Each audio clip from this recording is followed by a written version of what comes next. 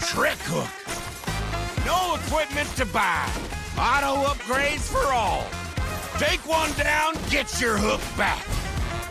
Hook, kill, reset, repeat. Hook till you can't hook no more. Remember these words. Hook, kill, reset, repeat. Hook till you can't hook no more. Hooks ready? Let's go!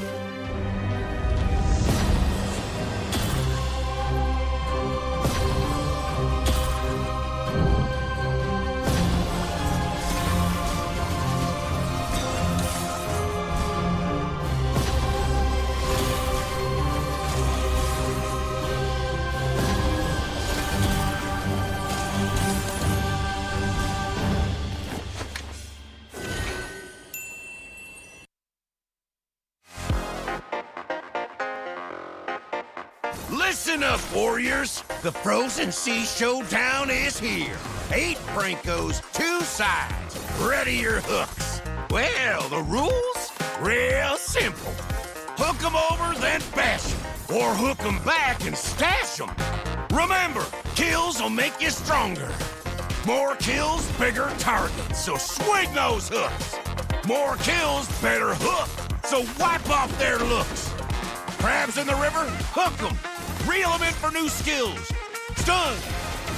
Magnet. Reflect. Chests in the cave, hook 'em. Reel 'em in for new skills. Team heal. Team super hook. Crazy ults. Total chaos. Triple hook. Recall hook. Trick hook. No equipment to buy. Auto upgrades for all. Take one down, get your hook back. Hook, kill, reset, repeat. Hook till you can't hook no more. Remember these words. Hook, kill, reset, repeat. Hook till you can't hook no more. Hooks ready? Let's go!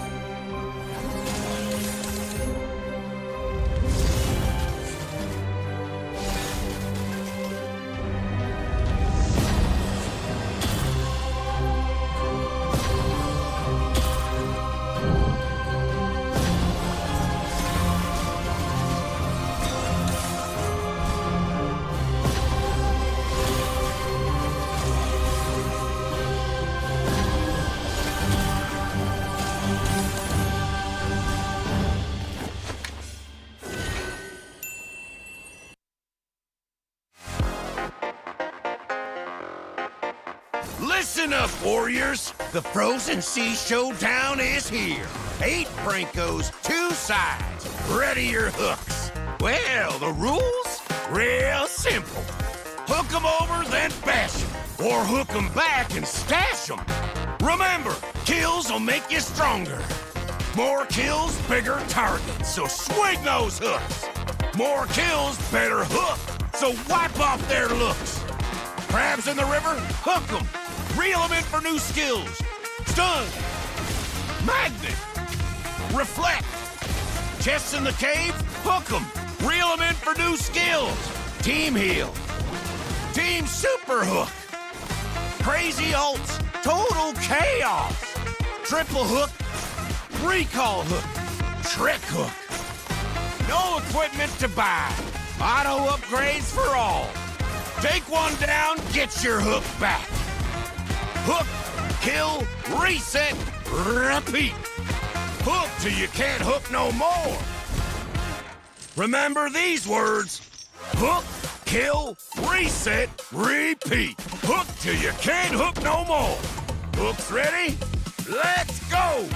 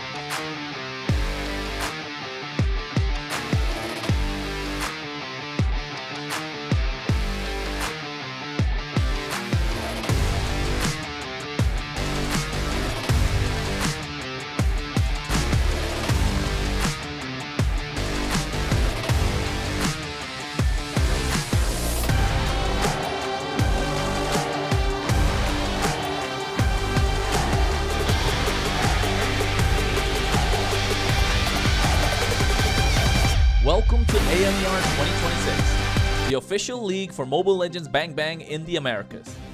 In this video,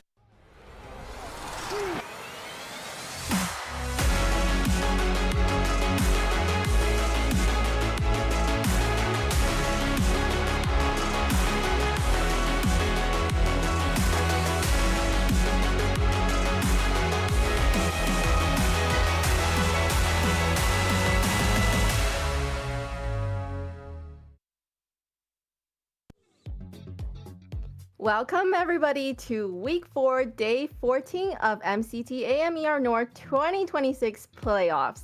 Yesterday, teams battled through intense single elimination matches to keep their playoff hopes alive. But today, we officially move into Phase 2 of the playoffs. Now entering the double elimination stage, the two teams that survived yesterday's elimination round must immediately face a brand new challenge as they go up against fresh opponents. We got some exciting matchups ready for today. Influence Rage takes on Stamina, who are coming into today after a strong 3-1 victory yesterday to keep their playoff run alive. And later on, we have Vendetta, who will face Leviathan, and Leviathan entering the series with a dominant 3-0 sweep in their opening playoff match. Welcome once again to MCT AMER North 2026. I'm your host Layla, and joining me today at the desk we have Kronos, ready to break down all of the key moment strategies and adjustments that we will be seeing throughout today's matches, and making his return to the desk, Trex. He is back once again to bring his insight and experience as we continue deeper into the playoffs. Trex and Kronos, now that we are entering the double elimination stage, we're going to talk about it, but let's go and look at the video of how the playoff is going to happen first. Welcome to AMER 2026, the official league for Mobile Legends Bang Bang in the Americas. In this video, we'll walk you through the format of the competition. The league is divided into two regions, North America and South America. Each region features 8 teams, for a total of 16 teams competing in the ecosystem. The regions compete separately during the season before meeting in the Americas finals. Each region begins with the Swiss stage. All 8 teams compete across multiple rounds. Teams are matched against opponents with the same win-loss record, ensuring balanced competition. Matches in this stage are played in a best-of-3 format. The playoffs are divided into 2 phases based on seeding. Lower-seeded teams begin in Phase 1, where matches are played in a single elimination format. Higher-seeded teams advance directly to Phase 2, which uses a double elimination bracket. Matches throughout the playoffs are played in a best-of-5 series. In Phase 2, teams that lose in the upper bracket move to the lower bracket for a final chance to continue.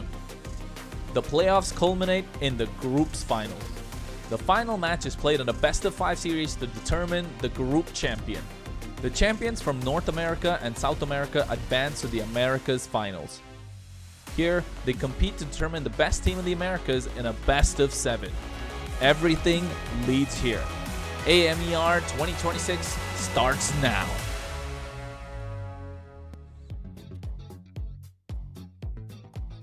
And that is the roadmap to the championship. Thank you. Applause. Kronos, now that we are entering the double elimination stage, how important is it for these teams to win the match today? They don't want to be in the lower bracket. You don't want to play more matches. No one likes working extra hard, right? Although hard work is important, nobody likes working extra hard. Just do the right amount and you get yourself to the grand final. So if you are any team right now, you want to get as many wins as possible on the bounce in the upper bracket and get a direct shot into the grand finals. Of course, Alpha 7 and Night Horde are lucky to be the pre-seeded teams because they got seed 1 and seed 2. But then again, if you are any one of these teams that are taking part today, you want to get wins so you can move on further, play lesser games, lesser fatigue. But then again, I've always said it, we always love a good lower bracket run, don't we, Trex? I definitely love a good lower bracket run. That's where some of the greatest wins in the history of MLBB have been made. So we'll see if any are made in this bracket themselves. Yes, and to be able to win in a state like this, we have to know how to play against the global ban system. So with that system, let's have a closer look and see how we should be able to use that to our advantage. We'll have the global ban in MCT Americas to bring more dynamism and special strategies. Under global ban rules, each hero can only be selected once by each team. After every match, the 5 heroes used are banned for the remainder of the series. The pick ban applies only to the team that used the hero. The opponent may pick it next game. In best-of-7 matches, the global ban resets for both teams if it reaches the final game. Expect new strategies, fresh picks, and much more.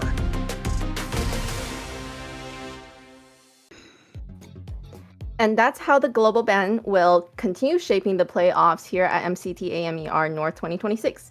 Trex, which team today do you think has been the strongest at navigating the global ban during the drafts? That's a tough one. I didn't think you were going to ask that hard of a question. Honestly, hot take here. Yeah. Hot take. At least from what we've seen so far, we'll see if it keeps on working for them. I would say Nighthorde has probably had the best job at navigating the global ban system, mainly just because of their ability, their deep pockets in terms of draft, their ability to win games 1 or game 2 off of a quote-unquote cheese pick or clutch pocket pick, whatever you want to call it. And this gives them so much freedom later on in the drafts. I think we see it majorly with jungle. We see it very largely with roam position. Some of these spots, if you can kind of play a bit more heroes that are maybe off the meta, it gives you a huge advantage, especially in something like a best of 5 where coming into game 4, so many things are unavailable. I have a thing that I want to say now. So we know the Nighthorde is very famous for doing something like that, but you weren't here yesterday, but I know you were watching Leviathan. Them also coming in with some picks that are unexpected. That's definitely not part of the meta. Do you think Leviathan could be the second, a dark horse that does the unorthodox kind of thing? I want to say that I think from the beginning, Leviathan was never exactly a dark horse. More like, they fell from grace for a while there. We know who these people are. These aren't, I think it was more of a disappointment in the way they kind of played in Swiss stage. They had a great game yesterday. If they can pull something off, my hopes aren't high. I don't like to get hurt. I don't like to invest my heart into a team too much. So we'll see how they do. They played well yesterday. If they can keep it up, then yeah, maybe we can start counting them in as back to where we expected them to be in the beginning. Mm-hmm. What about you, Kronos? What do you think between Leviathan and the Nighthorde? Let's go. I'm on the Whoop train right now. I'm on the Whoop train. I want that's a Kanye line, right? I want to But no, I'm on the Woompy train right now. A fantastic performance yesterday. It doesn't matter which team he's in. I mean, he's young blood that's come in, new injected blood into the North American scene. 17 years old, born in 2009. Yeah, I think the only way is up from here. So just give him the best opportunities, give him the best moments that he can think of, and the right environment, especially when we have North America being rejuvenated with something like the MCT and a lot more to follow. I think this is the right time for a new generation of players to take over, because we can't be living in the past. Nostalgia is great, but then it's time to move on sometimes. And I think Woompy is one of those players that comes into the next generation, and I want to see more from him. Although Leviathan as a whole promise was absolutely great too, and the rest just played their regular games, maybe amplified it a little bit more. But yes, Woompy is star player so far. Maybe we're overhyping him just because they kind of beat a lower seeded team. I mean, today's day a real one Fanny, test, right? Today's first game of official professional play. Debut game, Fanny. You gotta overhype him a little bit. You gotta overhype him just a little bit. Like that takes some. Yeah. Definitely, Kronos brought into a great point. What a great time to come onto the North American scene. Great time to also have a word from our sponsors. So as the playoff battle continues here at MCT AMER North America 2026, we also want to take the moment to thank the partners that has been helping to make this tournament possible, like today's sponsor, Runestone.gg, esports instructor built for people sharing the future of competitive gaming. From real-time data to live fan tools, Runestone helps make esports more interactive and more insightful and more engaging for everyone involved. So make sure you go check out runestone.gg and up your game. Love me some Runestone. Yeah. Of course, who doesn't? So upping their game. I feel like Leviathan definitely did with that roster change. I know at first we were very concerned with a roster change coming into a playoff, especially a single elimination playoff match.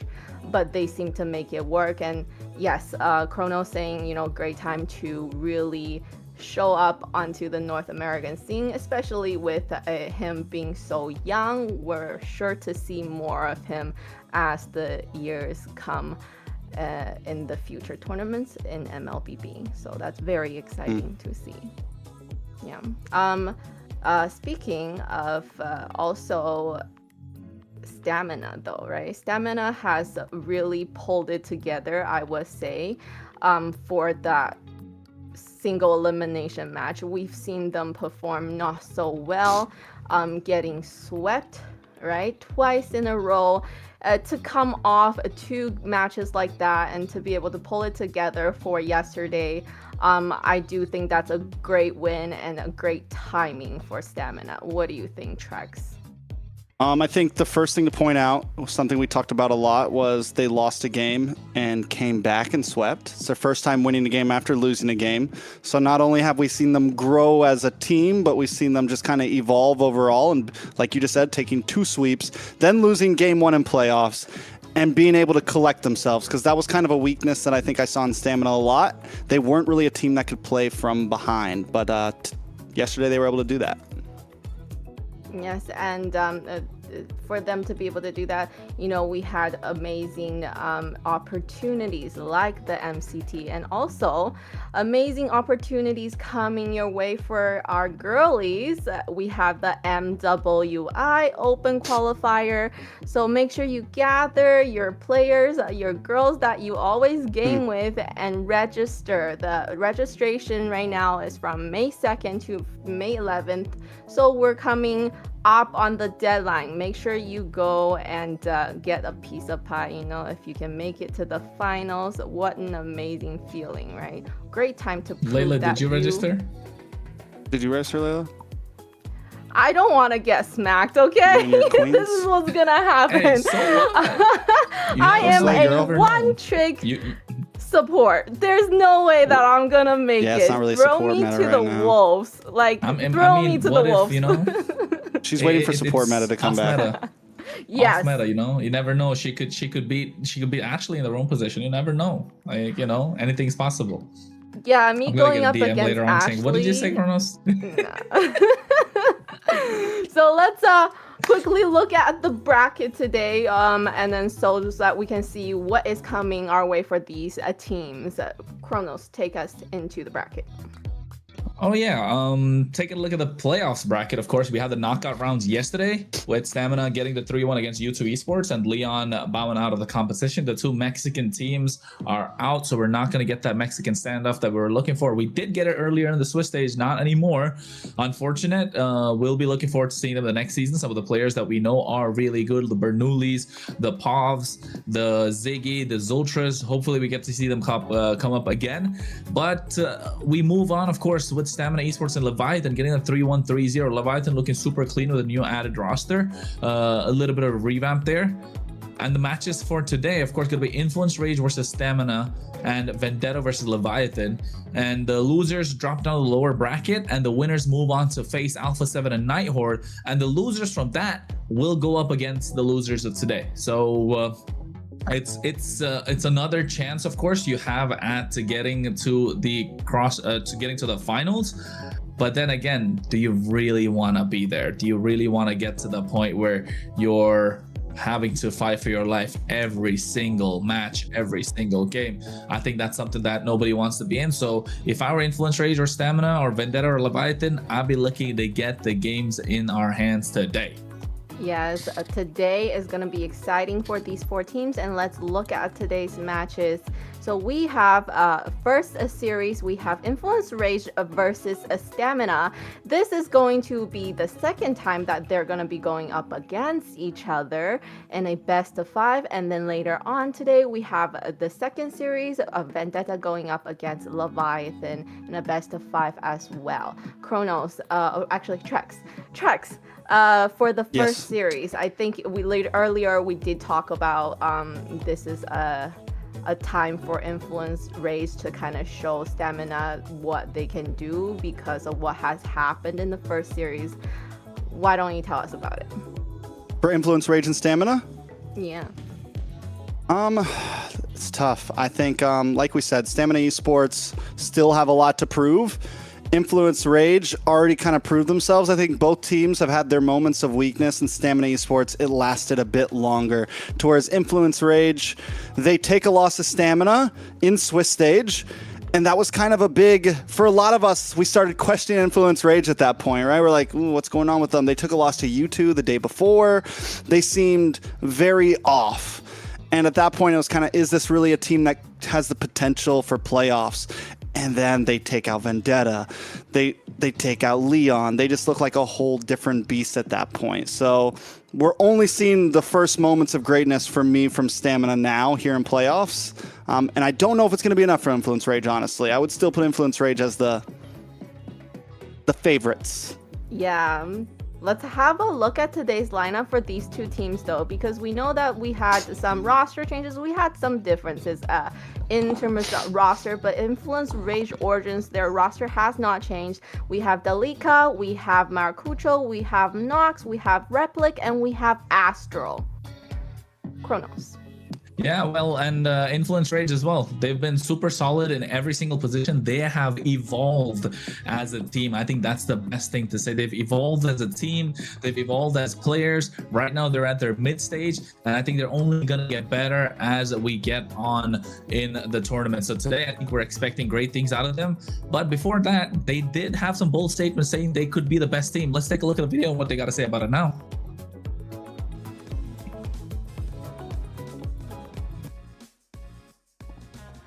Hola a todos, soy Astro de Influence Rage Origins y hoy voy a estar respondiendo unas preguntas. Soy Astro. Hace aproximadamente 8 años fue Freya. Definitivamente caja. Puede ser Light de Aurora Gaming Filipinas. Replic, ya que con él me divierto mucho y admiro mucho su trayectoria en todo el juego. Natalia, la ulti de Marcel. El parpadeo. King de Franco, la legendaria. Me parece Kalea. Kalea me parece que está súper sobrevalorado. Definitivamente Natalia. Sería Sisi, no creo que tiene mecánicas como tan complejas. A mi parecer Marcel, la pasiva de Marcel está súper rota. Definitivamente Replic. Mi jungla Maracucho. Maracucho se tiltea súper rápido. Puede ser Light o puede ser Keyboy, a mi parecer, de Onyx. Por ninguno, me siento súper bien con mi equipo y siento que podemos llevar esto adelante. Show. A mí me gusta mucho hacer late game. Definitivamente Shot Caller. Great video, great interview with Astro. Let's now jump into the lineup for Stamina Esports today. We have Instinct, we have Dez, we have Yumel, Diamond, and Ricky. Now, all of these players we have gotten to know very well, right? These are players that we've known for a bit, but also outside of Dez, most of them still are pretty new on the scene. But for me, my eyes are on Diamond right now. He has consistently showed up. Dez as well, yesterday, able to finally kind of be online for his team. But once again, when going up against stronger and stronger teams, it's not going to be a one-man show. Everyone here needs to perform. Instinct, Yomel, and Ricky also need to be able to, at any point in this series, be the star.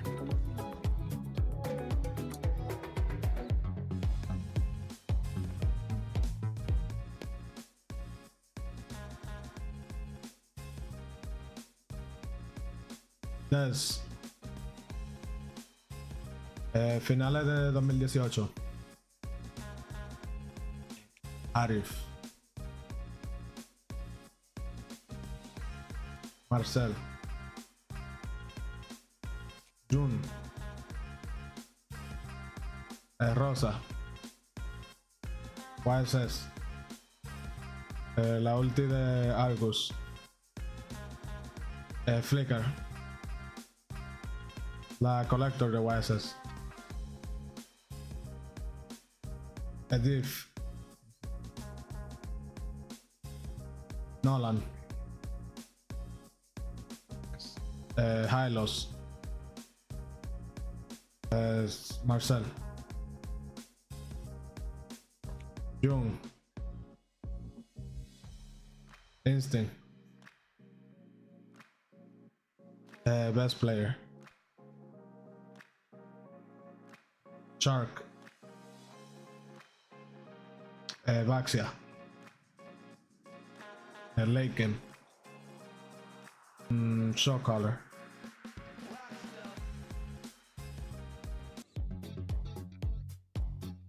And coming back from that video, we kind of got to know a little bit about some of the players on these two teams. Very interesting that Des said that he does admire Yomel the most, which has kind of made me think about yesterday, the interview happening. So with the team, they're saying their communication was a little bit better. They let Yomel take more of the shot calling.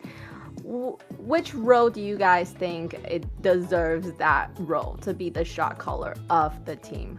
I'm gonna ask Kronos, and then you can give me your opinion checks. I think it's got to be between the mid laner and the roamer, right? For me, especially in the early game. And then around lore time, maybe definitely comes down to the jungler also. But come late game, it's your gold laner that kind of calls the shots. If he wants to go in, you go in. If he doesn't want to go in, you don't go in for these fights. So I think definitely it varies. But yes, overall, I believe mid laner has to be the main shot caller just to make sure everything goes well and he gets the final say, either the mid or the roam. So between the two. Yeah, I would agree. I think Rome is definitely whoever's getting vision, whoever's setting up these fights. Obviously, on every team, there's going to be a voice of reason, right? There's going to be your experienced player, someone who has done this, and someone that sometimes has to take on that captain role. In late game, there's going to be someone that I think shot calls in a sense for what we should all be doing right now, and that could be anyone. Maybe it's Dez, maybe it's whoever steps in that position. And then there's obviously the micro decisions of, we're taking this fight, let's go, or hey, I have a set, let's go. And normally, yes, there needs to be one person who does and all of that, but hopefully everyone is vocal. But I would agree, I think Rome is normally the best spot for that, I would say. Yeah, I couldn't agree with you more, because as a Rome, I definitely do the shot caller. Well, a support shot caller. Hey guys, I have my ults. We can go poppy boom. Go get them, boys. Go get them. Go get them. Like that. It's more like I get caught by 4 enemy teams. They use all their skills on me, and then everybody else on my team is like, okay, this is the time to go in. They have nothing. Your shot calling's like, help, help. So, you know, I'm screaming at my team saying, hey, come help me. I'm being chased. Can't you see? And then they go, okay, we wait for her to die. We wait for them to use everything they got, and then we go in. So yeah, I bet her team's like taking Lord on the top side of the jungle, and then she's at like purple buff for the lizard. Hey guys, where are you? Exactly. Fair enough. So let's go straight into the draft phase. Let's have a look. dangerous grass we have today. First ban. Okay, that's a respect ban. Des did really well yesterday with the Suyo, I have to say. Did he get MVP on that one? Or did Yomel get MVP on that No, one? he didn't get an MVP yesterday. He didn't get a single MVP yesterday. It was game 2 was Ricky. It was Ricky, Rosa, Suyo game was then Ricky. I think Yomel and Des got game. No, Des did. He got game 4 MVP Got on the MVP Fredrin. on- Oh yeah, the last Fredrin. one. Yeah, The last one. The Fredrin was super solid. But then, like, I don't get this part. They had Little Rosa playing yesterday, and then you got Diamond playing today. Maybe it's the availability of the players. I'd say that's probably the only reason. Otherwise, you don't want to keep switching your roster up so much. Although, personally, I do feel Diamond that did have more standout plays and looked a little more solid than Little Rosa in the gold lane. We'll see exactly how it goes. We are seeing gold lane bans with the Claude from Influence Rage here. I mean, definitely blue side, you're always going to target a bit more, leave some things open. With Freya banned out, Marcel banned out, Basha still available as a possibility. Did we see any, you know, I was able to watch some of the games. I didn't get too deep into the drafts. Did we see anything fall off the ban list? Anything really change up in terms of first round bans yesterday? Marcel got a win. Marcel got a win. I saw that. Finally. And Stamina, the ones to pick it up. And now Uranus on the first pick. Delicato was great on it. He got MVP for the week with this Uranus picked up as well. And also other picks. Even though Merciless did play a fantastic Uranus that week as well. But I think Marcel is banned out. I thought Marcel is left open. They just don't want to give it away. Here's but the thing. he said he's not going to pick it up, right?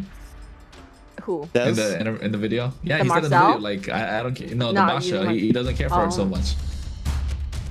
Well, when Trex did some research earlier, I've noticed that Stamina literally first pick ban is always Marcel, and then second is always Freya.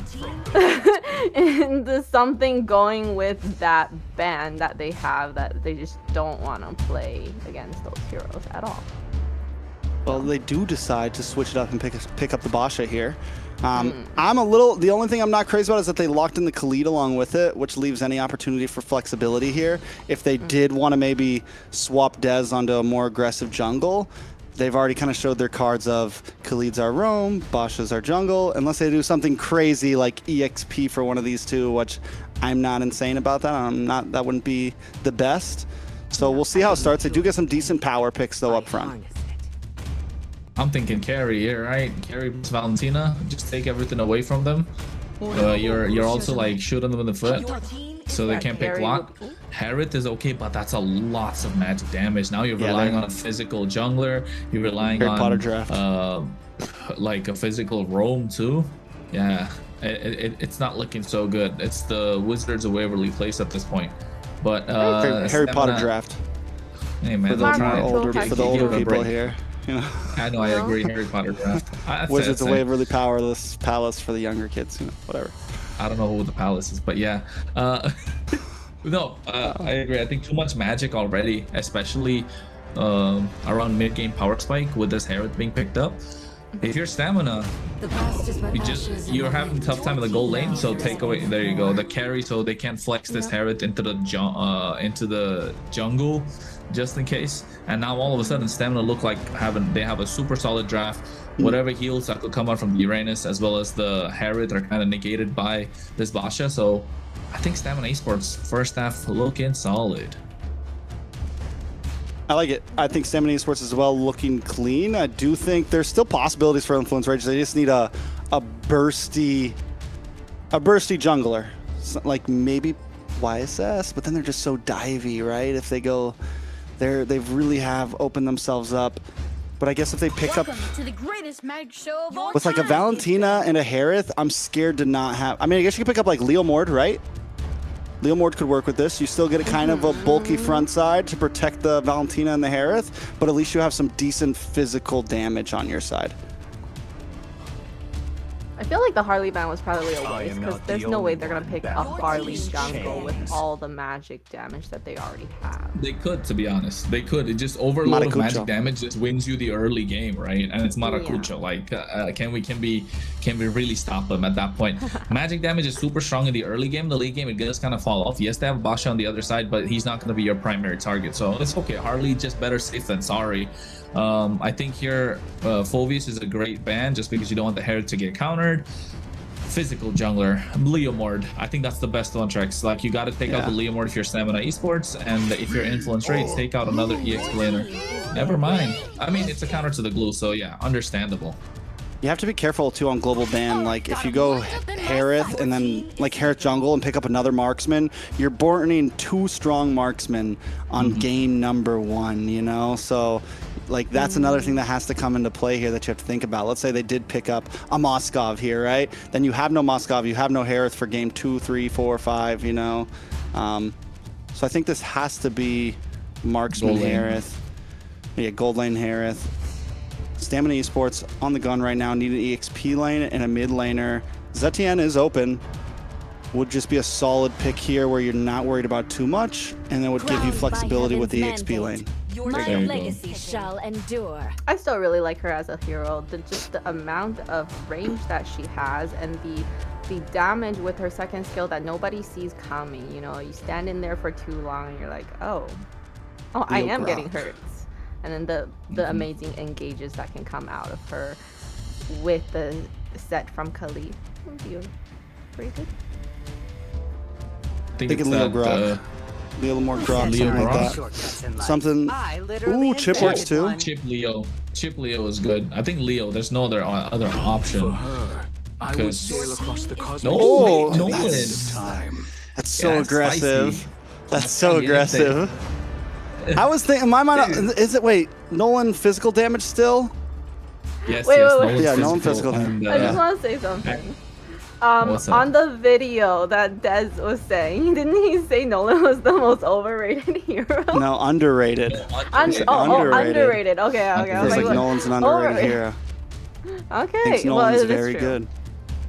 And I like the Nolan being picked up here as well because it can keep up with the farming speed of the Basha. So, like, fast rotations all across the board, and with the chip, oof, very aggressive.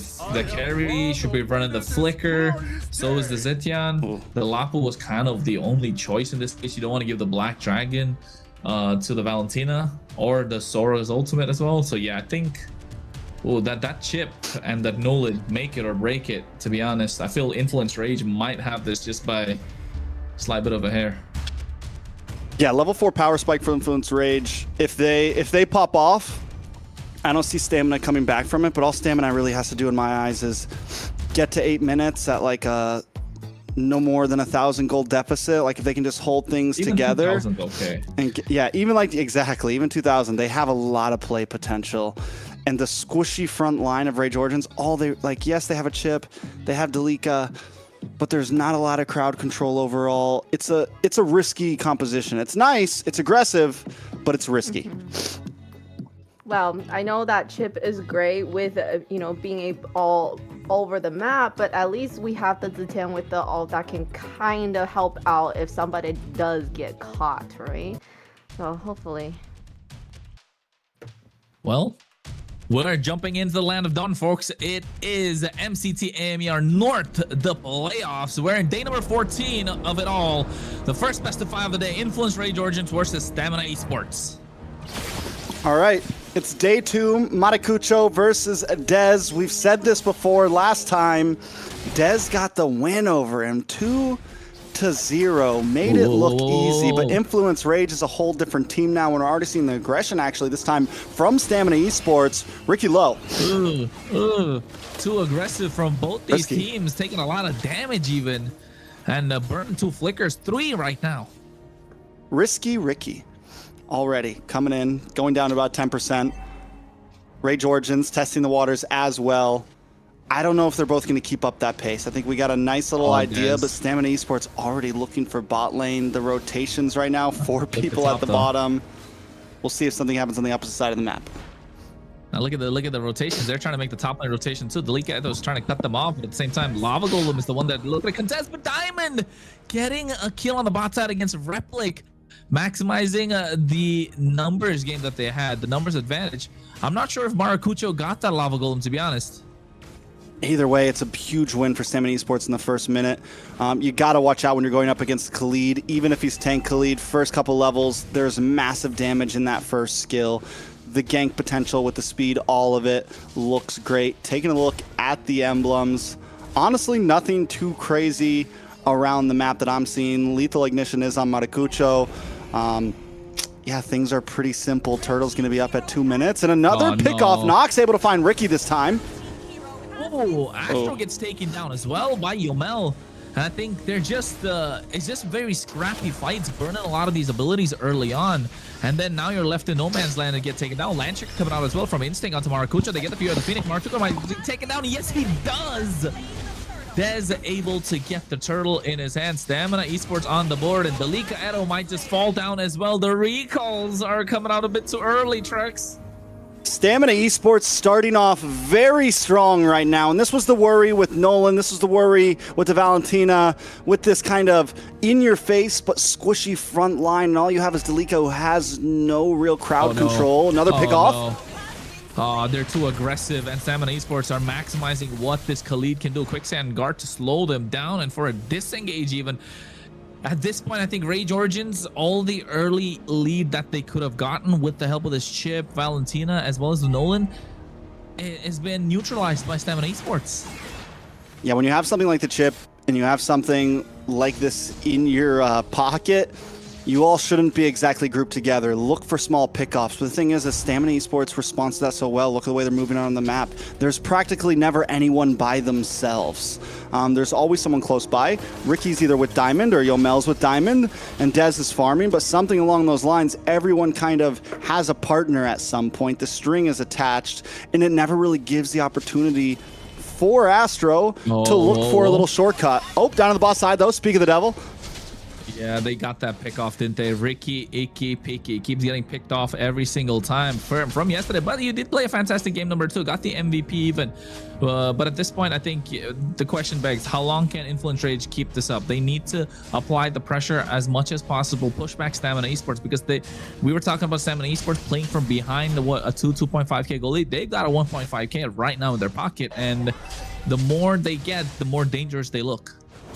And Rage Origins, though, getting that kind of bringing it back to 1,000 gold. Earlier I said if Stamina Esports can make it to the 8-minute mark, but it looks like they're the ones in the lead early on. What does this mean for Rage Origins? Because on something like the Nolan, you want to pop off early on. You don't want to fall off too early, but up in the top side. Bravest Fighter comes in as well. Retribution in the hands of Maracucho, able to secure the turtle. And I think if you are Influence Rage Origins, you can't keep up with the pace that Ricky's bringing in. So maximize the Y walk, the shortcuts, and bounce on the right target. Meanwhile, they're doing the same onto Ricky and get the kill. And every single time it's Diamond that's able to get these kills. It's 2-0-1 right now, Shreks. And that's a carry we're talking about. And a Harriet is 0-2-0. Technically a lane bully, but the extra help is just working wonder for Stamina. Yeah, and that was a big whiff by Astro as well. Goes down by himself to try to clear the lane, and Stamina are just on top of him. The thing is, the Stamina does have a very fast-moving composition. With the passive from the Khalid on the boss side, though. Oh, they tried. Look at Nox gets caught up. View the Phoenix comes in as well. Astro trying to go in. No shortcut. Or rather, doesn't want to drop it because there's 4 members standing there together for Stamina Esports. And me on the top side, gentlemen's exchange. Just... you know, calling it a day, proxying the waves and making rotation into these team fights much faster. Basically, half the game has been on this bot side. Yeah, heavy pressure from Stamina. They came in with a plan and they're executing it perfectly. What's Astro doing at this point? Gets caught out. There's the shortcut. They're trying to do something, but Maracucho goes to the back line. Diamond finally gets shut down with the help of Replic Synchro Vision. Landtrigger coming out as well from Instinct. He flickers forward, goes in for the Bravest Fighter. Combo! And I think he's starting to get taken down. Maracucho finds a double, so a 2-for-3 trade in the benefit of Rage Origins, but still Stamina Esports will be happy with what they got. Instinct did not have to commit to that, though. I think at that point it was you got what you came for. You lost Ricky.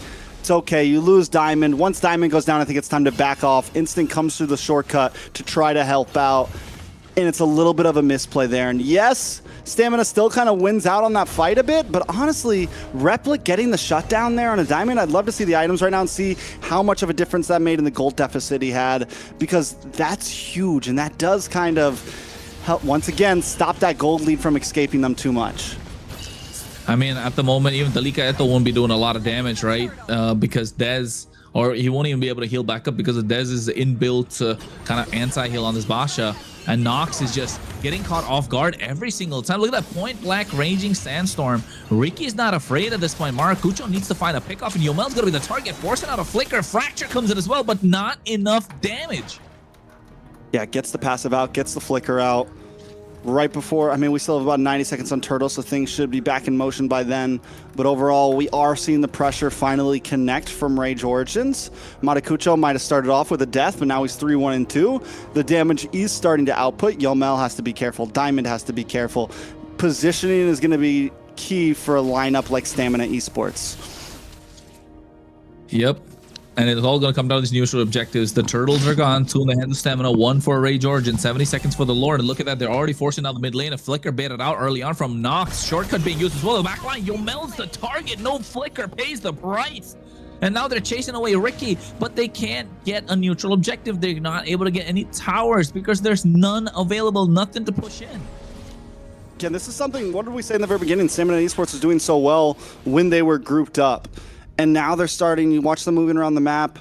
Yomel kind of by himself in the mid lane. Diamond farming up top. Oh. Stamina Esports needs to pull it together because that's exactly what Rage wants. They want to be able to find a member here, find a member there, and get their lead back. Well, that's what Stamina needs to do, and Ricky needs to keep playing that game where he's in the face of the opposition. But I think right now Maracucho is starting to rack up. He's gonna hit that level 13 till Dez is level 11, so 2 levels ahead. He's almost there at this point, but Dez is catching up really quick.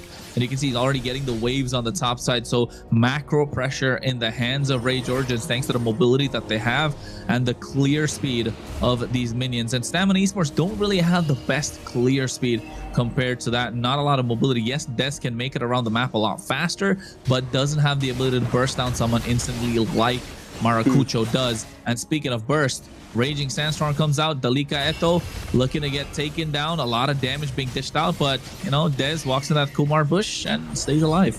The Kumar bush. Hey man, we don't speak about the Kumar bush. That bush is traumatizing for a lot of people. A lot of people out there. I being one of them in a ranked game. Lord is up though, and Rage Origins holding a very strong position. And this is honestly where Chip can come in clutch in some of these big pit fights.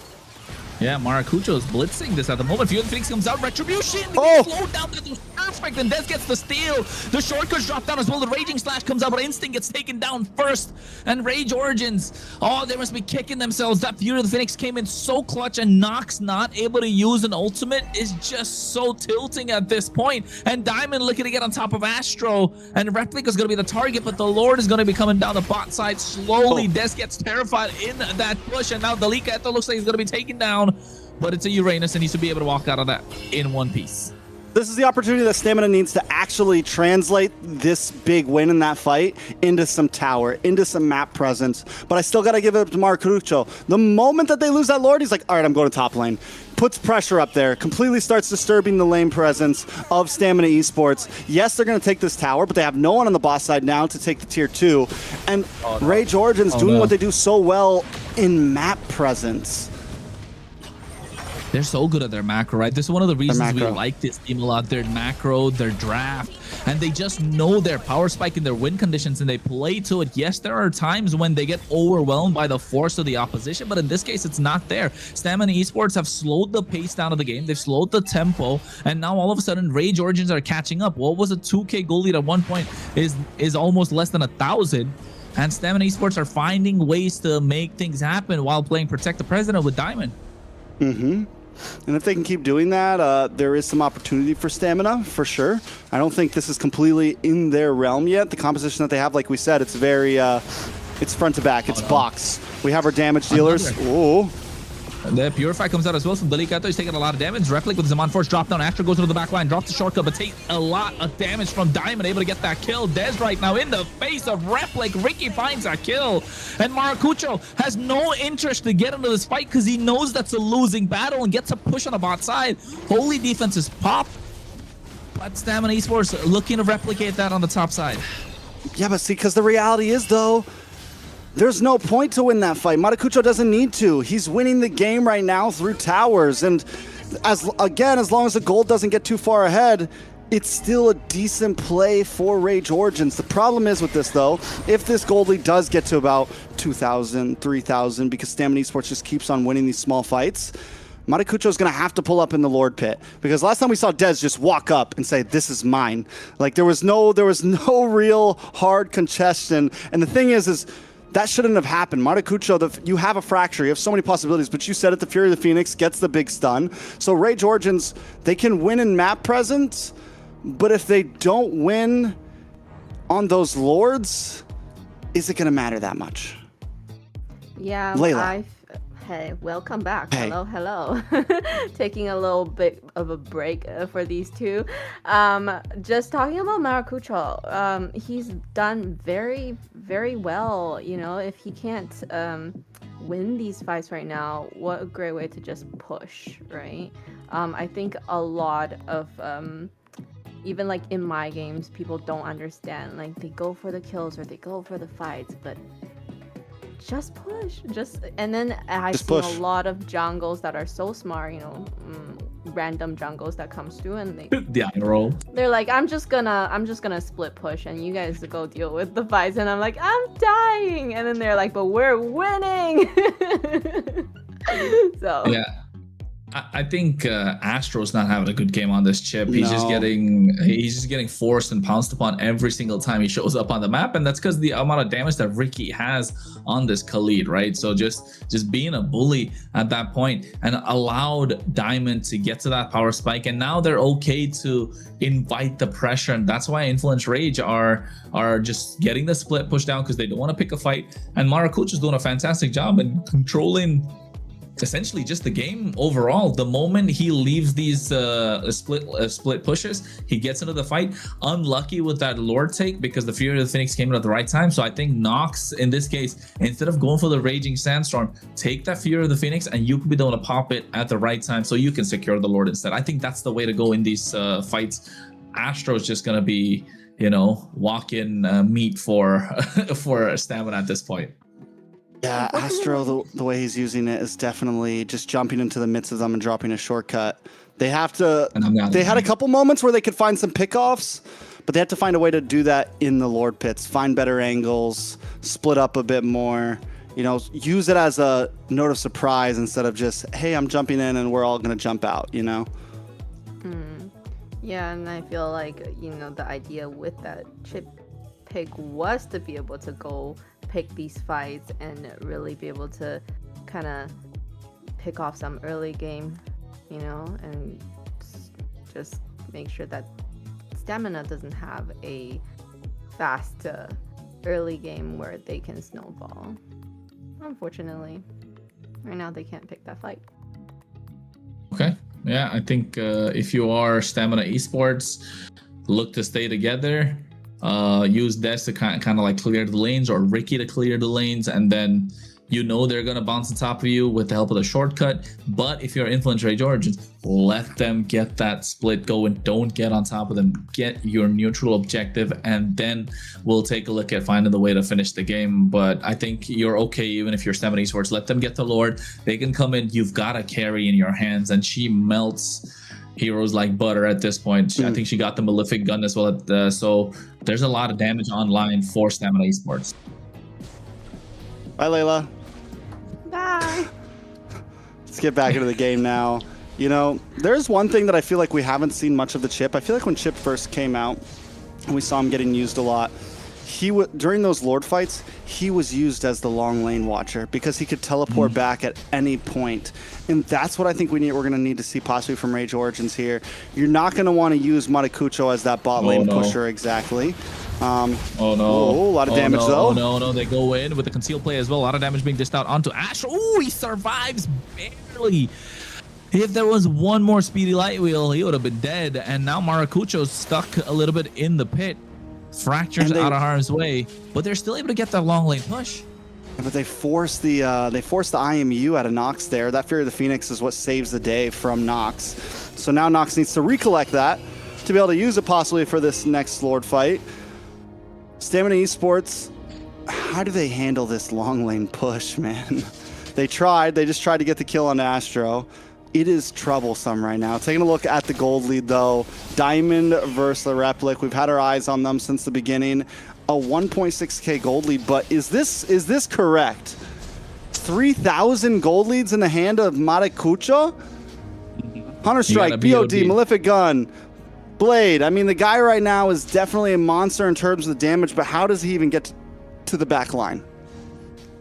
Well, I think he's playing it right. Just get the split going, because Ricky has to respond, and there's someone else along with him is going to be a problem. And you can see already they're going into the wide walk. What a flicker coming in from Diamond, catching him off guard. So now 2 flickers being burned. Maracucho still survives, still able to get a push on the bot side. They have the better minions. And now in the mid fight, this is where Stamina needs to pull up. They get the light land shaker and find a kill onto Replic with the help of the Tortoises Puissance. And Delicato's trying to buy enough time, but unfortunate that they lost their goal laner. Shortcut comes up, but what a fracture picking Diamond. He was already softened up for the blow from the earlier flicker burn. And now Delicato just has to do what he's do best. That's how you do a shortcut. That thing dropped like a nuke. Everyone popped out. A fracture came. Just huge damage from everybody. Immediately pops out of that. Able to take out Diamond. So gold laner for gold laner, and things are now back to a standstill. Ricky did a good job at re-pushing that lane back in, down on the boss side, and maybe that is the play. He needs to be the one that goes down there, controls the long lane, and make sure his team's okay.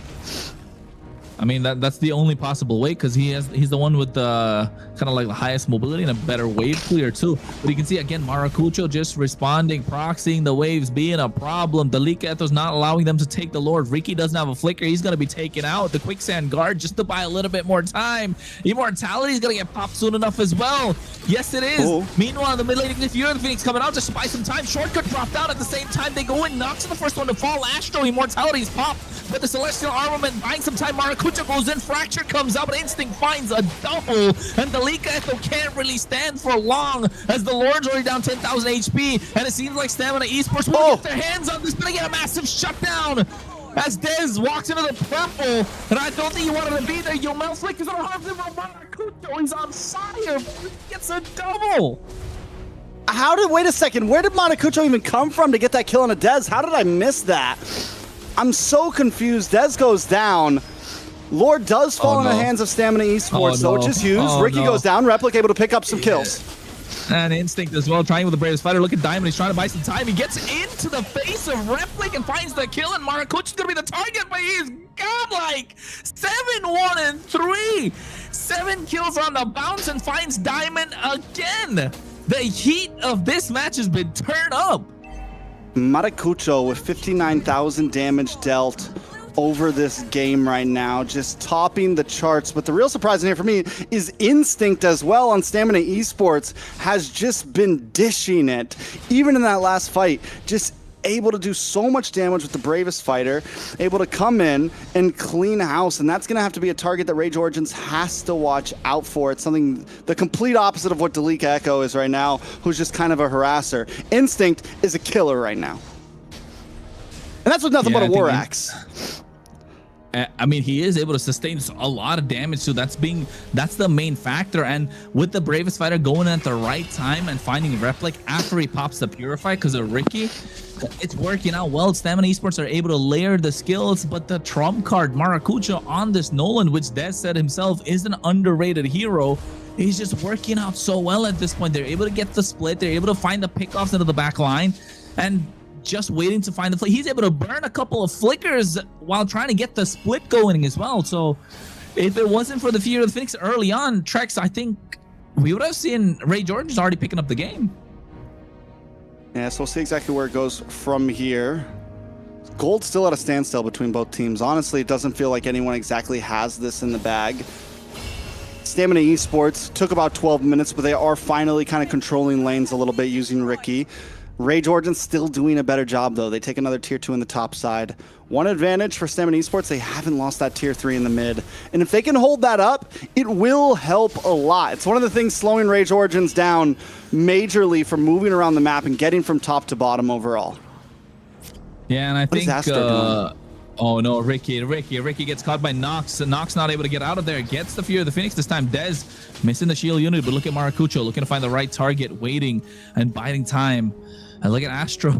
Like eventually he's there. He's just hanging around. Dangerous grass, baby. He let them, and he lets the. Oh, he's on dangerous grass right now. There's a little bush up there, isn't there? Oh no. Oh no. Are we gonna see it? It's only. Diamond, I think Diamond spotted him, but they know they go in. Shortcut could come down to the right side. Replic collapses on top of him, able to get the kill. Ricky taking out super low, but he gets taken out with the chrono dash. And now they're looking to get Dez as well. Instinct comes in, but a little late to the party. Yomel's taking out super low, and this is the moment that they were looking for.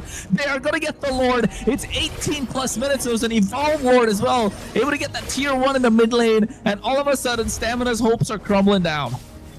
Why would they walk up to that bush? And I feel like Diamond knew he was there. They're like, oh yeah, let's go find Astro real quick and just walk up to it. Astro, what's he doing? Oh no, what's he doing? Drop the shortcut down. Immortality's popped as well to get the Lord, and now Maracucho comes in, but taking a little too much damage. Replic did. Instinct goes in. Fighter. I think they bit off more than they could chew at this point. A big fumble from Rage Origins, and it's coming down to Astro, who got a little too aggressive. It's a tough spot. It's a very, very, very tough spot. Rage Origins, though, still with a nice advantage, I think, coming into this. Even without Replic, they have some opportunity. It's an enhanced Lord. Maracucho is outputting. Watch this. Diamond will get found out. Maracucho is hunting right now. If he can find Diamond, it could be the huge turn here in this match. They do get the inhibitor on the top side. The Lord is still coming on the bot side. They haven't cleared it a lot. I think it's still looking a little healthy. A lot healthier than Stamina Esports would like. Influence Rage Origins. Astro made a mistake, and I think he's waiting for Replic to come back in to drop that shortcut at any single point. It's going to be Diamond's going to be the target. There you go. Shortcut comes down. Fear of the Phoenix is there. Diamond flickers out of harm's way. Replic comes with a fight soon enough. Zaman Force can be dropped on at any point. Fear of the Phoenix to try and stop him, but look at Maracucho on the base. You know, at the same time, they get the inhibitor on the bot side. Instinct trying to zone them away, and Ricky and the rest of Stamina Esports are now in shambles as their base crystal is exposed, and Jolly, it's both the sides. Even in moments like that small fight there, Maracucho coming in from the top side, he knows he's probably not going to destroy the base, but he'll pull 2 away and guarantee that that Lord is able to crush in more on the bottom side. Even like the macro of their micro is clean. Like the way they approach that fight from 2 different angles to split Stamina up and make sure they gain as much ground in that base as possible. Rage Origins, I mean, every time they come into a fight, they're always finding a different way to approach it, right? Like a smart way to do this. And you know what? Like, so far, this has been the pace that Influence Rage Origins like to play at, right? Yes, in the past week before we get into the playoffs, they got really good games back to back, but then those were fast-paced games. That was a different Influence Rage Origins that we saw. They can play aggressive, but most of the time they like to play this pace. They like to take it slow, very methodical, very calculated, very macro heavy kind of a composition, and I think they're doing wonders right now. And no Pure Fan has Dalika Eto, so he's still able to absorb a lot of damage though, but a lot of resources baited out. No Raging Sandstorm, there's no Tortoises Poissons. He can't really run away that fast. Meanwhile, Maracucho's hacking away at the Lord, and Diamond's nowhere to be in the fight. They drop down a shortcut just to zone the rest of the members away. And Rage Origin's gonna get another Lord on the board unless Yomel gets a perfectly timed stun with that Fear of the Phoenix. Ricky comes into the party, looking to go in. There's Fear of the Phoenix, and Yomel finds it. Ricky now caught in the pit. He flickers out of harm's way. No Stamina, needs to abort. This is the second time Yomel's coming clutch with that Fear of the Phoenix. Maracucho, my guy. Figure it out, my friend. What are you doing? Rage Origins, you fool me one time, shame on you. Fool me twice, shame on Maracucho. What are you? Ay, ay, ay. Oh no. That is a chance. This is looking dire. Instinct goes in. Bravest Fighter has a lot of damage being dished down. Replica has the immortality. Raging Sandstorm comes out. Diamond goes into the fight as well at the same time. Nox taking down. Wins the crown. Trying to survive. But Replica's the first one to fall. Immortality. Atom swaps are coming in. But Diamond has the damage. He finds the double. Looking to find the third. Looking to face Crystal for Stamina Esports as well. They're trying to go in for the back door at the same time. Shortcuts drop. The Astro doesn't even want to go back, but I think they need to. Ricky, Diamond, and Instinct are enough to finish the game. Fear the Phoenix comes out just to spot every single member. Fracture to catch Instinct off guard. The inhibitors down from the mid lane. They don't have the clear. Raging Sandstorm coming in at the same time. A lot of pressure is at the Crystal, and Stamina Esports find a way after a crafty messy fight. A back and forth battle between Rage Origins and Stamina Esports. Stamina Esports on the ropes. Towers down. One Lord to rule them all right there. And Yomel with another huge play to guarantee the steal there. Last time Dez was able to walk up and retry it. This time Yomel took it with his bare hands. And that guarantees the game. It doesn't matter what happens throughout a game. It's always the last Lord that counts, right? Yep. It was a very close game for these two teams. And unfortunately, on that a major mistake like that will cost you the game. I was kind of impressed by Nox buy and sell there. Nox was supposed to definitely die, survive that, you know, and so that was great. And then Yomel with the clutch steal for the Lord. You know, Ricky was able to be there, open up the map, give the vision that Yomel really needed to be able to ult and steal that Lord. Amazing. I don't know. I don't know what to say, man. I feel bad for Influence Rage Origins at this point, right? They must be kicking themselves. Hopefully, they're able to shake it off and come back in the next game. But overall, there were good parts for Stamina Esports. Yes, in the early game, in the mid game, but mid to late game, they were kind of like headless chickens running around, and Maracucho was running circles around them the entire time. Yes, they did get away with the game. A win's a win after all, but how are they going to translate this into the next game? And are they able to find momentum? Because definitely confidence is on their side at Influence Range. If they can shake it off, I think they can come back strong still. This is a series, man. This is going to be a series. Yeah, hopefully this doesn't hit Influence Rage too hard, but I agree. I think the fact that they were even able to come back, because Stamina had such a strong lead early on in that game, the hard focus onto Replic. Stamina came into that game with a very good game plan. And I think towards the end there, Influence Rage, they did a good job at zoning Stamina away from that last Lord, but at the same time, you already know there's a universal ult out there with the Fury of the Phoenix. You have to approach those fights carefully. You let it happen already once. Letting it happen again is a mistake on the side of Rage Origins. And I do have to give it up to Stamina Esports, because that is, in the end, it's not like a lucky thing. It's nothing. Rage Origin makes a big mistake the way that they approach that last Lord, and Stamina Esports just take it. They take full advantage of it. I feel like definitely with the last Lord fight, if they can just hold out the Ricky, you know, just not having that kind of vision to be to really able to time that. Maracucho, though, yes, he made that mistake with that last Lord, but he has really done exceptionally well throughout this whole game. He's really been really stable. He hasn't done major mistakes until that last moment. So, you know, props to him to be able to hold it together when they aren't really starting off well, or, you know, so, yeah. I mean,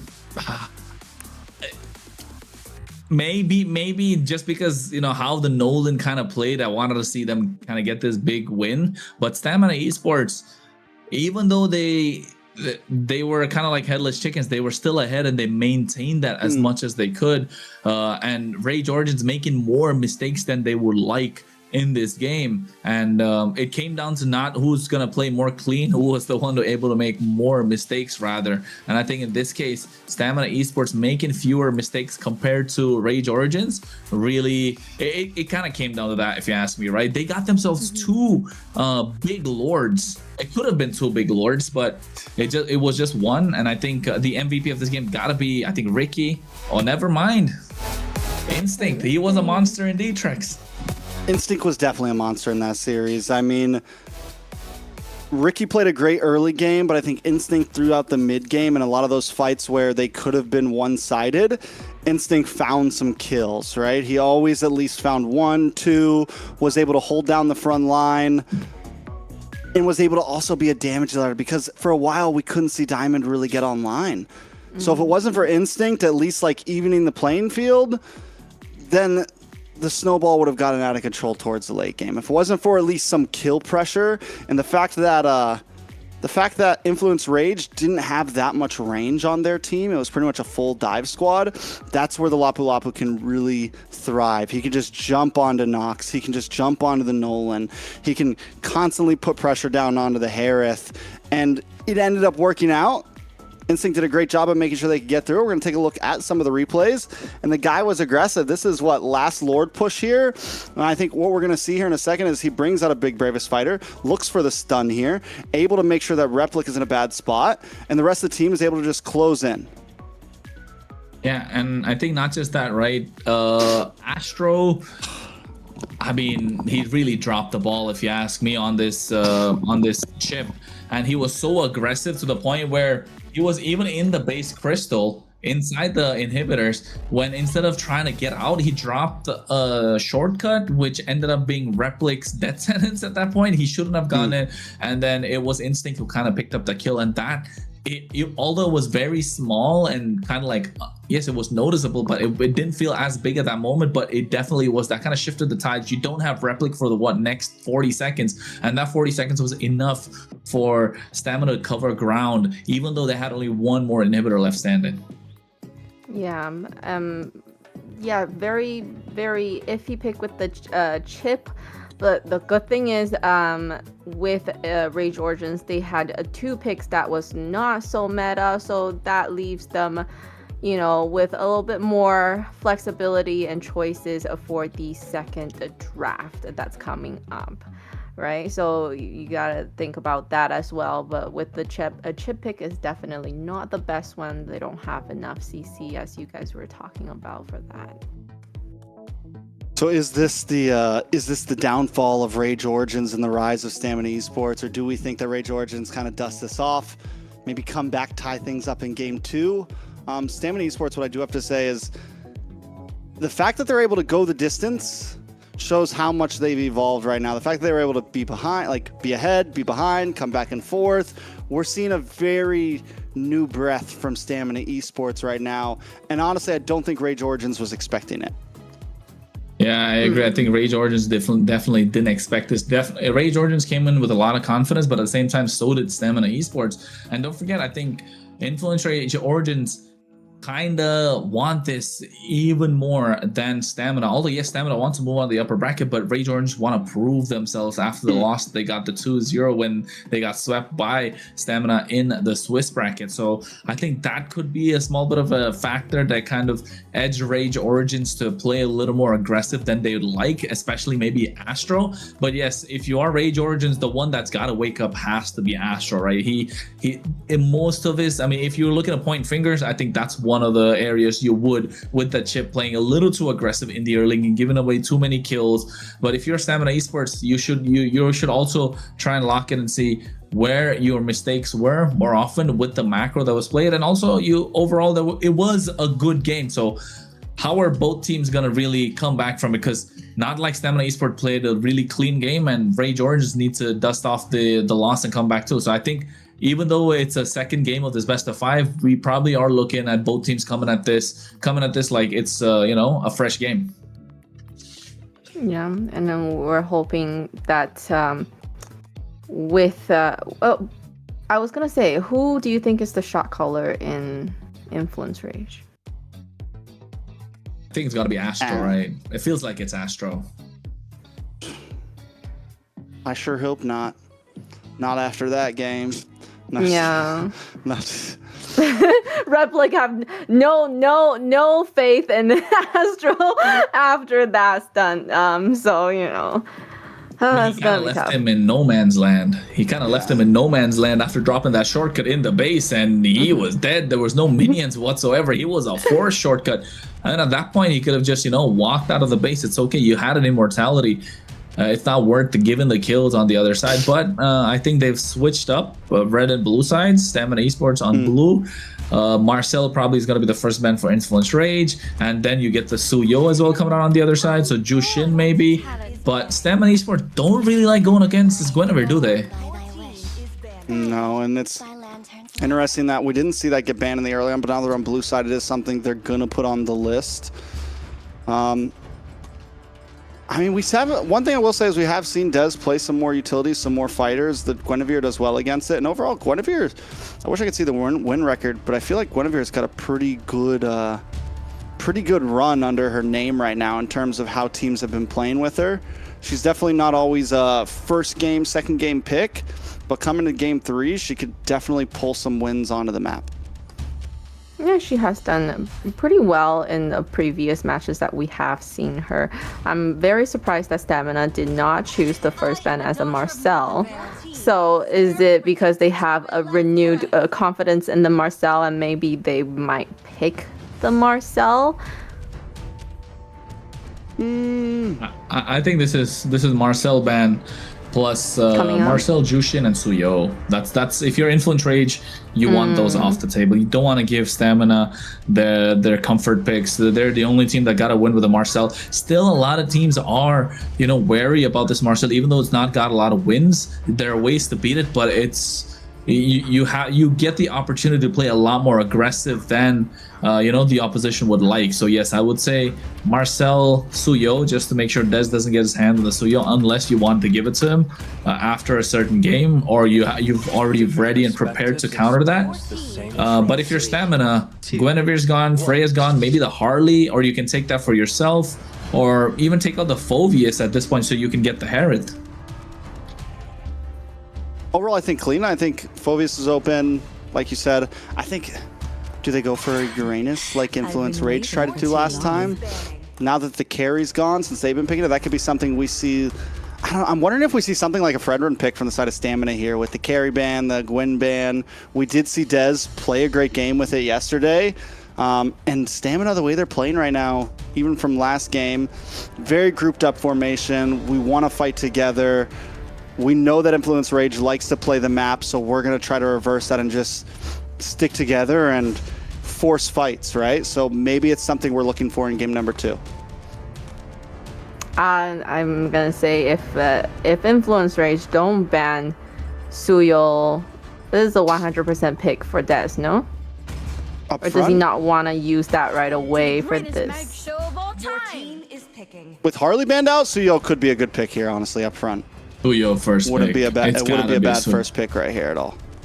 Yeah, you give Dez what he wants at this point. Get the Suyo first pick.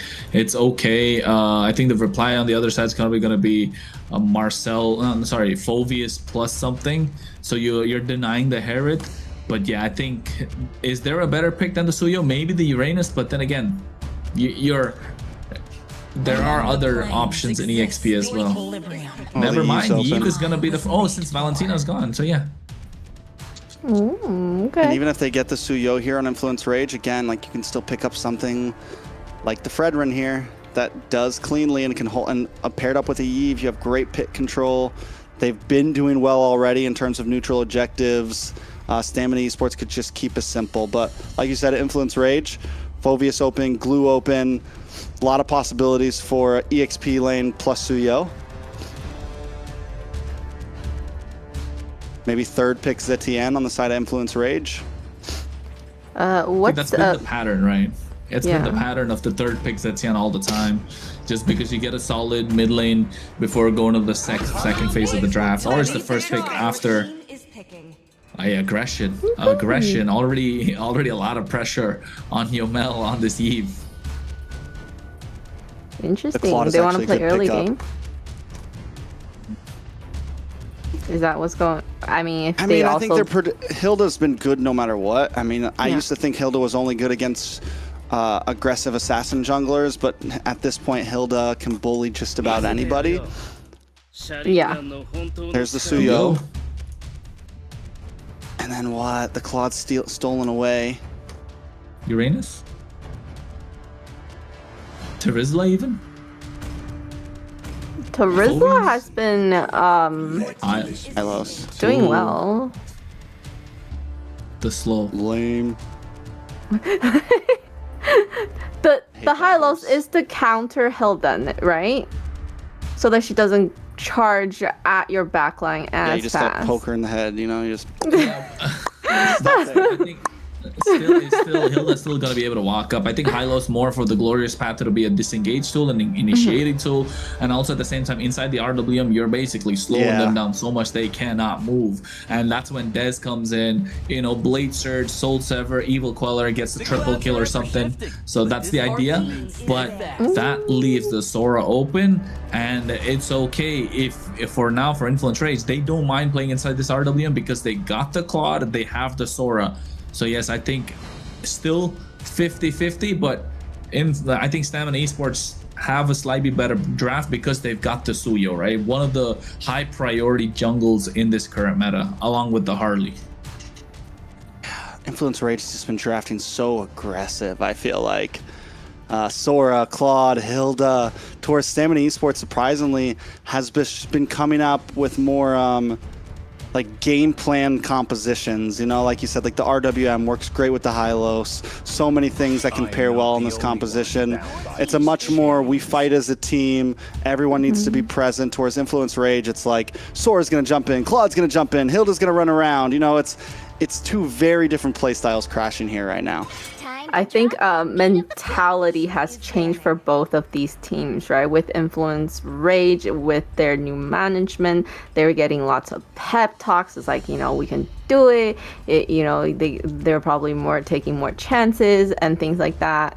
And then with Stamina, with the Yomel doing the shot calling, they felt more like a group together, and so I feel like they are more stable as a team when they're playing. Magic is my life. Your team is banning. What do we need Leomord. for Leomord ban? It has From to be. I Stamina? think Influence Rage are building around to get a Leomord, but also Zetian could be another good solid choice in the mid lane. The Joy's gone off the table because they don't want to balance. They don't want them to get the balance of the physical and the magic split. But at the same time, apart from a Leomord, what else can Influence Rage go for that can, you know, balance out this magic physical kind of split for them? And I think they don't mind because Nox is so good in the mid lane. Just give Maracucho something that's mobile, something that he can be good at. We haven't seen him play the Fanny, so that's out of the question. Otherwise, it would have been great here too. Eason Shin's not the best option since there's a Hylos on the other side. I think Zetian gets locked in here as a mid laner or a Farsa, but into the Hylos, I don't know. I think Zetian's the best choice. That's You're not going to be able to you're not going to be able to outrange the Yve with the Zetian, but I do think it's a better pick than the Farsa. The Farsa might have been well, but against the Suyo, the Hylos, whatever else Stamina ends up bringing, Farsa might be a little bit of a sitting duck. I think Influence Rage already has a really good damage output with the Claude and the Sora. This is clutch, man. I like it. I like the Gourd strikes. They're working so well. You kind of put a stop to the plans before it even starts with those stuns, that this bouncing ball that gets them, and then you get true damage on in your hands. So you want Stamina to dive, and the more they dive, the better Influence Rage can kite with the help of this Claude or whatever jungler they're gonna round it up with. But the Yu Zhong might be a little too much for the Gourd right now. I think they would have, you know, they could have saved That's the right kind of dive. Yeah. I like the Yu Zhong. The Yu Zhong's a great answer. It's going to give Gourd trouble, can give Claude trouble. Overall, it's going to go right past that Hilda. It is a great answer to the composition that Influence Rage just brought. Now their jungle. What do you think they're gonna pick for the jungle? Magic. I think that I don't think they need any more magic damage. The Gourd does a lot of magic damage overall, so I'm only looking at Leomord, to be honest. Apart from Leomord, what else can they go with? Definitely not a Fredrin here. You'll be walking into trouble. You're not gonna pick the Hayabusas. Nolan's already gone. Suyo's taken off the table. Eason Shin, I wouldn't. I was gonna I say- think Leo more. No, I don't like Eason Shin here. Yeah, but it's Not good. Matakucho style, you know. It's the and that this is what I mean. Influence Rage has just been drafting so aggressively, and I don't know if it's gonna end up, you know, being a double-edged sword on them because once again they're a heavy dive comp. They're a heavy. We're gonna get in your face and everyone's gonna just attack. It's risky. It's risky against, for surprisingly, Stamina Esports just has such well-rounded drafts right now. They're simple, they're to the point, you know exactly what you're getting, but drafts like this are what have won games for a very long time. So what do we feel like the win condition for these drafts are? Are they 50-50? Which one do you like more right now? I think Stamina 70-30. Okay. What about you, Trex? I think it's a very similar thing to last series right now. Stamina Esports just needs to play a solid game. Rage Origins has a lot more boxes to check. Now, Rage Origins almost won that game last time with a Nolan. They were able to pop off. If Matakucho, we've seen, let's not completely doubt the YSS, because every time we do, YSS pops off. If the items come in, if Matakucho goes on like a 3-0-3 run, you know, and just starts going in, there is nothing that's going to stop that damage. I agree, but although that's still a box to check, right? The only reason I don't like the YSS at this point, bless you, is because of the Yu Zhong just being in your face when the Black Dragon is popping. And not just that, even the Hylos, if he tries to invade along with the Eve, how are you going to stop it? Yes, you've got the Gord, yes, you've got the Hilda, but if you get the poke on them early, since Dez has an earlier power spike with the Suyo, that's the only reason I don't like this Eason Shin, because it's difficult to play against a Yu Zhong. It's difficult to play against a Uranus. It's difficult to play against any hero that's really in your face the entire time. But you're right. They have the poke, right, with the Gord. They have the poke with the Claude, the Hilda. So if he can get a double, if he can get 3 kills, and then that will be a big problem. So going into the beginning of the game, it's very crucial for Rage Origins to be able to kind of invade and see if they can disrupt Dez jungling, and that could possibly turn it around for them, right?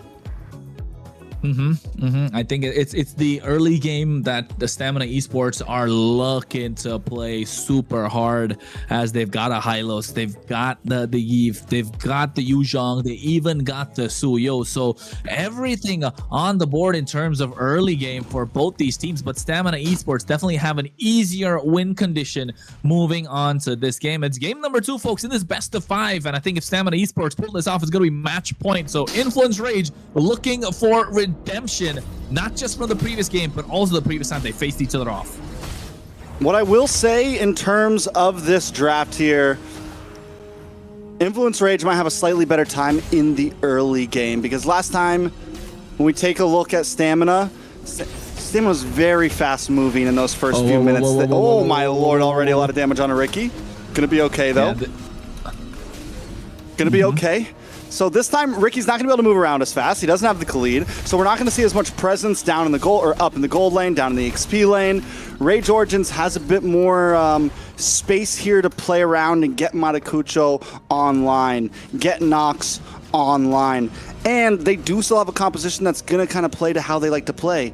Look for off lanes, use Matakucho as a lane pusher, use Replic as a lane pusher, play the map a bit. Delika, Eto as well. It's a fast-moving hero. You have the ability to jump into these fights and make things happen. So Rage Origins, even though it's an aggressive lineup, they can still very much play the map, and they're probably even a little bit faster than Stamina this time.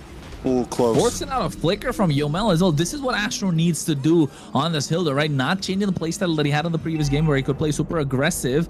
So keeping that up. And now on this Hilda, it's shining a little bit more. Although on the bot side, you can see a 4-man rotation coming in. Delika gets taken down first split by Instinct, but Instinct traded back by Astro. Although Rage Origins do get a lot more assists on the board thanks to that 1 kill, and Dez gets the turtle started. Astro just saying hello, while Ricky trying to zone the rest of the members away. Astro on his own has a lot of damage, can get on top of Dez, but there's no way that Rage Origins can contest the turtle because of the Hylos. Yeah, very well done by Ricky there. And Ricky's done such a good job from game 1 to game 2 of even if he goes down, even if he dies like some... Dez! Dez just gets caught and chain CC'd to death with the help of the Mountain Shocker. Even this is what I was talking about, the gourd, right? I like it because it's so good because the stun, he caught Ricky again and the Blazing Door taken off super low. If it wasn't for the Revitalizer, Ricky would have been dead meat, and now SOD missing out as well at the same time. Rage Origins are checking these boxes a lot faster than Stamina Esports would like, Trex.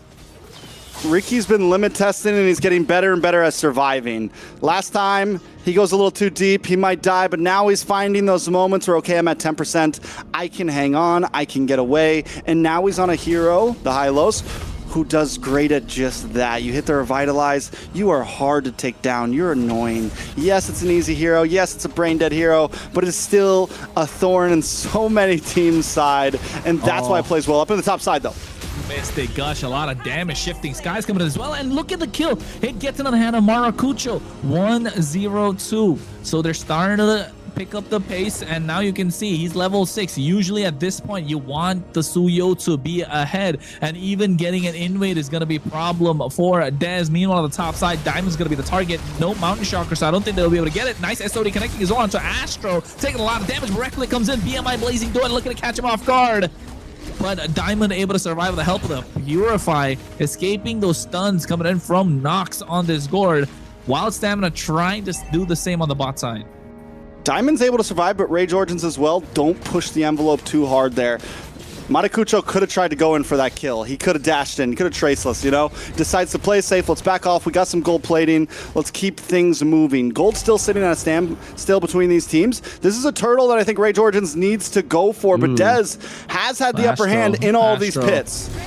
The Astro's gone, right? A little overextending a little too much, and now Ricky gets caught with a projectile, stunned up, and I think this is the problem. Again, the Black Dragon, along with a Hylos, Maracucho can't really do anything. He can't walk up to these neutral objectives. They need to get a little bit more control of the map. Unfortunately, Astro going a little too deep again means that they won't be able to get it. Mountain Shocker doesn't get it. Mystic Gush comes out along with a Shifting Sky, so a lot expended. The Petrify catching Endo, and Dez gets the kill. Rage Origins slipping up. Ricky hit him with that poke. Dalika thought he was about to make a play. He walked up thinking, I'm about to catch at least 2 of you guys and bring them back to the team, and all Ricky had to do was, nope, not today. So at this point, I want to talk about Astro. Oh, never mind. Ricky. He's too aggressive. Astro's a little too aggressive than Influence Rage would like. Blazing Goat comes out trying to clear the way. If they're still not able to do so, Stamina Esports picks up that tier on the top side. But look at Maracucho. Stealing the orange, very well done. This is what Maracucho always does. Maracucho does a great job at playing the map. If my team's losing somewhere, I'm gonna find something elsewhere. Down on the bot side, they're looking for Instinct. Instinct does go down off camera, so well done. Rage Origins still finding play on the map. But like we said, Astro, I don't think Astro's too aggressive. He's too aggressive at the wrong time. It's okay to go in and die, but don't go in and die right before the turtles even... Maracucho. No. Unlucky, the SOD just connected right on the point. Unfortunate that Maracucho got caught in it and then gets taken down, but really well played from Stamina Esports. Why does Stamina Esports have Rage Origins number like this? We saw them sweep them in Swiss, but Rage Origins does play so well against so many other teams, but Stamina Esports, for some reason, just has their... Purify. Oh, he gets caught as well. The Shifting Sky is able to get that kill, but another stack of the Sky Piercer for Dez. And Stamina Esports, they keep getting the trade. They get one and give one back, but they're still able to get the kills in the right places, and they get a lot more farm on the map. They're opening up the map a little bit more for themselves, and they have the goal lead too. Yeah, and the kills are coming in perfect timing for Dez right now, right after he gets a Sky Piercer. He's 4-1-1 right now. Those stacks are going to start coming up, and it's going to be Demon Time Dez once again. Another turtle. Will the last turtle go into the hands of Stamina Esports? This is why, again, you see what I'm talking about, the Eastern Shin? It's so difficult to play it into the Black Dragon, but here, nice projectile, nice Mystic Gush, Shifting Skies coming as well, so Ricky gets taken out, but a lot of resources expended. Blazing Door coming out at the right time to catch them off guard with that RWM. And Rage Origins find a way to disengage and buy some more time for themselves. Very well done by Rage Origins there, but still, overall, you mentioned it, Matakucho having a tough time against Instinct, unable to find an angle in. And that's where I feel like Astro needs to come and play, Dalika needs to come and play to open up space. Matakucho needs to look for angles. He can't be with the rest of the team. He can't. Vision needs to not be on Matakucho, you know? Yeah, and a glorious pathway coming out from Ricky and slow them down. Gets the poke onto Astro as well. He's going to be the target. No flicker to escape. Dez goes in. Evil Queller tries to use the Soul Server. Instinct goes into the at the same time. Look at the timing from Dez. Unstoppable. Petrify coming to stop the Blazing Door at the same time. There we go. They find the kill onto Instinct, and Maracuja finds a double. Dez on Demon Time gets the shutdown, finds a double of his own. And now Stamina Esports all of a sudden look like monsters. Yeah, now's not the time for Matakucho to try to take on Dez. He does get 2 kills, which is big, but honestly, with Dez having Skypiercer, even if Dez just gets 1 there, it's a win for Dez right now. The guy is 6-1-1. There is nobody's 1v1ing Dez right now. It's going to be a while until Matakucho can even put a dent in Dez right now. Nice RWM to help defend. Yeah, nice shifting skies as well. But you could see the Purify from Diamond, and Dez able to nullify that as well, able to walk out of there with the help of the Blade Surge. So the idea was right with Dalika Eto, but the Flicker coming in as well. But Stamina Esports have their guard up the entire time. Yeah, that's the great thing about their composition, right? It's not only great for these big 5v5 team fights, especially in terms of neutral objectives, there's also great disengage. You can use the RWM as an escape tool. You can use the Black Dragon as an escape tool. You can use the poke and the glorious pathway as Ricky as an escape tool. But yes, the blitz is coming down, but it's not going to be fast enough. Stamina Esports looking for the engage. Again, look at the shifting skies. The Blizzard coming at the right time. Replic goes in, taking a lot of damage from Desto. Taking on the BMI, and Dez finds a guy like the Mystic Gush comes out, but Stamina Esports just have the number of Rage Origins. Dez saw it coming. He dashes back, fine, Replic. You got yourself in a bad spot. You want to target me? I'm right by your BMI waiting right now. Re-engages, locks down. Replic bites off a little bit more than he can chew there, thinking he's helping out by pushing them away, but in the end, Matakucho already gave up on blitzing the Lord. And now Rage Origin down a man. Replic just getting back on the field. It's Stamina who's going to start blitzing things. And they'll be able to get this Lord as well. Mountain Chakra comes in, but gets caught in the glorious pathway. Here's Instinct of the Black Dragon form. Dalika Eto is as well as Maracucho slowed down quite a lot. 5 members from Rage Origins looking to get this tier 1, but I think Stamina should be able to defend. Projectile along with the Mystic Gush coming in as well. Shifting skies just to catch only 1 member. Ricky gets pushed back to get the tier 1. RWM dropped down. Ricky taking a lot of damage. So they do get the 1 kill in the hand. So Rage Origins have some breathing room, but still they need to play the map a little better. We'll see exactly how it goes. Stamina Esports. Let's take a look at the items. The Skypiercer was the 2nd item. I want to say he's sitting at about 4 stacks right now. I think 6. 6 stacks? He went for that build, man. That sock, the Fury Hammer, and the Skypiercer. No, he got Hunter Strike before Skypiercer. Skypiercer was 2nd item. Well, it looks like it's. Doesn't that the order? It goes. No, he got the Fury Hammer and then get the Skypiercer and then finish the Hunter Strike. Skypiercer locked in as 2nd item and then finish Hunter Strike. So then he's at about. Oh my God, what's happening to Dez? Speaking of the devil, walks into a face full of Magic Gush. Yeah, I think this is too much. Like, this is where you say, like, again, biting off more than they can chew at this point. Dez, he thought he could get an outplay right now. All of a sudden, the lead that was there for Stamina Esports was about 1.3k gold lead is gone. It's completely gone. And the kill in the hands of Nox means that this Gord is going to be much more of a problem, and Instinct has a lot more to juggle. Is he going to go after Maracucho or is he going to go after Nox? I mean, I don't know. Look at Matakucho right now, pushing down the boss side. Mid lane's coming in. Beauty. 1 misplay and the whole game changes. Oh! Coming up the right side, so he knocks a lot. Maracucho able to find the kill, and just with that small mistake that Stamina Esports made earlier, Rage Origins are quick to capitalize. On the top side, more minions closing in. And this is what we mean when we say one of the ways that Rage Origins dominate matches even when they're losing is they control map. We saw it earlier, waiting for that small play, able to find Dez. We were looking at 2,000 gold lead in the hands of Stamina Esports. Oh, Lord. Everything going the way they want things to go.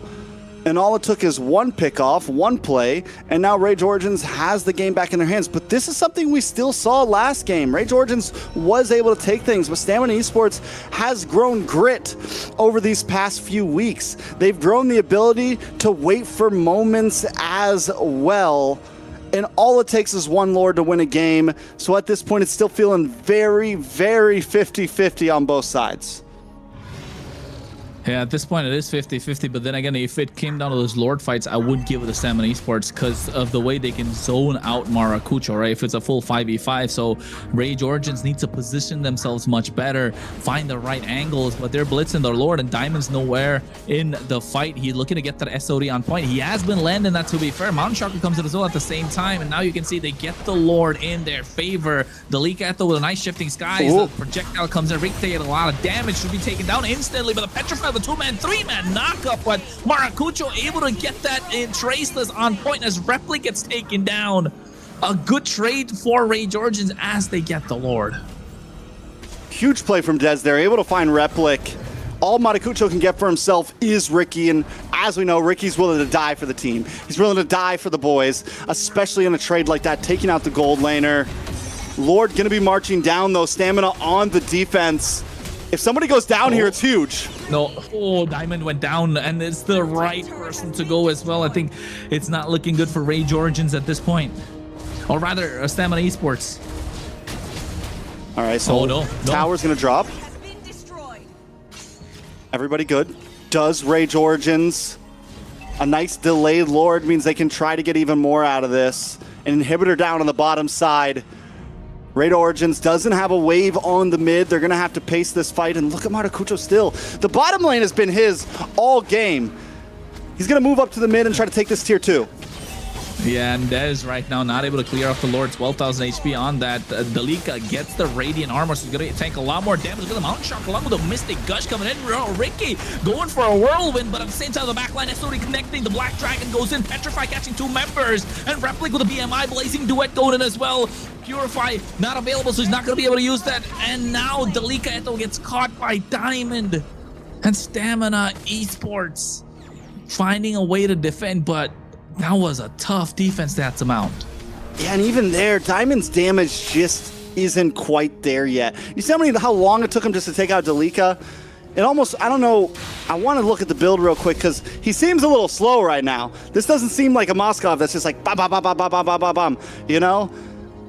We need Diamond to start getting to that point where he can actually take a fight into his hands because Dez is doing his best. Dez is doing his best. But Dez can't just hang out for the long run. Here we go, though. Pick off. Nox taking a lot of damage. What a shutdown in the hands of Instinct. SOD could have got that too. But I think they would have been slightly happy if that kill went to Diamond or Dez, right? I mean, at this point, a kill's a kill. Sadly, it's 28 seconds on the clock. We're not too far late game. All 5 members will still be up for Lord. But it does give Stamina a little bit of presence on the map to be able to try to look for control. Ricky, man, he's going for a ride. He's on a roller coaster. Every time he goes in, Shifting Skies comes in, but look at the Petrify, but Replic in the back line, Blazing Duet. Yomel has to get out of harm's way as well to help with the flicker. RWM dropped down, taking a lot of damage. Maracucho baiting on the winds of nature from Diamond. Oh, this is so tough. This is back and forth. 5 seconds to the Lord. They got the flicker, the revitalize, the Petrify from Stamina Esports, all for just one flicker from Replic. And everyone is using everything in their kit for these small skirmishes. There's no ults. Finally, SOD does come back into the hands of Stamina. He just uses it. Yeah, Lord gonna be in the hands of Dez, finds a clutch retribution, Nox taken out once again with the help of Diamond. As Diamond goes down, Replic doing a lot of damage, Mountain Shark coming as well at the same time. Look at the back line, Dez gonna get taken down, but he finally gets the kill. And Maracucho able to get a killing spree. Ricky's doing the best that he can to hang around, but takes a little too much damage. Immortality can get popped at any point, but look at Replic getting on top of Yomel with the Blazing Duet coming in. Ricky's Immortality goes down first, but Dez able to find the outplay. Looking to get Maracucho as well, finds the double, gets the shut down, and now looking to get Replic at the same time. Dez is on demon time already. He's looking to find the third. Just give it to him already. Replic bouncing around with the BMI, and he finds it. He's unstoppable. The Lord is coming on the bot side, and Stamina Esports are looking like monsters. Dez is in flow state. Dez is on demon time. All he needed was an immortality, and he was willing to go in. I saw it. I'm like, this guy's got an immortality. He's got about 30% health. He can go in and take that fight, and he saw it too. He takes the opportunity. He takes the death, but he's ready to instantly get a kill the moment he comes back to life. And now he's on for more. Is he going too deep now, though? Oh, Winter Crown comes out. I think he's taking a little too much. Yes, and Maracucho gets the shutdown, and this could be an opening that Rage Origins can use. Overheating. Dez. Such a big fumble, right? We just praise him for all that he does, and all of a sudden he pulls us back to reality. What? Bruh. You had such a good moment. Such a great moment. Such a great moment. I guess the tower does go down, so there is some value in that, right? They get the top inhibitor, which is big because they need some lane presence. So was it worth it? Maybe. He's going to be back on the map in 10 seconds. You still have 67 seconds for Lord. And... Delicato. Maracucho. Knock up. Maracucho go to the back line, straight onto Yumel, able to get the kill with the help of the Mystic Gush. And now look at the map again. It's favoring Rage Origin. The Instinct trying to go along with Dez. Winter Crown coming in as well at the same time. They get the fast item swaps as Maracucho finds Rose Gold. And Delica gets the pick off onto Ricky. And now all of a sudden, Stamina Esports are pushed back. The waves are crashing in. Dez back on the map. Can Dez and Instinct defend this push? It's 20 seconds on the clock for Diamond. Oh, Dez trying to get the clear with the help of the Soul Server, but gets caught into a projectile and knocks able to get the Mystic Gush, gets the kill. Instinct will be the next to follow. Rage Origins want the wipe. They get it, and they get the game along with that. I'm in shambles right now. Imagine having possibly one of the greatest plays we've seen so far in playoffs. Maybe one of the greatest plays we've seen so far this season. Just to instantly... There's so much play. back and forth that 1 minute you think... Freaking airball, huh? Holy That's- freaking airball. Freaking airball. Wow, what can I say? I feel like, you know, once Maracucho lost that Lord again, I was like, okay, that's the end, right? And then, you know, another mistake from Dez, and that flicker ult by Nox. Oh, that was crazy. I was shocked. I was like, well, you're gonna definitely go in for that kill with a flicker, and you know, it worked out. It worked out amazingly. In this game, it just looked like only Dez was playing for Stamina. I mean, I know you got no words because I was like, I got nothing. He was, like you mentioned, he's on flow state, demon time. We'll call it whatever you want. You can't do that to me. Dez was him for what, about like 30 seconds, and then 15. two of them fumbles the bag. Oh my god! I was hyping you up, Dez. I was your wingman right there. Like, how do you do that to me? But then again, like, even Maracucho, right? Like, let's not take away anything from Maracucho. 10-3-9. Just like Dez was 12-4-3. Dez got the kills, but Maracucho was everywhere around the map. Yeah, I think the jungles on both of these teams has done exceptionally well, and I feel like, you know, is this what's going to happen in the next matches that we see from them as well? You know, everything funnels into the jungle because we haven't really seen the marksmen really pop off yet. Yeah, I mean, it's a tough spot. Even with Dez going down there, I don't want to just like throw this all on him, right? The rest of the team shouldn't have got caught off there. I think after that big play getting Lord, everyone was supposed to just back off. Dez goes too deep. And then once Dez is gone, Stamina Esports, the rest of the team also has to know, hey, we can't get caught here. And Influence Rage knows without Dez, we're going to take full advantage. And they just close the distance. They find 2 more members. It's a rough start. But once again, it comes down to Influence Rage finding those small moments across the map. You make a mistake, and they are a good enough team to instantly capitalize on it. All it took was 3 seconds. And it was the same thing. I mean, both these teams right now. Game 1, Influence Rage had a lead. Stamina Influence, it takes one play to take a game into their hands and win in game one. So Influence Rage gets their own revenge, right? It's like, fine, we're going to look for that one moment. They find it. They win. The game goes in their hands in about 20 seconds. Now, how do Stamina bounce back? Right, that's the question. Because if you're Stamina Esports, if doubts started to creep in, it's gonna be now. Because Influence Rage, they say, hey, we lost game number 1. They got a little lucky. Now look at how we played game number 2. They thought they had this game in the bag, but we were controlling the entire game. We were controlling the entire game. And Stamina Esports, though, is doubt starting to creep in? Is it going to be like, we got lucky with game number 1, we're not able to get it over in game number 2, and Dez starting to take a lot of pressure? Is Dez starting to go silent in these, in the comms? In his head, is he like, if I die one time, we might lose the game? Is the pressure starting to rack up? Is the chip on his shoulder getting bigger and bigger? Because, he's a great jungler and all that, but he doesn't have that big W, that big, the big medal to kind of show for it.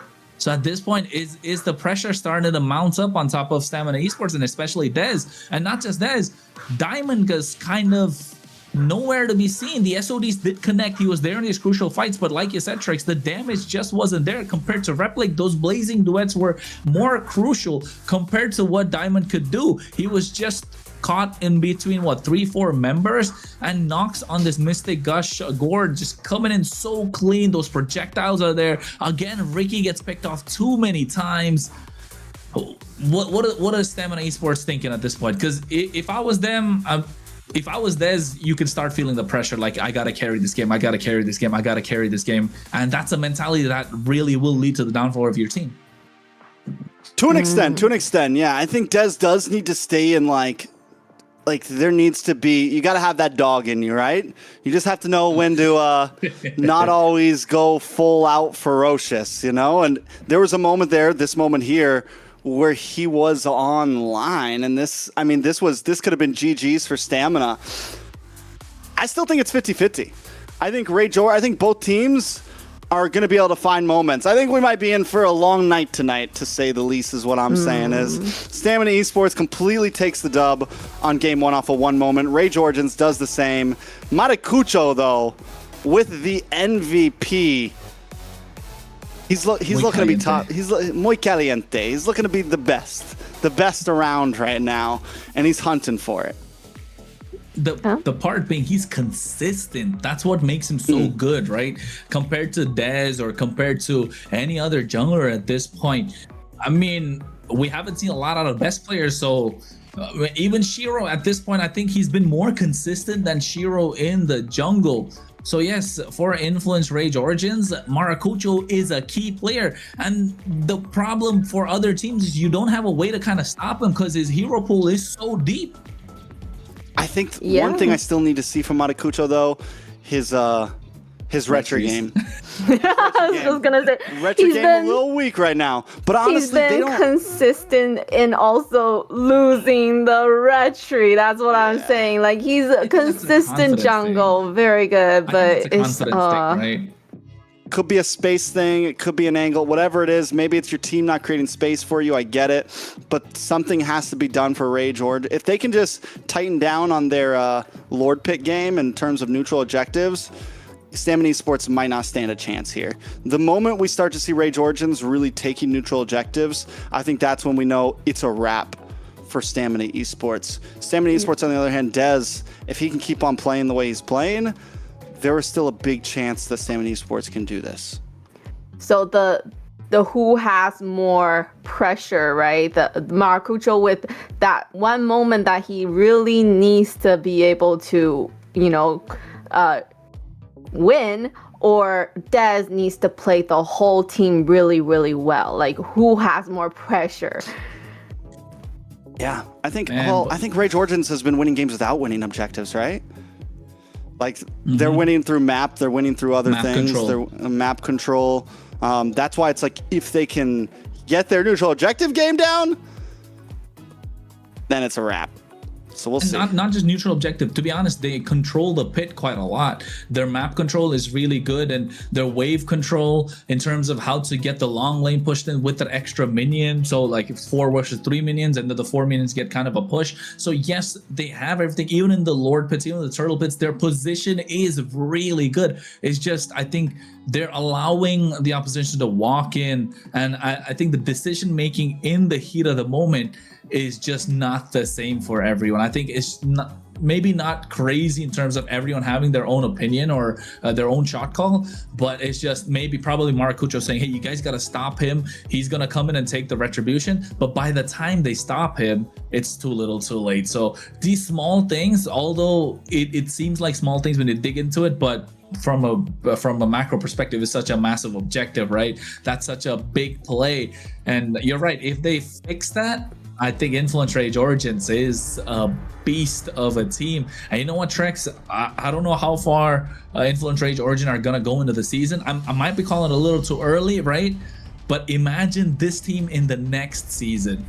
Like, more time under their belt, more games. They're going to stick around. If they stick around for a little time more together, they're going to be definitely a problem for every team to deal with.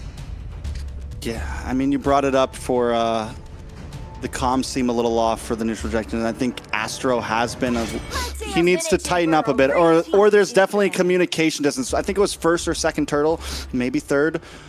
Astro kind of, he did the right thing. You go in, you try to push Dez away, but his timing was off. He died for it, but if he would have done it when Maracucho was actually ready to engage onto the turtle, it would have been a very different story. It would have been worth taking that death, but he goes in too early. Maracucho was just finishing his purple, and that's what I mean when what I mean when I say We got hacked. It's okay, continue. Yeah, we're just a little off. It's the Canvas hackers. I know, right? Where are you guys at? We got to report you. Again, with the Freya and Marcel ban, two very first bans that the Stamina always going in with. Who's gonna take the Harley? That's my question, because Harley hasn't played yet, and you know, I feel like this is probably time to bring out the Harley for any of these teams. Ooh, actually, you're right. You're right. Influence Rage have the option. Are they, if they ban out the Harley, then they get the, they don't get anything in their favor. But if they ban out maybe the carry, maybe the Phoveus right now, even the Harith, it could work out wonders for them, because then it comes down to stamina. Are they going to ban the Jushin or the Harley? So you are giving something away unless they leave both open. There you go, Hilda. They want the Harley. Influence Rage want the Harley. Influence Rage can't pick the Harley. Oh, Harley. I'm thinking Harith. HH. It throws me off. I'm sorry, guys. Yeah, I was saying. Get some Tylenol, bro. My bad. My bad. Nah, I'm a little Harley, the allergies, man. Allergies. About to say Harley's first pick. Stamina Esports, Uranus plus something, right? It's got to be Uranus plus something, because Uranus is a good counter to the Harley from the EXP, applies a lot of pressure. Maybe they don't have the Khalid, they don't have the Hilda. You know what, Lilia, I was gonna say. This is a solid pick. Lilia Uranus. Yeah. Earlier when they were picking mages and we were thinking which mage, I was thinking Lilia, but definitely don't want to waste that mage until the Harley comes out. So it's good that nobody picked it until that. Yeah. Phoveus not bad. Like it. I saw your face, Kronos. I mean, yeah. I don't think it's that bad. It's not bad per se, but I think I would have preferred the Uranus just because of how much he can like tank against the Harley, right? How much he kind of off-puts the Harley the entire time. But Phoveus is not bad. It prevents a lot more of these bigger EXPs that want to stay in these fights longer. Although if I'm Influence Rage, probably look at, you might be thinking of Terzla, but then Lilia is there to slow the Terzla down. Khalid is okay. So Astro again getting some aggressive roam picks. Lapu is probably the only option they can go with against the Phoveus at this point. But still, I think with those two picks from Stamina, they look solid. Yeah, I think Stamina Esports, they just need something to round it out. Now, do they pick their jungle now? That's the question. Once again, Fredrin might not be a horrible choice here. They go for the Claude instead, lock in a gold laner. This is actually a decent spot for Stamina because there's already no Claude, there's already no Harith for the side influence rage. Carry could have been an option, but you ban that out here. And then what? You ban out the Moskov? Mm-hmm. And you don't leave a whole lot left for the side influence rage.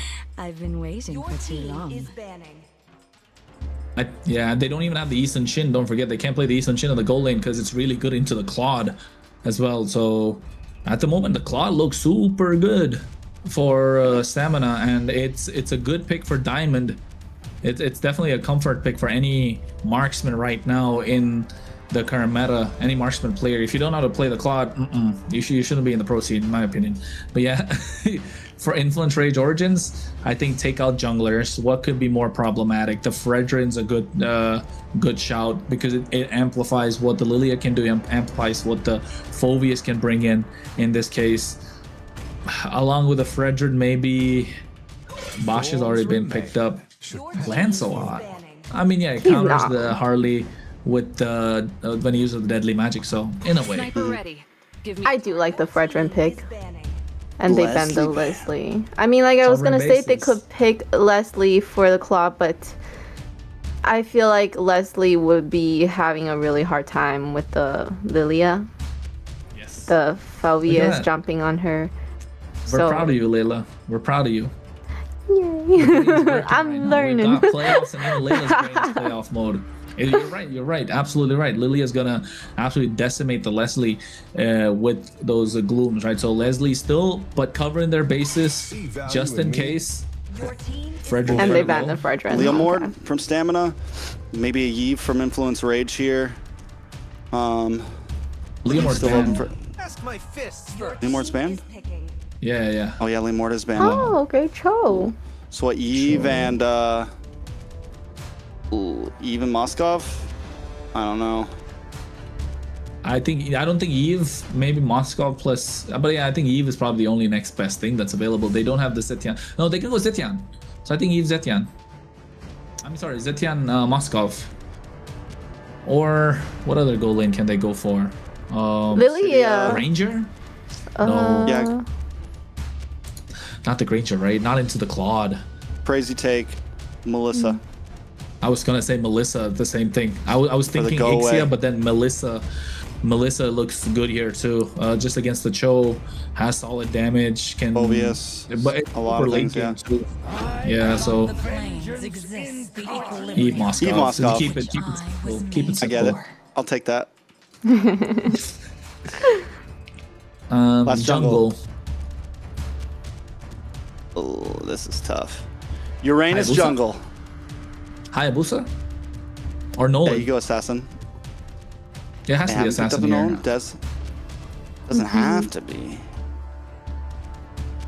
I think Haya is The good here. Hayabusa's done well against the Harley. We've seen the Hayabusa actually do pretty well against the Harley in previous games, so it could be solid. It's a comfort pick for Dez. He's good at it. It's Yeah. something that works with. But I would sail across the cosmic No sea one there you to go. the end of time. Faster. All right. and better kill pressure on the Yve and the Khalid. Like the Hayabusa isn't going to be able to. It'll take a while for Hayabusa to really be able to like take down a Yve with an RWM up, take down a Khalid with a quicksand guard and all that. Yeah, and go ahead, Layla. I was gonna say, I think Stamina does have the great picks. I just don't know about the Cho. What? Please let me know. Educate me with the Cho pick, please, somebody. The Cho is for the kind of like. The Cho is for the Ricky Riz. to play aggressive. Cho is the Riz. It's for the cool. What do you mean? It's for the recalls. It's able to keep up the pace with the rotation that Astro brings on this Khalid, right? Astro's Khalid is super fast, so you want to keep up the pace, making sure you don't fall behind. And not just that, the knockups from the Jeet Kune Do definitely can prove to be a problem for this Harley. And every time the Harley comes in with the hat trick, the Way of the Dragon is gonna be that presence where he's gonna have the presence of mind to always go back, because the Way of the Dragon will be a problem for him to deal with. So I think that's the reason. But at the same time, it is a 1-1. Seems like we're in for a long night, ladies and gentlemen, but a long and entertaining night nonetheless, because we are going into game number 3 in this best of 5 and what's turning out to be a fantastic series. Let's see if Stamina Esports can pull through here and kind of rubber band this back and forth here. If Rage Origins clears through on this game, I think it's going to be a tough spot for Stamina Esports. Whoever wins this next one, I get a feeling might just come through with the 3-1 here. This is where the bubble might just pop. Ricky, though, already being aggressive. Dez gets first blood onto Maracucho. And this is what you want to do if you're a Nolan. And this is what we're talking about. The Cho Layla applies pressure, doesn't allow Maracucho to get in with this Harley. Astra to go back quicksand guard, and all of a sudden there's nobody to stop Des from walking in. And Maracucho taken down low, first blood. But hey, this is a repeat of what, game number 1? Yeah, I think it's a slight misplay from Rage Origins there. Something on the Harley, you want to wait for level 4. You want to you might not want to always go for the Litho Wanderer is my main point, especially against a Noland, a Cho, a Lilia, who really pack a punch and have most of their kit already ready to go. So Rage Origins need to kind of regroup, rethink. This is a huge lead already for Stamina Esports. Oh, it is Stamina Esports getting the lead. A good start for them. So Ricky right now getting control over the river. Astro able to at least trying to contest it, but Yomel on this Lilia, they got such fast wave clear. It is going to be a problem. Look at Dez not shying away from using the fracture whenever he gets the opportunity, and now they're trying to get control of the turtle pit. Ricky looking to get the pick off. Maracucho needs to find someone with the help of the hat trick. Oh, a lot of damage from Instinct. Yeah, it goes in as well. Taking out a lot with the help of the deadly magic. And look at the land shaker with the bravest fighter coming out. Oh, Dalika taking a lot. The flicker. Jeet Kundo knockup. Able to secure that 1 kill. So they get 2 for the price of 1. And Nox trying to buy some time. But Yomel does have the black shoes. Able to get out of harm's way. Ricky goes in with the help of the Jeet Kundo. And now the turtle is not going to get contested. SOD connecting and almost catching them. I thought for sure he would commit to that, honestly. If I'm him, I might have committed to that SOD there. But I do notice Replic is at about half health, so maybe that's the reason. Nobody remembered whether Maracucho had the deadly magic or not, so they play it safe. They get the turtle. They get a 700k gold lead. I mean, a 700 gold lead. On top side, Stamina Esports looking for pressure, and it's the same for gold lane against Diamond. Yeah, and oh, Maracucho able to find a good pick. Yomel even had the black shoes, or probably just got it. Now, if you're Rage Origins, you want to start racking up these kills. Stamina Esports needs to keep the pace up, because Dez has been, like we call it, on demon time. 2-0-0 on this Nolan. A fantastic game from the Suyo, just making small mistakes. Hopefully it's not going to come back to haunt him. Replic able to get that gold crab right now. Look at Astro. Playing a lot more slower compared to game 1 and 2 tracks. Which is surprising, because he's on a Khalid. You think that he might be a bit more in their face, but maybe, you know, they get back, they say, hey, we need Astro, slow it down a little bit. You know, wait for the call, wait for the move, stay with the team, don't get too ahead of yourself, because that's where we've seen Astro make those mistakes. And if he can do that, that is huge. You also, even though you have the Khalid where normally you'd want to be hyper aggressive, against something like the Cho, you got to be a little careful. You get knocked off at the wrong point, your quicksand guard's going to get run out. You get kicked back at the wrong point, and Yomel and Dez are going to take you out. Yeah, man, you can't jump into dessert without having the main course. The starter's still going out. The appetizers at the moment for Rage Origins, they need to be able to savor the early game, right? But Stamina Esports not allowing that. And look at Ricky. This is what we like to see. This is what we like to see with a choke. We saw this yesterday in the hands of Promise for Leviathan. But Ricky, how far can he pull it off?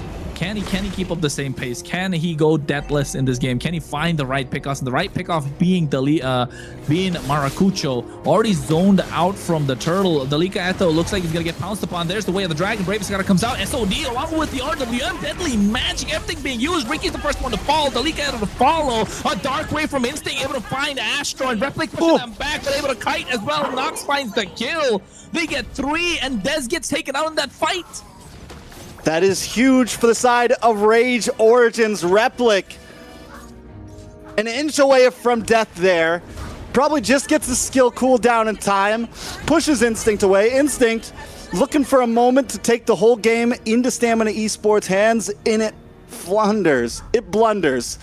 I mean, at this point, Rage Origins now takes a huge lead. Second turtle in the bag. Lord's going to be, or next turtle going to be coming up. They can honestly, it might not get rushed. It's so late in the game that we could see that quickly turn into a Lord. Maracucho 2-1 and 3 after taking a death early on has kind of, okay, I'm a threat once more. He plays at his own pace, doesn't he? He plays at his own tempo, doesn't let anything around him affect him, which is very rare to see in junglers, and that's the sign of a top-tier jungler indeed. But at this point, look at that Fracture coming out onto Delika. They're taking a lot of damage. Astro doing the same as well. Instinct goes in. Oh, they're not able to find the angle to get a push, but to the benefit of Rage Origins, they kind of have RNG in their favor. The turtles on the bot side, but look at the top side. They got the tier 1, and they've got a Moskov to split. And looking at the item strikes, they're both building for the Trinity. Both got first item, and both marksmen going to go for the golden staff soon. Both teams taking a very different approach as well here, right? Whereas it's 1-4-1-4, but Stamina Esports letting their jungle farm the EXP lane, towards Rage Origins letting Delika down. But already we're seeing Delika start to rotate to the top. Rage Origins maybe looking for an advantage fight here, 5v4. Yeah, just utilize the numbers game in your favor, and you can see they're all favoring heavily on the top side, knowing that the turtle's on the bot. And I think this, any team that goes against Rage Origins need to watch their map, and Stamina Esports have been doing that really well. And in this game, to be honest, we want to see Diamond pop off, unlike last game where he was not really there anywhere to be seen. Yomel with the same, and Asher right now I think is leaning a little too deep. Ricky flickers. Oh, and at the same time, so did Astro. So both roamers having the same idea. Delika getting caught in a dark wave. The Fracture coming out on top of Astro as a raging stance from the RWM dropping down. You can see they're going to the Bravest Fighter after taking a lot of damage. Gets knocked out by the Jeet Kune Do. They get the SOD connecting. The Blazing Duet comes out from Diamond as well. A lot of damage from Instinct with the Infernal Pursuit, but only Astro falls down. And Replic caught in no man's lane takes a little too much, and Instinct is keeping the game alive for Stamina Esports. And that was a trade that was in favor for Stamina for sure. For a second, I'm like, wait, Maracucho doing Maracucho things, not involved in the fight, but looking for a neutral objective, looking for play on the map. But the fact that Stamina Esports ended up getting Replic there, it's a huge win for them. Plus, they get a tower now. If it was only Astro, it was questionable. But because they get a tower plus Replic, Diamond's still deathless. It's a good place for Stamina Esports. And I like what you said about them starting to control the map, starting to meet Rage Origins' pace. It seems like they've been evolving over the past 2 games. It seems like Stamina Esports has been evolving over the past several weeks. And if they can keep on doing that, that's going to put them in a chance where, okay, they're a new team. Every game, they seem to be learning a little bit of something. They seem to be finding a different page, matching their enemy's tempo. And maybe a best of 5 is what Stamina really needed to shine. Opportunity to download a bit through each game. Conceal play coming out as well, but at the same time, a lot of damage being dished out. Diamond goes into the Blazing Duet, finding the right target. RWM's not going to save them. Black Shoes coming out from Yomel. Maracucho able to find Diamond. He might just be able to survive, and yes, he does with the help of the regen. Oh, it's not good, and nothing's going the way of Influence Rage at this point. And Stamina Esports are pulling the trigger, being the initiator, and taking the front foot to Rage Origins. All right, so knocks down, taking a look at the items. Let's slow things down a bit. Still no Trinity build for Diamond yet, but also not for Replic. And the fact that they're so close in gold means they're going to both be hitting about the same time. And that could be the moment where either team, where the bubble pops. It's something we've been liking to say a lot. The moment that these gold laners can really get involved in these fights and make a difference. And that's where, instead of it just being Maracucho versus Dez, Diamond versus Replic will be a topic. We've also been talking about the roamers a lot. Ricky has stepped up in Astro right now, 0-3-3. Both of these roamers have made their mistakes. Both of these roamers have had their great plays over the past several games. But this time, Ricky is standing up. As well with the help of the RWM, they fight too. Speaking of Astro, he made the mistake, but Ricky is going to get caught out right now with the help of the deadly magic. Maracucho's on a killing spree, so that finds them more time to kind of clear out this wave. It's going to be a 4v3 for this Lord Pit, but still Stamina Esports don't care. They have the numbers advantage, and they're going to utilize this and as they blitz down this Lord in the 10th minute. All right, so that's a big Lord for the side of Stamina Esports. They do it perfectly, finding Delico, find a target, get the Lord, look for map presence. top lane, slow pushing Diamond. towards. Oh! Mega kill. Maracucho finds another. And he's 4-1-3 to Dez's 2-1-5, and he was the first blood. How is he doing I don't this? think people understand it. I say it every time, and I feel like I'm going like it's a broken record at this point. But every time Stamina Esports makes a play, Maracucho finds a response. He's an emergency responder, man. The guy always finds something to try to even the playing field. Hey, man. Like, at this point, Rage Origins have fail-safe. They're, always. Their parachute. What do you call that? When they jump out of the plane, it's parachute, but that's the second parachute. Maracucho. Yeah, Maracucho is the parachute for Rage Origins. Ricky, though, he already used the conceal. Jeet Kundo always going to be a threat. He's looking to get the knockup and find the right target. He gets the final knockup. Yomel, Black Shoes. And look at the amount of damage. He's done Instinct as well, just able to tank quite a lot. But he gets caught in the RWM and they find the opening to get the kill. Astro, though, just taking away the attention of Stamina Esports. The Lord is crashing on the top side. Tier 2 is going to fall down soon. But the Way of the Dragon connects onto Astro. He's finally able to buy some time. Astro connecting. As Repli comes into the fight, Dez goes in. Fracture, not able to find the target. But I think Stamina Esports got the job done. They got a lot of damage to these towers, although they would have liked to get a little bit more like the Tier 2s. For the pace of the game, First Lord, not a horrible push, especially since they did lose Diamond in the beginning of that push. Obviously, you want to be able to take all the Tier 2s around this time, but the fact that the gold was at about an even stalemate there, not bad for Stamina overall. Instinct, though, needs to start being a bit more careful. He's not going to be able to be the big engager that he was in the first 10 minutes. The fact that Replic now has Trinity build in, the fact that Nox is doing more damage, you go too deep and you're going to get instantly shredded down. You're not as bulky as you were before. So Instinct, hopefully that reality check just happened and he knows, okay, I need to think about how I'm pacing myself in these engages. You know what, though? I like what Maracucho's been doing. He's not afraid to... Oh, never mind. Ricky goes in with the drag, but a nice flicker coming out from Nox as well, and Astro goes in at the same time with the Raging Sandstorm. SOD connects. They're able to find the Immortalities get popped. SOD, you come in. Dez looking to find someone off guard, but Replic able to find the Spear of Misery. Gets the kill as Dez caught in no man's land. And now they find another that's 2 down and out. Yomel's taken down low, but gets the last basic attack, and Maracucho finds a triple and a shutdown to follow. 4 down and out for Stamina Esports in what looked like it could have been dangerous for Rage Origins. Is looking to get turned around, and I think they want to go for the base crystal. No Holy Shield. The Waves marching in down the mid lane. They're going in, and they're looking to cause an upset. They get the end. Blazing Door, it comes out, but it's not going to be enough. Rage Origins off of one fight gets the game. Victory! Once again, Stamina Esports pull Anakin Skywalker. They go up against the high ground, man. They go up against the high ground. The RWM drops, and Dez thinks he can just jump in there. The whole team, they take these fights that sometimes they just shouldn't. You don't have the high ground. You can't just jump into that. Instinct did it in the earlier fight. We said it.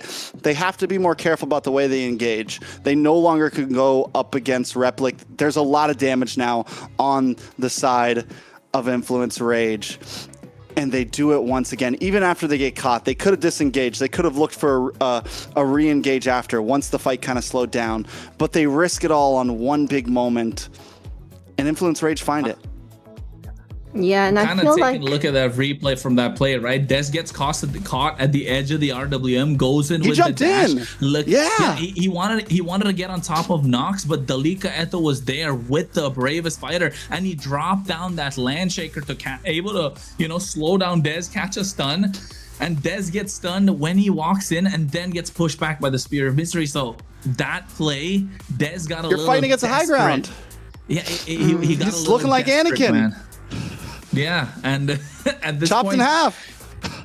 Unfortunate. That's what happened. Rather, in this case, speared into half. And I was just about to say before that fight, I'm liking what Maracucho's doing. Able to use the deadly magic even on the Phoveus. Even though he's a tanky member, he's not afraid to use it. And just when I said it, like, boom, the fight just broke out. And a big fumble from Stamina. everything was working right in their favor for Influence Rage. The waves were marching in at the right time. Who wants the Lord? Just call the game. And 92% kill participation for Maracucho, 7-1-4. And taking a look at the highlights of the game as well. Layla, what was your favorite moment? My favorite moment definitely has been always these games with these teams, right? They're able to, at the later game, to be able to flip the game and make it be a completely different turnout than what we suspected. Maracucho definitely, you know, in the beginning he gave that one death, but then after he's like, I'm good. I can now, you know, really pull myself together. And I feel like however, really for Dez, I think the pressure is getting to him now. And with the two jungle, the way they're performing, I feel like Maracucho, I don't know how old he is. He looked like a really young guy. He's playing like a very veteran player where he can really hold under pressure. Very veteran indeed. In the great words of Steph Weezy, veteran caster, he used to say this every single day. Pressure either builds pipe or makes diamond. It either busts pipes or builds diamonds. And right now, Stamina Esports, the pipes are busting at the seams. We're seeing the mistakes happen. And a lot of times games don't come down to who exactly is the better team in a sense of we're both just going to play our best and who's going to be the experts here. It comes down to who makes the most mistakes. And Maracucho has not been making any mistakes. Two-time MVP now. Once again, on the hair at this time. 7-1-4. And the guy is on the, I don't know why I keep doing that. They're both small. Yeah. They're both, you know, they both dash around. They both have H's in their name. It's fair, you know, it's fair. I'm getting old. The dementia's kicking in, you know, whatever. You're fine. But you're right. I think Maracucho making fewer mistakes. That's the main thing. And why did Dez do play, this? Right? He goes in. Look at that. He goes in, gets caught, gets stunned, and then immediately, right? Like unfortunate. The angle just wasn't there because Nox was in a really good position. And again, Diamond not able to find these kills. So look at Maracucho, triple kill. On top of that, he has been the linchpin for Influence Rage Origins. And Influence Rage Origins are looking like a well-oiled machine. And you know what?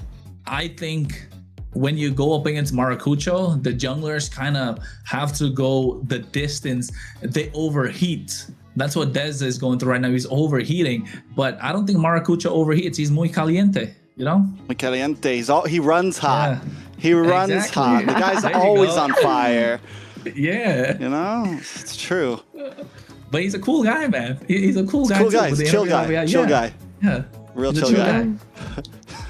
I like that he was going after Diamond. Unfortunately, Diamond did not have a fun game to deal with that. You know, yes, the Lilia counters Harley. He's like, okay, that's fine. I just pick on Diamond then. One question, right? Layla. Trax, we both saw we've seen Lil Rosa playing the goal lane as well, right? In the last week and yesterday. Now, would he have been the difference maker, right?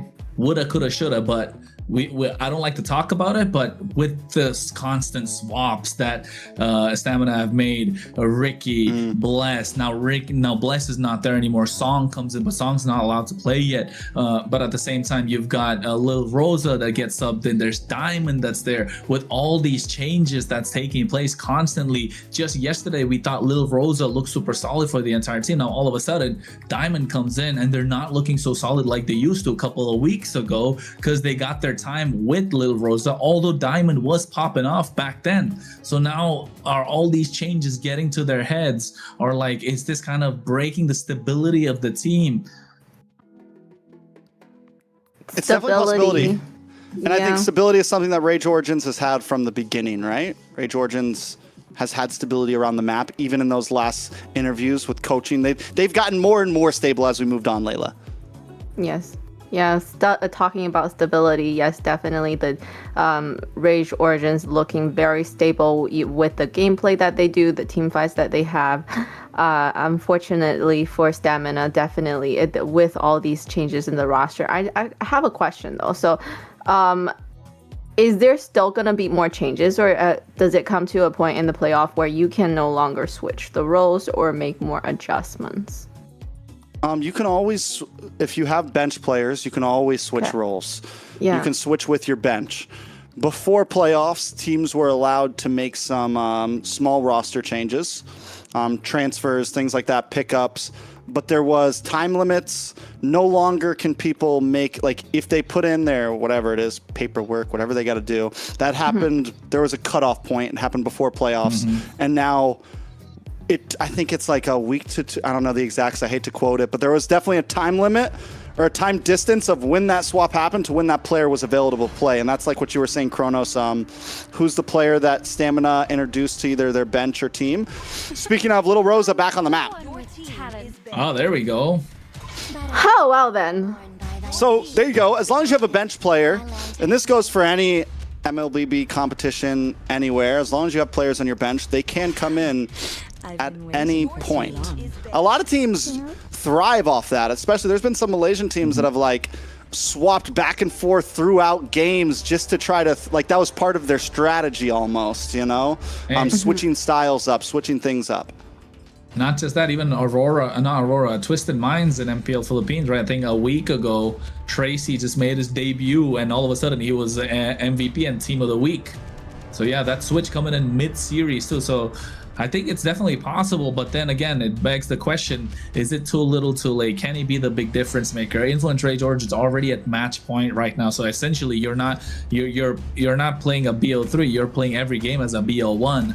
And you need to get 2 games off the bounce. And Influence Rage, with the tempo that they had, I don't know if that's gonna be enough. And now, not just that, it's global ban. So Lil Rosa walks in and not allowed to play the Claude, the Carry, the Moskov, and whatever else Influence Rage are gonna ban out. And that's gonna really, throw a wrench in his plan. So can he step up to the plate? And if he does, he's gonna be a massive game changer. And Stamina will be asking questions, or even the fans, like, why wasn't Lil Rosa in the team from the start, right? Yes. Yeah, because we thought maybe it was a scheduling conflict, and clearly it's not now. So having him come in a little too late, I feel like...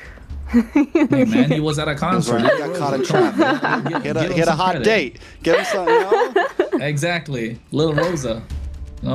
Pull it up. He got the chain and everything. He was hanging out with his future ex-wife.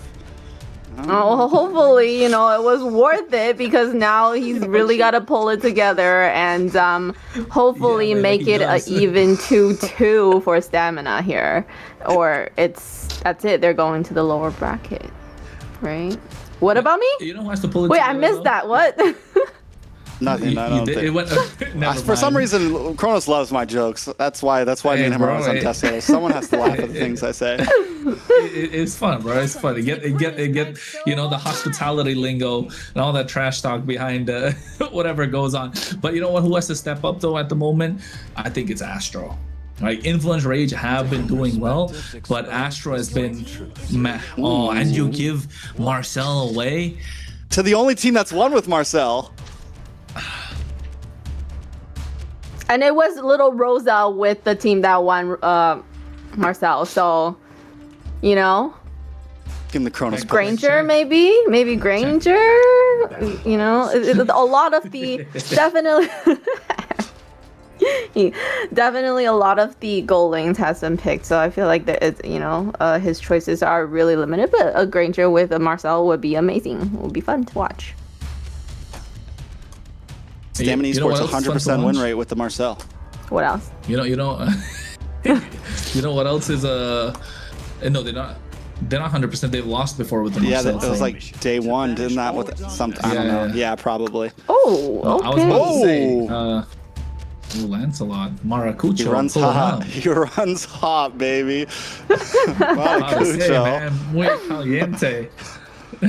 This guy, I feel like he's the only one who's really been playing the Harith, right?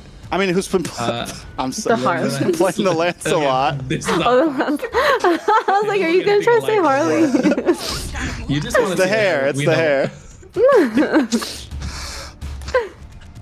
I was about to say, like, there are a lot of people that's watching in MPL Philippines and also the MPL ID channel. So make sure you guys like, subscribe, and also go and check out the MLBB Esports page while you're at it. And the rest of you too, wherever you're watching, make sure you like, man. TikTok, Twitch, Kick, whatever it is. So make sure you like, because this series is definitely a banger. And they get the Granger and the Kimmy. I'm not sure how to feel about the Granger and the Kimmy into the Lancelot. The Kimmy, yes. The Granger, I mean, I see it. He can kite, right? That's probably And why. it's meant to pair up with the Marcel. That's the major reason. Like, it's not about exactly how we're going to do against the enemy. They're focusing more on what are good skills to pair up with the Golden Hour that will... You know, range skills that stack up, and then once the golden hour ends, boom. You know, those types of opportunities. So I get it, but you're right. They're not going to do great against the Lancelot. They're squishy. Squishy. No flickers either, really. Just dashes.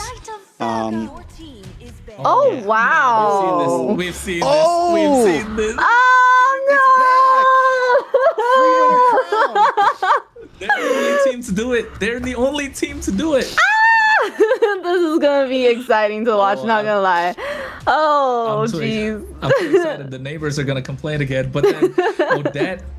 But here, right now, there's still 2 more options left. And I think they picked up the Odette in the first phase because Stamina Esports probably know the way to counter it. And for those who want the lore and everything, you know, Lancelot, Odette together, side by side too. Cute. Yeah, sure. Cute. Oh, no, Lancelot. You never know. My bad, my bad. I don't follow the lore, man. That's what I have you here for, Kronos. No, but now they can kind of like get a knockup, right? They have the roam. The Sora has to get banned out. I think that's a good way to stop the what do you call it? The Swan Song. Does that count as a knockup? It does, right? The Shifting Skies. I feel like so. Yes. Yeah, should be. Well, whenever you pull, yeah, he knocks him up. Yeah. Yeah. So. Yeah. What about? Oh, Gwynny's banned, so you can't go for Gwynny.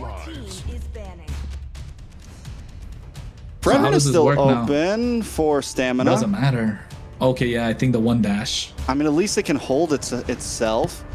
Can you taunt Odette out of her Swan Song? No, only knockups. Only suppression. Only knockups only and hard suppression. Knockup and suppression. But the problem is, why would you want to go in there, especially if it's like in a golden hour? You wouldn't want to go in there with that. You would have to wait. I'm just thinking about something that can at least hold its own and not get bursted down.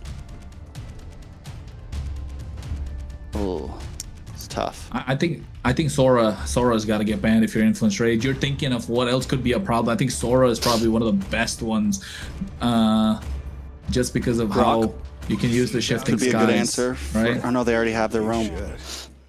Fredman banned. Telling you guys, Fredrin's just a solid jungler. He's not the best, he's not the worst, but he can always hold his own and help you secure. And especially with the way Dez has been securing objectives, like he's a go-getter when it comes to the retry game.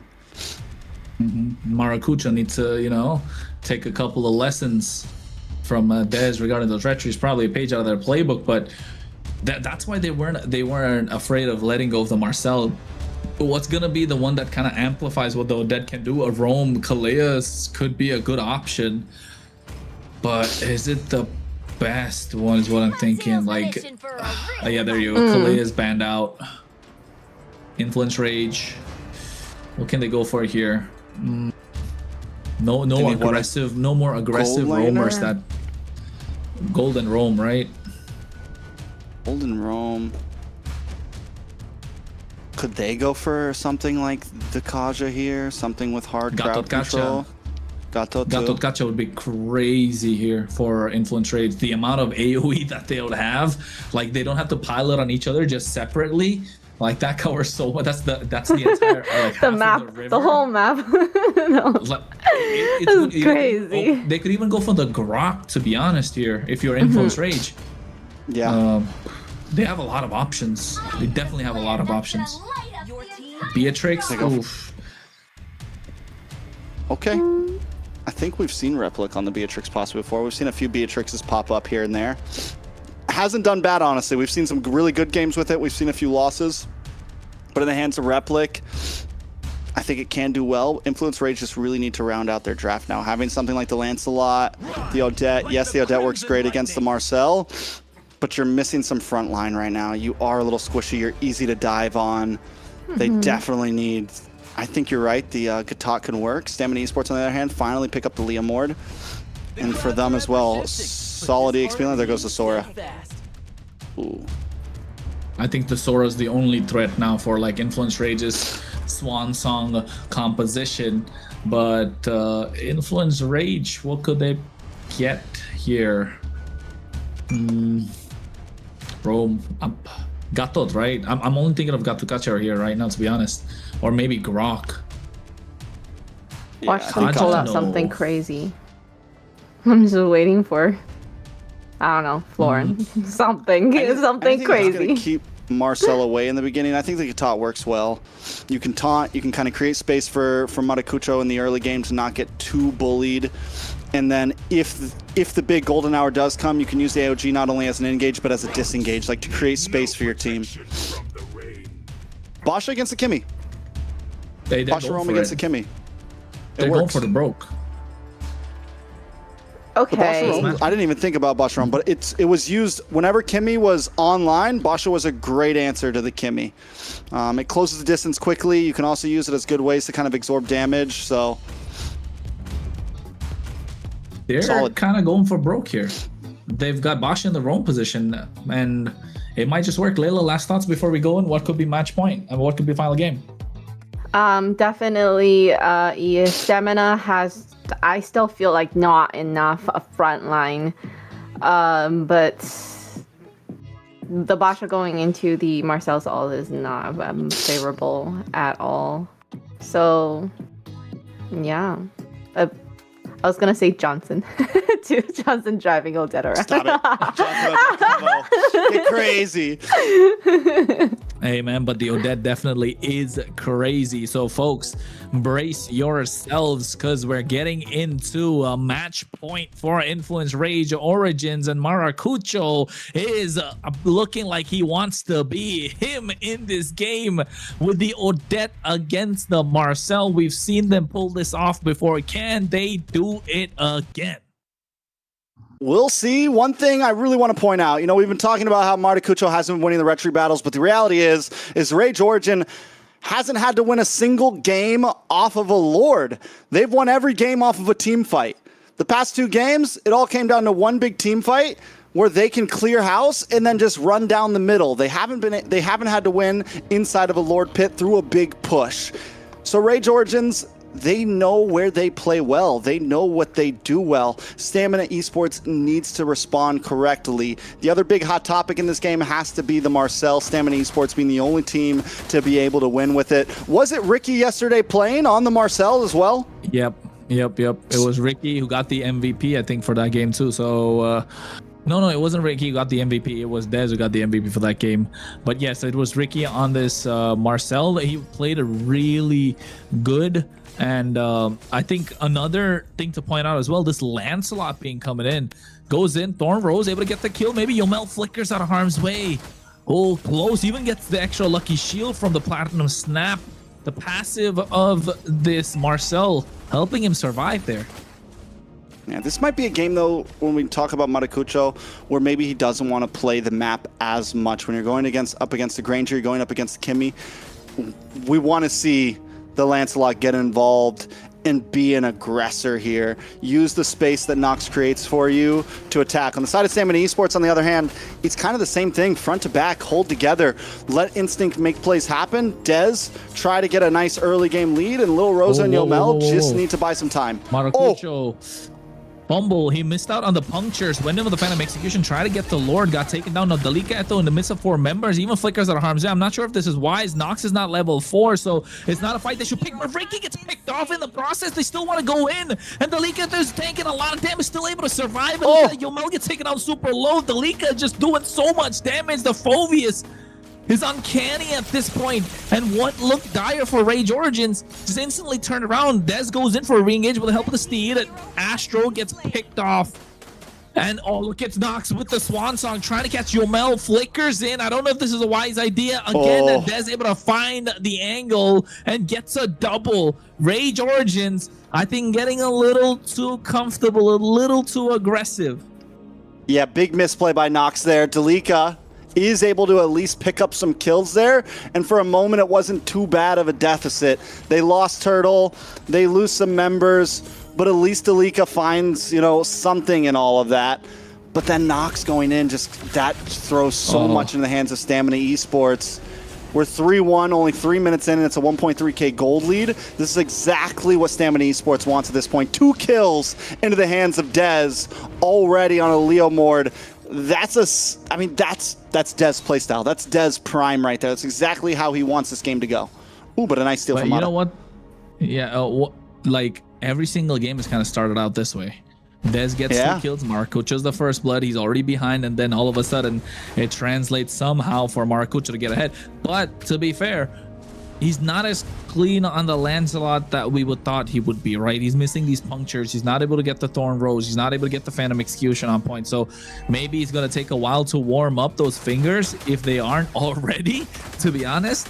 So maybe this could be saving grace for Stamina Esports. They already got 1.5k goal lead. I just want to say, last time Maracucho played the Lance, that's when the Muy Caliente came out. This guy was all over the place, puncturing through. So, yes, I think he just needs to watch out for the angles, because if he punctures through and gets caught by the quick stun from the Marcel, it's trouble. There's a lot of things to stop in his tracks. Oh, my lord. Along with the shifting skies coming in, catching 3 members. What a wombo combo. There's Swansong, but taking a lot of damage. Nox gets taken out as Delika Eto now left alone in no man's land. Seems like he's going to be next on the chop and block. Flickers out of harm's way, but can't really survive as he gets taken down. Dez on a killing spree. And again, Maracucho is not able to do quite a lot. This time gets his purple buff invaded, taking a lot of damage. Ricky just in his face the entire time. And this is the Marcel playstyle we wanted to see. Under the tower, Stamina Esports just being so aggressive. Rage Origins, they're not playing their usual game. They're playing so aggressive right now, trying to go toe-to-toe with Stamina. In the past, they're normally willing to give up a turtle, look for play up in the gold lane. Replic taking a lot of damage. Traction plus catching 2 members. I think this gimme is becoming a problem for Rage Origins to deal with. Nox again goes for the Swan Song, but gets stopped every single time. This Odette's not working out as we thought it would, and not the same way that we saw the previous time. All right, so where does Rage Origins go from here? They definitely need to slow it down. Nox is figuring out that, wait, I need to be very careful with my Swan Song because Yomel's just sitting there waiting to kite me from a distance, or Instinct is ready to get the knock up. Rage Origins cannot come into these fights just very telegraphed, because Stamina Esports wants that. They've been a team that loves to fight as a group. They build compositions that love to fight as a group. They want you to meet them head on. And Stamina Esports, normally the mistake that happens is they jump into Rage. They let Rage Origins have the high ground. They jump in. But right now, Rage Origins is doing the opposite. They're the ones just jumping into traction pulses and getting taken out like Astro right there. 1 kill in the hands of Lil Rosa, 2 for Yomel, 4 for Dez. It's starting to look grim for Influence Rage. Usually at this point, they're still able to hold down to the tier 1s, but it's starting to slip. Look at the bot side as well. Dez able to get the 1v1 against Maracucho, and this is why the Lancelot not so great in the current metagame, right? Delika Eto's trying to buy a lot of time. Swansong comes out, but just not enough poke to get the finish and blow through it. Delika Eto flickers out of harm's way, and Lil Rosa flickering forward, playing aggressive, trying to pick up that kill. Stamina Esports, man, they're looking clean right now. All right, so it's a 3.4k gold lead for Stamina. Another turtle going over them. Dez 5-0-1 is insanity. If at this point, honestly, with a composition like Stamina Esports, you have everything you want. You've got a Granger who wants to scale. You've got a Leomord who wants to scale. You've got Yomel on a Kimmy that normally is late game, and it's already popping off. And these traction pulses are just landing one after another.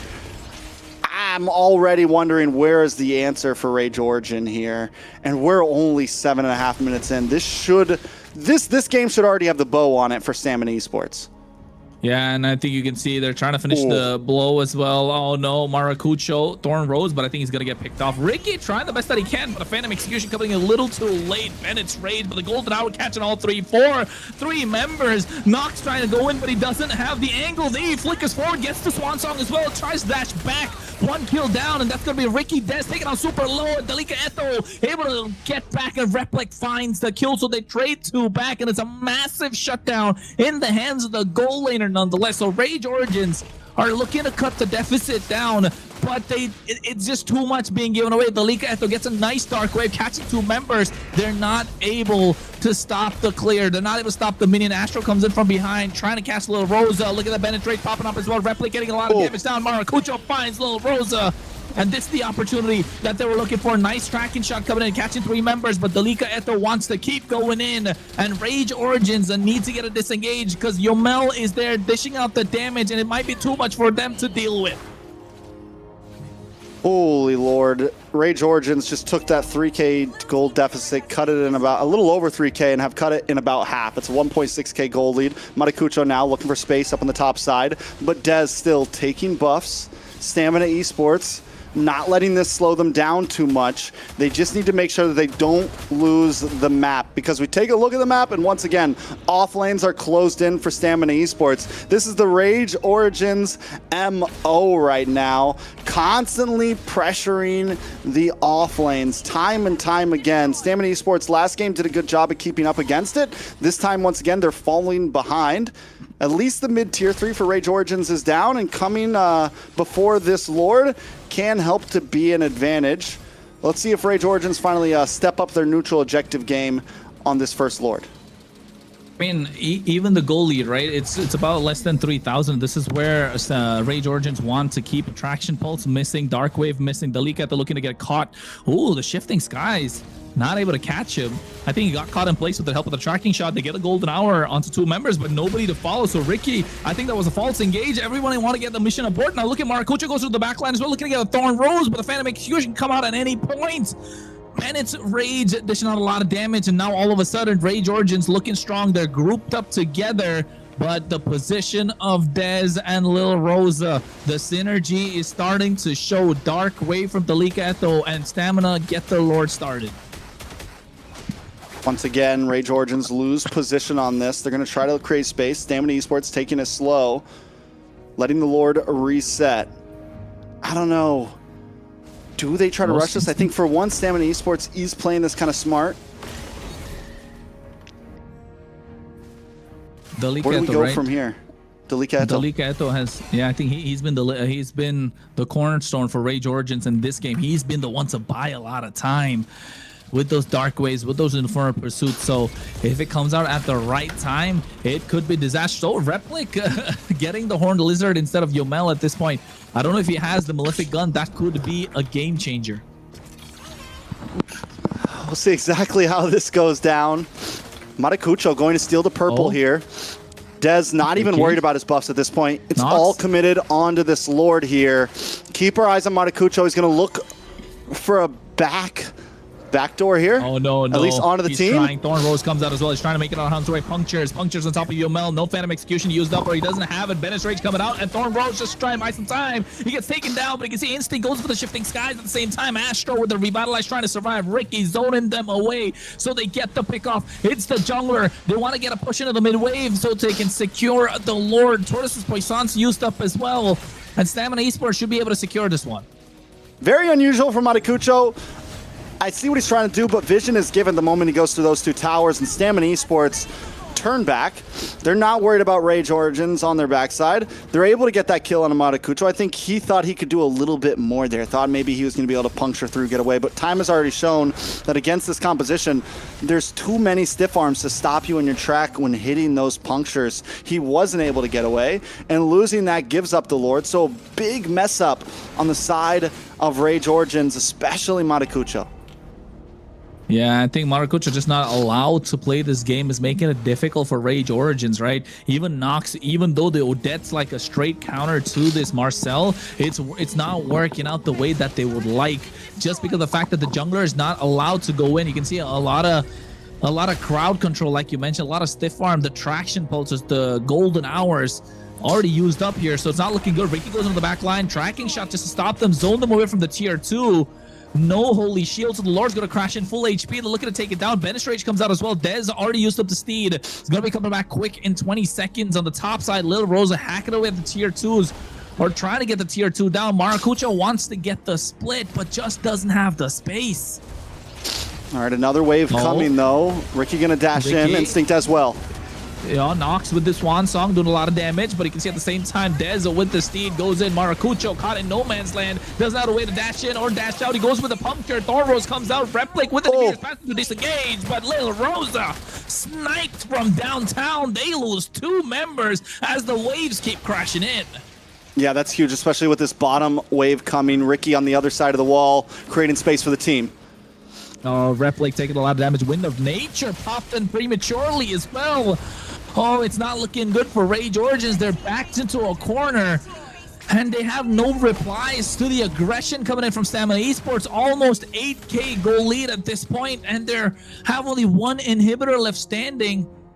It's not looking good, and Stamina Esports are looking to take it the distance, are looking to take it to game number 5. That's what we like to see at this point. It's back and forth. We're only 14 minutes in. Rage Origins running out of opportunities, honestly. It's a 1,000 gold lead for Lil Rosa. He's working on a rose gold now. We're finally starting to see him pop off. Most of this game, it's been Dez, Instinct, Yomel, but now we're getting to a point where Lil Rosa starts getting a few more Sky Piercer stacks in. It was a pretty late Sky Piercer as well, which is fine, honestly. Could be huge. The last saving grace for Rage Origins at this point, there has to be a big whiff. It has to be another big whiff by Stamina Esports, and Replica has to pop off. 2 members. Swan Song cancel out as well at the same time. That steed comes in, the golden hour. It's too much for Influence Rage to take, and Stamina Esports, I don't know if they want to go for the end or they want to get the defense or they want to get the Lord. The waves are already crashing in. They got the clear. Maracucho Thornrose gets picked off again. Replic taking a lot of damage. I think he just wanted a flicker to get the kills. He knew the game was over at this point, and Stamina Esports find a way to take it the distance. Ladies and gentlemen, we're going to our first best of 5. Is it our first track? It is the first in the whole season so far. Not a single one, I think, has gone the distance. We've seen a lot of 3-1s. We've seen a lot of 3-0s. We've seen some 2-1s. But this game is not disappointing. Stamina Esports continues to deny the odds. I think everyone coming into this felt like Influence Rage were the favorites. Even after that last game, they might make some mistakes, but also they have such amazing highs, such amazing moments. Yeah, I'm talking about amazing highs, but that was probably the most low we've seen Maracucha, unfortunately. Maracucho. Poor guy. Maracucho. Yeah. And Dez on Leomord is actually also very impressive since yesterday, the series, him with a Leomord as well is just unstoppable. I think that Odette came in a bit too early in the draft. You backed yourself into a corner. If the Odette came in like last pick, it was okay. Even if they banned it out, I think have a different game plan, because you went Lancelot and then instantly the Odette. So now you're like, your mage is kind of immobile and you want to dive in at the same time. So they countered both in one go by picking up the Sora. So that's why I was saying, like, you got to ban out the Sora. It's going to be difficult otherwise. So I think for the first time ever in MCT, or for the first time in a very long time, Influence Rage not getting a good draft in their hands. Just going for individual counters and relying on comfort picks like Repli getting his hands on the Beatrix. Yeah, I think this kind of, put off their plans for kind of getting the next or taking this game in their hands. And not just that, they use the Boxia in Rome, so we're not going to see Boxia in the jungle now for them. Yeah, and then it is a big whiff, and you said it. They're putting in. It was a big risk it play there. They wanted it all. They want to try to close it out using so many power picks right there. It's definitely a lot. And now going into game 5, we're talking about, you're getting down to some slim pickings as far as draft, but we'll get into that a little bit later. I think the Odette pick, it's like there's a big chance it would have get banned in second phase. We weren't crazy about the Granger and Kimmy pick into the Lancelot, but also the Odette pick. Yes, it's a counter in a sense to Ricky on the Marcel, but it's an easy target for the Kimmy and the Granger. You've got nice range. You've got poke. They all have a small dash to kite back away from the Swan Song, and Nox just never really had a shining moment in that game. And Nox has been a player that has been able to step up into that role sometimes for Rage Origin. So Matakucho is unable to play. Nox is unable to play. It doesn't matter how well Delika is able to create space. It doesn't matter how well Astro finally seems to do on this Basha when your two major damage dealers can't do anything in the early to mid game. And then the MVP for this goes to Yomel with the Kimmy. 3-0 and 13. I mean, he was the one who kind of set the pace of the game right from the start, right? Those traction pulses landing. I think there's like very few those traction pulses that missed. And also the damage that was just being dished out consistently in the mid game, in the early game, that kind of caught Maracucha off guard and then gets first blooded. So I think in this case, Yomel played a fantastic game. But you're right, Trex. I still think Influence Rage are going to be favorites moving into the next game as well. They got the Marcel, they got the win. It's fine. So now how do they get another win at this moment? Because every single game, the draft has been kind of like 60-40 or 50-50. And in a 50-50, Rage Origins always get the better of them. So I think something we have to watch out for there, if Stamina Esports can kind of keep that pace, keep the strategy, and Rage Origins mess up on the draft again, because now, you know, we're down to the line. It felt like that was more of a draft issue, right? It wasn't exactly a gameplay mistake. And for the first time in the past 3 games, the draft hasn't really mattered that much. Both teams have had win cons. Both teams have, it's been more about in-game stuff. So game 5, Rage Origins, can Stamina Esports win out on this, you know, before the game even starts? And what heroes are left? You know, that we haven't used because we're running out. Yeah. This is our first game 5 as well. Yeah. So it's definitely crazy. 20 crazy heroes series. banned from each team. Each team lack 20 heroes right now. Plus whatever, 25, because 5 heroes will also get banned. 50 banned in total. 50 That's crazy. total, but each team can't pick 25 heroes, essentially. Yep. And talking about the Marcel. Whoever's on red side, it's 26, because they don't get first pick. True. She really... Layla's just like, oh my god. Wait, let me think. Well, Stamina doing great with another Marcel win. So definitely probably people who are going to go up against them again will want to ban that Marcel and don't let that through. It seems like they kind of figured out how to work with it. Or maybe just Ricky knowing how to use the Marcel better than some of the other roams out there. So... a little bit scary. That's another dub. Only team to just keep on pulling out dubs with that Marcel. But honestly, the draft worked well with it. And I think the Kimmy and the Marcel are a very good combo together. One, because you get that, the framed moment where you get the small quick stun, or is it the tracking shot? He runs up, gets a small slowdown quick stun. And it buys Kimmy that split. All Kimmy needs is an extra second, right, to get a couple more shots off. And they work so well together because they both can. Kimmy kites. Kimmy can move and attack. Marcel can get those quick stuns, run up. So they both just run up, get a couple more seconds. You're able to also get the stiff arm off, which is why Matakucho couldn't play, because he punctures in, immediately gets stunned by the Marcel, and then Yomel's just getting free shots off. So Stamina Esports have found a way to make it work very well and have been using the right compositions. Not to mention there was a final play there.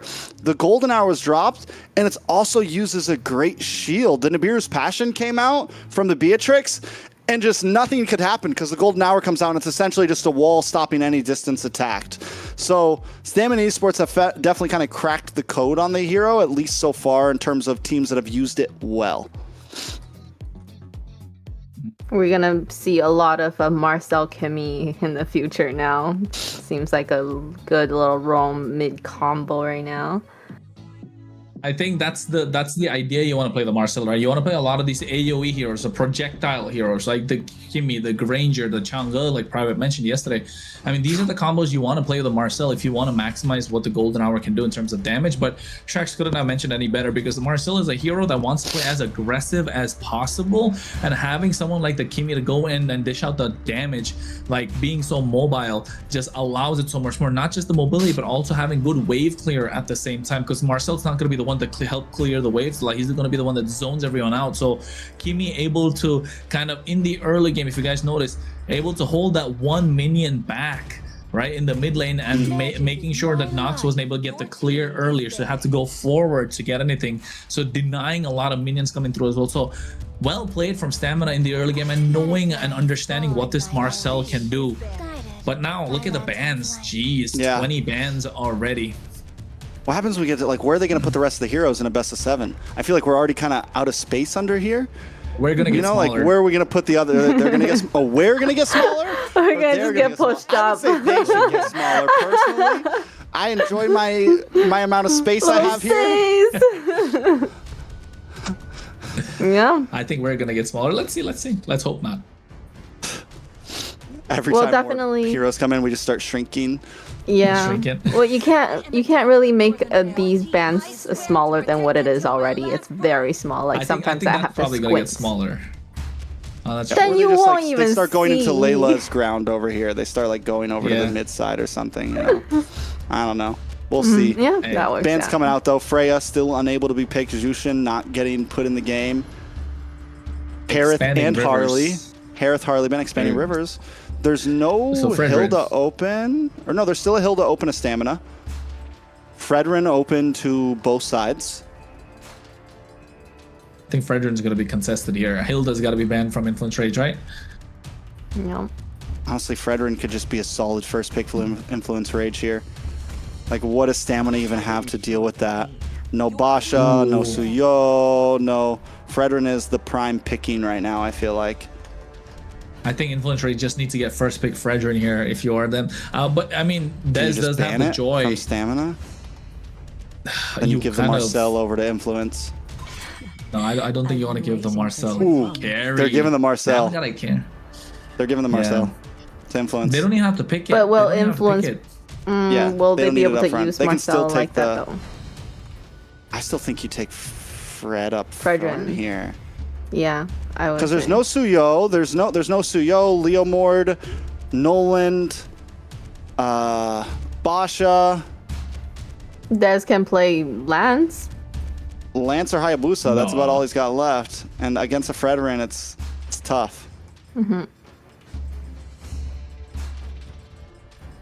I think Joy's open. Do you want to play that against the Fredrin?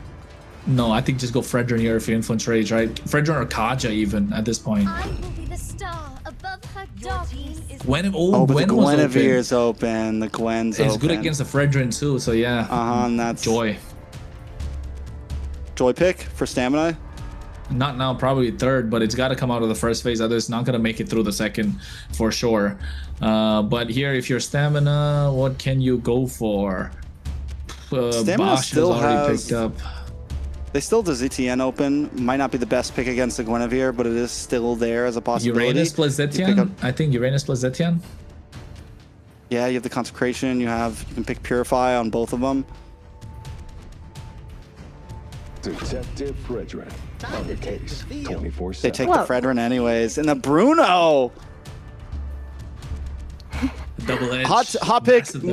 We have seen Influence Rage play the Bruno before. They're one of the only. They have the only team that has played the Bruno so far.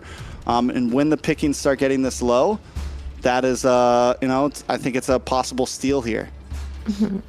I think we did see Stamina play it yesterday. Yeah, Little they Rosa? did. They got the Stamina win as did? well in the last game. Yeah, Stamina did. It was in the hands of Lil Rosa too. So I think. It's again a pick that he's played before yesterday, so he doesn't really care about the ones that are gone. but it's good. It's good with the Fredrin because you get the space, you got the peeling for yourself. I think Terizla is probably going to be the next choice for Stamina in the EXP lane. Influence Rage, they don't have the Sora, they don't have the Phoveus, no Valentina, so there. Terizla, Marcel. Oof. I don't like it already. I'm sorry. Hot point. The winning game for Stamina yesterday. Yeah, you guys are right. But there was another hero also played in the game. It was Fredrin. Fredrin and Bruno were both picked up by Stamina on their match point game last time. They get the glue here. We haven't seen a glue get to be played yet till the end. Overall, once again, Stamina just goes for a simple box lineup. Make sure your gold dealer, your gold laner, and your mage can do damage. And now you have Dez in the front on this Fredrin, which he got MVP with yesterday. Everyone considers Dez strictly a assassin guy. He can play the Fredrin. This is not something out of the ordinary. Well, there's no Layla, Cho to stop the glue this time. So that's good because we remember Ricky had a hard time as a glue when there was a Cho, just kicking him back. I like the Terizla a lot. I really like the Terizla into the Fredrin because you're not allowing the Fredrin to move. I was gonna say Granger has to be the first ban from Stamina because otherwise no chance Dez is gonna be allowed to play the game whatsoever. So they get the Granger off the table. They don't mind. I think they can't even play the Herod. So what other burst marksman can you go for? Yeah, I guess, right? We saw work well with the Marcel last time. You know what would be crazy for Stamina though? Faramis. Or even for Influence Rage. So like imagine Faramis in this lineup, like super tanky from both these lineups. So yeah. I think Stamina are thinking that they're probably gonna pick Faramis or ban the Faramis for themselves. I mean for the other side. I don't know, I think you could risk it. I don't know if Influence Rage wants. Oh, there's the ban though. I'm surprised they don't want it for themselves. I think Rage probably looking to ban out maybe a Valier at this point, right? Valier, Fredrin, Glue I cannot move meta, and then Bruno just free hitting from behind. Is there a Gord out? I mean, even for honestly, for Stamina, you could put a lot of mages in this lineup and be pretty okay. I mean, heck, you can drop in a Vexana for all you want. Louis too, yeah. Get crazy but I think Louis does well for Influence Rage. Louis does even better for Influence Rage rather than Stamina. Yeah, there you go, Valier. Told you guys. Even though there's a Gwenny on the field, oh no, and the Terizla, no, Farza won't work really here. Gord, right? Gord is now kind of like your answer in this case. Gord or for Stamina? Yeah, for Stamina. Gord or what else? No, I don't know about the Vexana. I think you maybe wait on the mage pick. Maybe you just pick up your Roam here. Yeah, I Did they take the chip this time? Oh, that's crazy. No, I think this is Glue Roam. Glue Roam. And then you go like Lapu EXP. Oh, they can still take the Uranus, can't they? Oh, CC. Oh, that's good. For some damage? Really good too.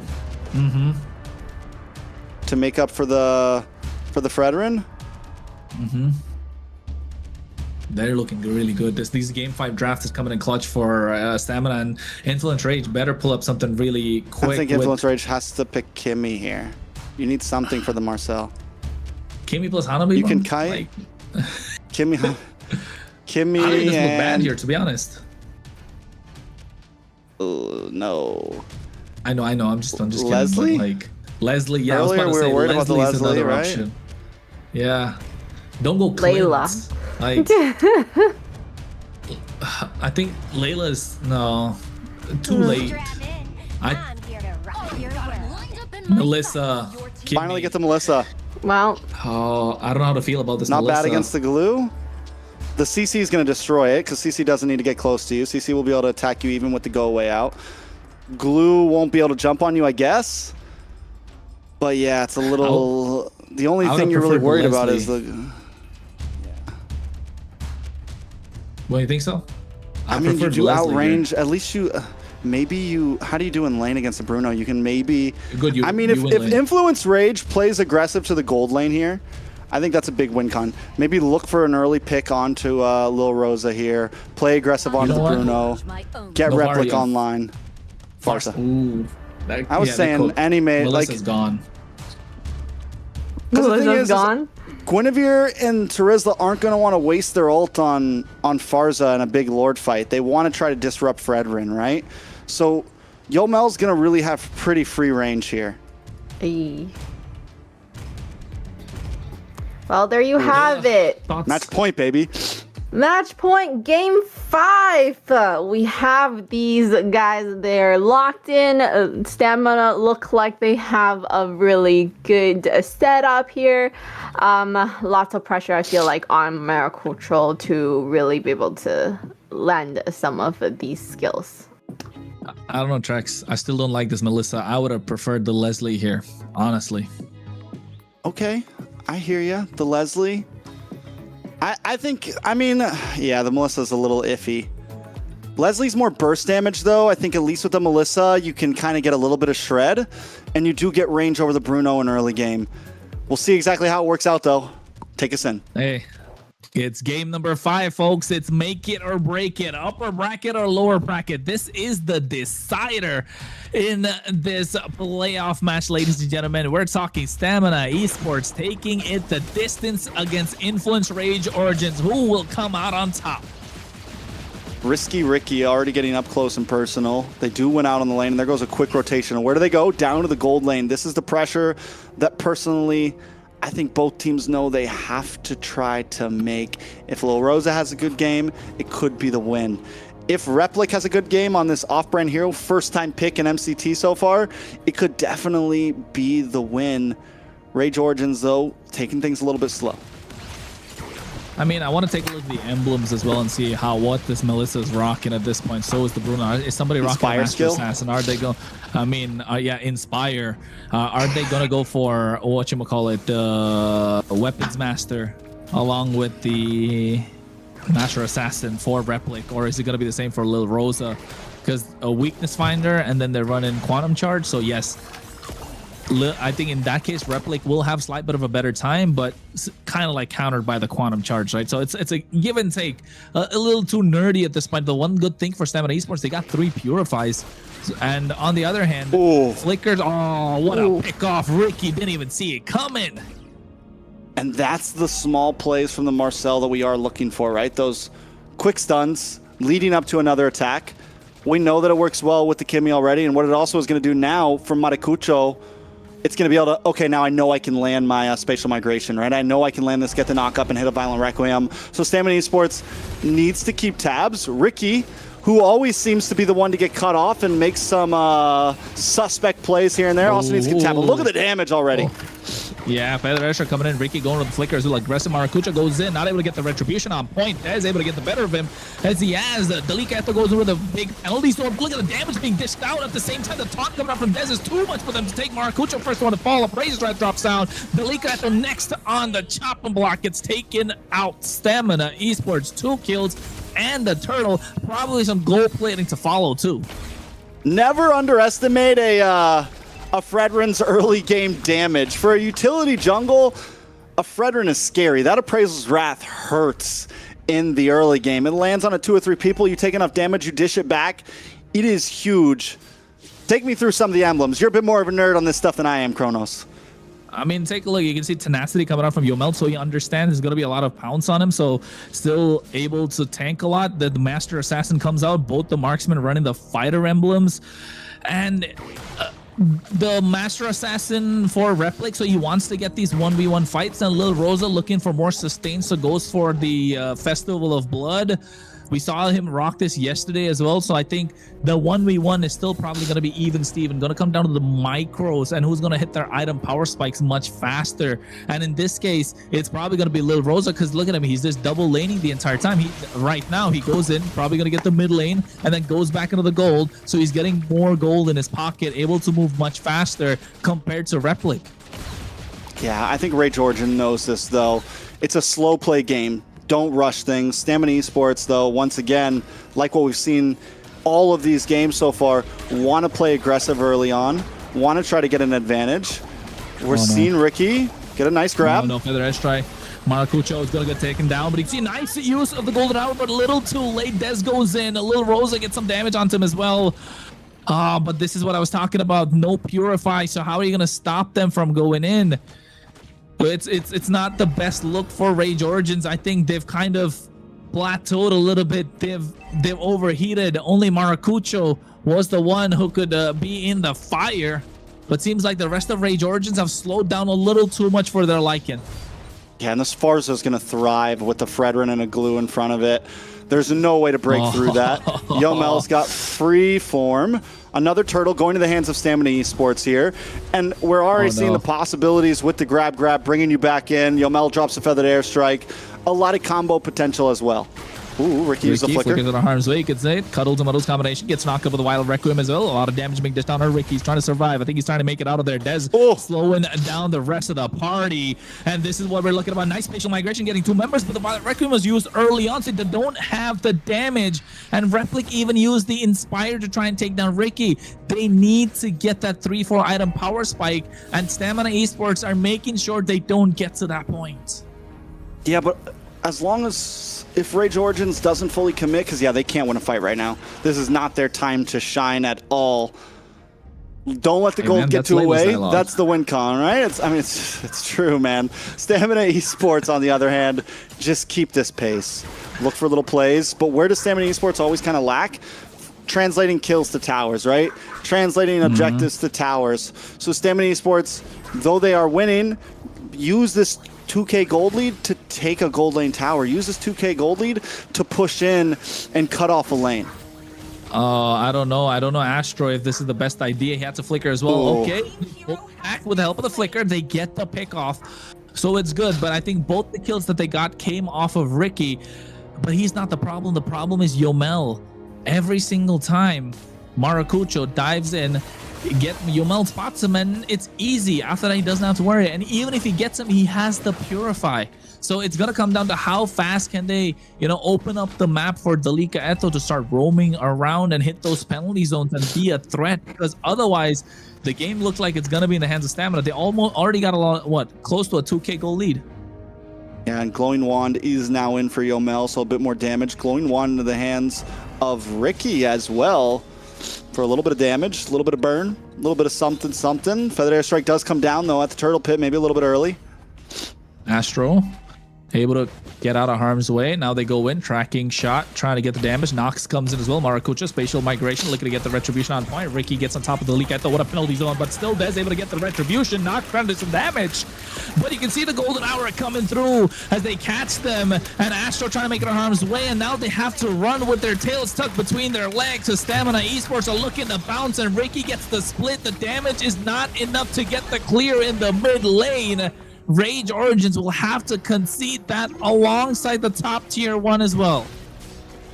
I just want to say that I felt like last game, whenever Stamina Esports had the Marcel, I felt like Rage Origins could have done okay with the Fredrin.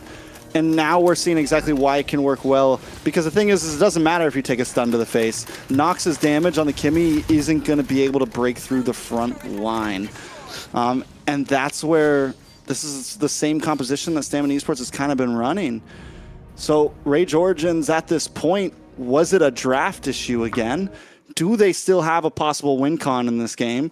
Or is it already a wrap? I don't know. I think it's going to be super late, Trex. It's going to come down to, 15, 18-minute timer with this Melissa. I think that's going to be the big game changer at this point. They need to find a way to... Yeah, not just that, they need to find a way to get their side laners off off their lanes and into these team fights. They need to layer their skills, which they haven't been able to do because Astro has not had the best series. Like Influence Rage Origin, it's been Maracucho, it's been Replic, they've been playing absolutely fantastic. So has Dalika Eto to a certain point, and Nox too, but Astro on this Marcel, which is supposed to be a game changer, just not able to play it the same way that Ricky has so far. So I don't know, it feels like, the Rome is having a slight bit of a difficult time here.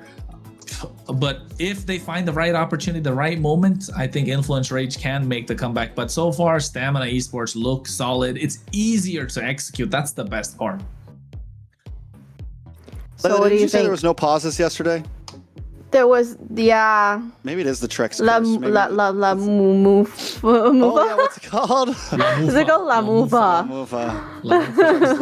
Trex the Mufa. The curse is real. 5 games, 3 pauses so far. I think next series might be 5 as well. Yeah, guys. Yeah. It might be 5 as well. Let's I go. can see that, yeah. It's 10 p.m. on the East Coast right now, 7 p.m. on the West Coast. We're hanging out. We're here for a long night, baby. We're here for a long night. And so are Stamina Esports and Rage Origins. I think Rage Origins would love to take this game as late as possible, but Stamina Esports don't want to get it to that point. And even if they do, they've got Yomel on this Farsa. Those feathered airstrikes, there's nothing to stop it, especially even the Purify. So you're giving so much space to Lil Rosa just to free hit the entire time. And Rage Origins needs to find the right moment. But if Stamina Esports stick together like this, what can they do? Not much, because we haven't even got on the topic of Little Rosa yet. And as you said, late game, the Bruno's going to hurt as well, right? Even if Replic can do something here, Little Rosa as well is going to dish out some crit damage. If Replic's going to have a time to pop off, it's going to have to be with the range. Rage Origins cannot be the engagers. That's where they've won previous games. They let Stamina Esports come to them, and I think that's the win con for them here. Kite, you have a great team to be able to kite with. You can create distance. Let Stamina Esports come to you. I mean, yeah, that's one way to look at it, but again, who's going to stop the Farsa? If they're going to let Stamina Esports, the distance that can be covered is so much. The high ground, you know, this time Rage Origins are going against the high ground. This time they're Anakin. So can they do it? We'll see. The possibility is there, but Stamina Esports with a 4.5k gold lead already. It's looking grim for Rage. Stamina Esports looking to advance in this upper bracket. Lord up. It's the first Lord of the game, and the pressure's already on. And you can see, right, the slight bit of a difference between Astro playing this Marcel and Ricky is that Ricky was able to land those tracking shot stuns. Astro's not able to do that. Feathered Airstrike comes in just to zone them away from the Lord as well. And I think Stamina Esports find their groove, found their footing, and are slowly putting the chokehold onto Rage Origins. Yeah, it is, and it is a slow chokehold for sure. You can see the way they're moving through the map as a unit, per usual. And one of the big downfalls to this Guinevere, Rage Origins unable to really do the big split push thing. Yes, Matakucho's up there right now, but that's why they haven't been able to alleviate the off lanes. There's been no, Rage Origins has a composition where they have to move together a bit more and look for pickoffs. They have to look at the go away being used as well. A little too early, preventing the split or the grab to get on top of him from Ricky. Holy defense is there. And again, another problem about the Melissa is the wave clear is not the best. It's so slow. It's too late. The Violet Requiem comes out. Maracucha's just barely trying to survive. You know, but Stamina Esports want to make a sandwich out of him. Dez isn't even stressing. He's like, yeah, you get your Violet Requiem. It's fine. I'll take it to the face. No issues, no problems. Stamina Esports take another tier 2. It's down to nothing but inhibitors for Rage Origin. 2-4-0 for Matakucho. Not something we would expect. They did. Stamina Esports downloaded for 5 games and finally found their moment. And this could be, you know, Layla asked us in the game, how are these teams doing in the global ban? We're seeing Rage Origins fall a little bit apart in the final stretch. When it becomes a marathon, we're seeing Stamina Esports actually perform better when it comes down to the long haul here in terms of draft. Yeah, I think they Rage Origins. Oh my god. 3 items in, working on the 4th right now. He's going for Sea Halberd too. Like, yeah, it's going to start showing. Only Trinity locked in. A Replic needs the Malefic Gun on top of that. Maybe even... What else is he going to go for after the Malefic Gun? Sea Halberd, I guess. Yeah, I don't even think he has to go safe, honestly. Like, currently, there's no way to get to him. He could just get hyper aggressive and not even... Like, maybe he picks up the the Rose Gold Meteor, you know, something like that. But he doesn't need a Wind of Nature. He doesn't need anything like that, you know. It's just a Rose Gold Meteor, get a little bit of magic defense just in case Maracucho gets you. But we've seen, I mean, he might just, they want to try to close this out. You might finish off with like a bot or just something ridiculous, you know, just to be super aggressive and listen, we're going to go all in on this next fight. And Ricky is going to be the target. Maracucho gets a spatial migration. Violet Requiem knock up as well. A lot of damage. Look at Replik. He had to use the Inspire. So now they've used up all their resources, and Dez is trying to march in. Instinct comes in as well. Yomel is in position. They're looking to nuke them down, but Influence Rage Origins find a way to back off. And now the Lord is up for contest. And I think Stamina Esports still have control of the map. Yeah. Problem is, Little Rosa is on top side along with Dez. This Race Origins should try to burst this down. That's what they're going to go for. Oh, Federation damage. Maracucho is down and out. Replik's not able to get the kill onto Instinct. Dez taking a lot of damage. Look at those projectiles coming in from Nox. But then again, Dez is super tanky. He has the defense item. He has the Radiant Armor.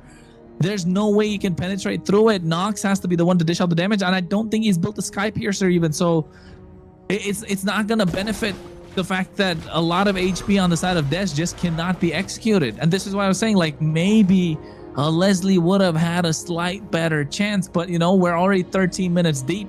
No point talking about that right now. This Melissa has to work somehow for Rage Origins if they want to move on in the upper brackets. They might be able to shred down this Lord, but once again, Rage Origins, you can't go, when there's a Fars on the field, you can't be the one to jump in first. You gotta wait for some of those skills to come out. You have to let Stamina Esports be the ones to attack. You have a great composition to kite and keep distance, and they're just continuously going for it and biting the bait. They're not able to stop. Yeah, they're not able to stop the Lord's aggro going to the base crystal. They lose the inhibitor. Now look at that. They cancel out the Feather Airstrike of the Purify to survive. Astro goes in, gets a nice golden hour, catching 2 members, but they don't have the damage because Replik got caught in it as well. And Little Rose is able to get the nice kill. The knockup comes in. The Violet Requiem is there, but at the same time, they don't have the damage. Appraiser's Wrath drops down. Little Rose finds a double. The Lika throws out. Astro flickers out of harm's way, and this could be all she wrote for Rage Origins. They're trying. They're doing the best that they can, but Stamina Esports pull up and they find the game, taking us the distance and getting the series in the last and final game in this best of 5. Stamina Esports going from a team that had such a rocky start overall. I mean, from Swiss stage to now just squeezed in through Swiss stage. A lot of people questioned if they were even going to beat U2 yesterday. I think most of us felt kind of like Stamina might be able to get it, but it was pretty 50-50. I don't think a lot of people thought they were going to be able to come in and take this dub off of Influence Rage. And at this point, like I said earlier today, the team seems to be getting better and better. Yes, and you know, with a best of 5, that last game, how much did Global Ben have to, you know, that affected this whole team play? Because I have to say, you know, the last 2 draft for Influence Rage was just not in favor of them, and that's really unfortunate. And also because of that, you don't see a great team comp that could support Maracucho into these lore contests. And you can see it there. It's unfortunate, and it was a really fast game. Stamina wanted to win. Yeah, they were ready to finish things up, and they had a composition to be able to do that. You get the Fredrin. Once again, you know, we said it, the Fredrin Bruno. And Dez shows that, like, maybe this was a pick for the end. I've been waiting for it to come out. I knew it was going to be a solid pick, and they were able to make it work right when it mattered. And even with Influence Rage thinking they had the upper hand of, okay, we know they kind of want the Fredrin here. We're going to take the Guinevere as the counter. Stamina makes it feel like that Guinevere was just useless. Maracucho, once again, 2 games in a row, couldn't play at all. And I think even the Terizla they picked up in the first half along with the Marcel, so it was good, but they didn't see the glue coming, right? The glue, I feel like, was too problematic for them to deal with. Yes, Ricky got taken down 4 times, but it's always on the back of your mind. This glue, how do we stop this glue? That's why I said, like, I'm not really a big fan of this Melissa. Okay, you can get the kills onto French and you're able to close the distance onto Lil Rosa in this Bruno, but how are you gonna take down the glue? You're gonna spend the inspire, the cuddles, the muddles combination along with the go away just to take down one member, and even then you weren't able to get Ricky, right? So maybe, I mean, call me a broken record, but I think in this case, yeah, this is where you pull out the Leslie, the true damage, the burst is going to start showing. And then maybe if Ricky is too afraid to go up close, because it's not a combo skill where you got to use it along with the inspired to get the kills, right? It's just there. It's a basic attack that will keep racking up. And, you know, it's just poke after poke after poke. And you add it along with the Kimmy. And next thing you know, Maracucho can jump in, get that finishing blow. But hey, you know, coulda, woulda, shoulda. It's not going to happen. Stamina Esports find the angle. Ricky played a fantastic game. Yomel was good. Dez, Instinct, Lil Rosa. And I think, is this what we want to see from Stamina Esports? Is this the lineup we get to see from them moving forward? No more Diamond, just Lil Rosa. Maybe even Ricky after they make their substitutions with Song coming in. I'm not sure if they're going to go with Song or Ricky next week, but they look super solid after Lil Rosa came in, right? I mean, even before they won their game 1, right? Stamina Esports, or no, they lost game 1, won game 2. I don't want to completely count them out, but Dez finally securing an MVP, Layla. Yes, and he also did that with the Fredrin yesterday, so we're good to see him be able to pull off something less than, you know, we have a new thing for him now, right? You know, it's good to see him pull off a jungle and get the MVP on something, you know, not just mechanical for him. Very exciting. I mean, Dez, I think we've seen a lot of highs and lows of Dez today. A lot of highs and lows of Dez today. It has been a journey for him, a journey for the team overall, I think. But Stamina Esports, they're like the underdogs that you can't help but root for, because every time it seems like the pressure is max on, they somehow squeeze through, man. You know, so can they keep it up? You know, one thing that they never let go of, that retribution on Dez. It's been clean. He's been demon time on that today. And again, looking at his build too, right? The radiant armor, and the other thing, the Chastis Pauldron. Like, that's another way to counter this Melissa right now. So like, Melissa did get a buff, yes, but it's a late game hero that needs a snowball to kind of get the win, and it's good against squishy heroes, but it's not as good as it used to be against the tankier lineup. So I think if you're backed into a corner like this again for any team that's probably watching, I think Leslie or some other burst marksman is the way to go. DPS, I mean, yeah, carry, maybe Moskov to a certain extent, but Melissa is just not going to be it. So that's definitely a journey, Layla. I was just gonna say, amazing best of 3, and you know, unfortunately for Rage Origins, they will be dropping down to the lower bracket, where they're gonna have to fight through many matches before they can see grand finals. And for Stamina, you know, they're gonna be sit comfortably going into phase 3. Do we know who they will be facing though? Yeah, they're gonna be up against Alpha 7. Oh wait, no, Influence Range or the Nighthawk. No. Oh, sorry, Stamina. Stamina goes against Alpha 7. They're on Upper bracket. Yes. Or they're on like top side of upper bracket. Right. So any of those two teams are definitely, I would be thinking a little bit nerve-wracking to face. Definitely Alpha 7, so hopefully they know what they're doing, and then they've really got it together now to be able to go face the can we say top team right now in North America? You said it, not me. They did get number 1 seed though, right? They did get number 1 seed, and the number 1 the seeded other thing team is, yes, and like, a lot of fans have been asking for this matchup, right? And I think finally we get to see it. That's coming out next week. It's going to be a great best of 5. But then again, are they there yet? Are Stamina Esports there yet? That's the big question. So I think this year is great. But as Stamina Esports has been evolving throughout the entire competition, will they continue to evolve against Alpha 7? That's the big question. Because if they don't, Alpha 7 is just gonna, we've seen what they can do against compositions that don't, give them a little too much respect. Don't play their own tempo and find their own momentum in the game. Yeah, and what? Oh yeah, go ahead. No, you go. Oh no, you finish what you have to say first. Okay, I think if Stamina Esports, it's less than a matter of draft and compositions. It's more a matter of like execution, right? Because I do think the drafts that they're making are simple but very well put together. They always work well together.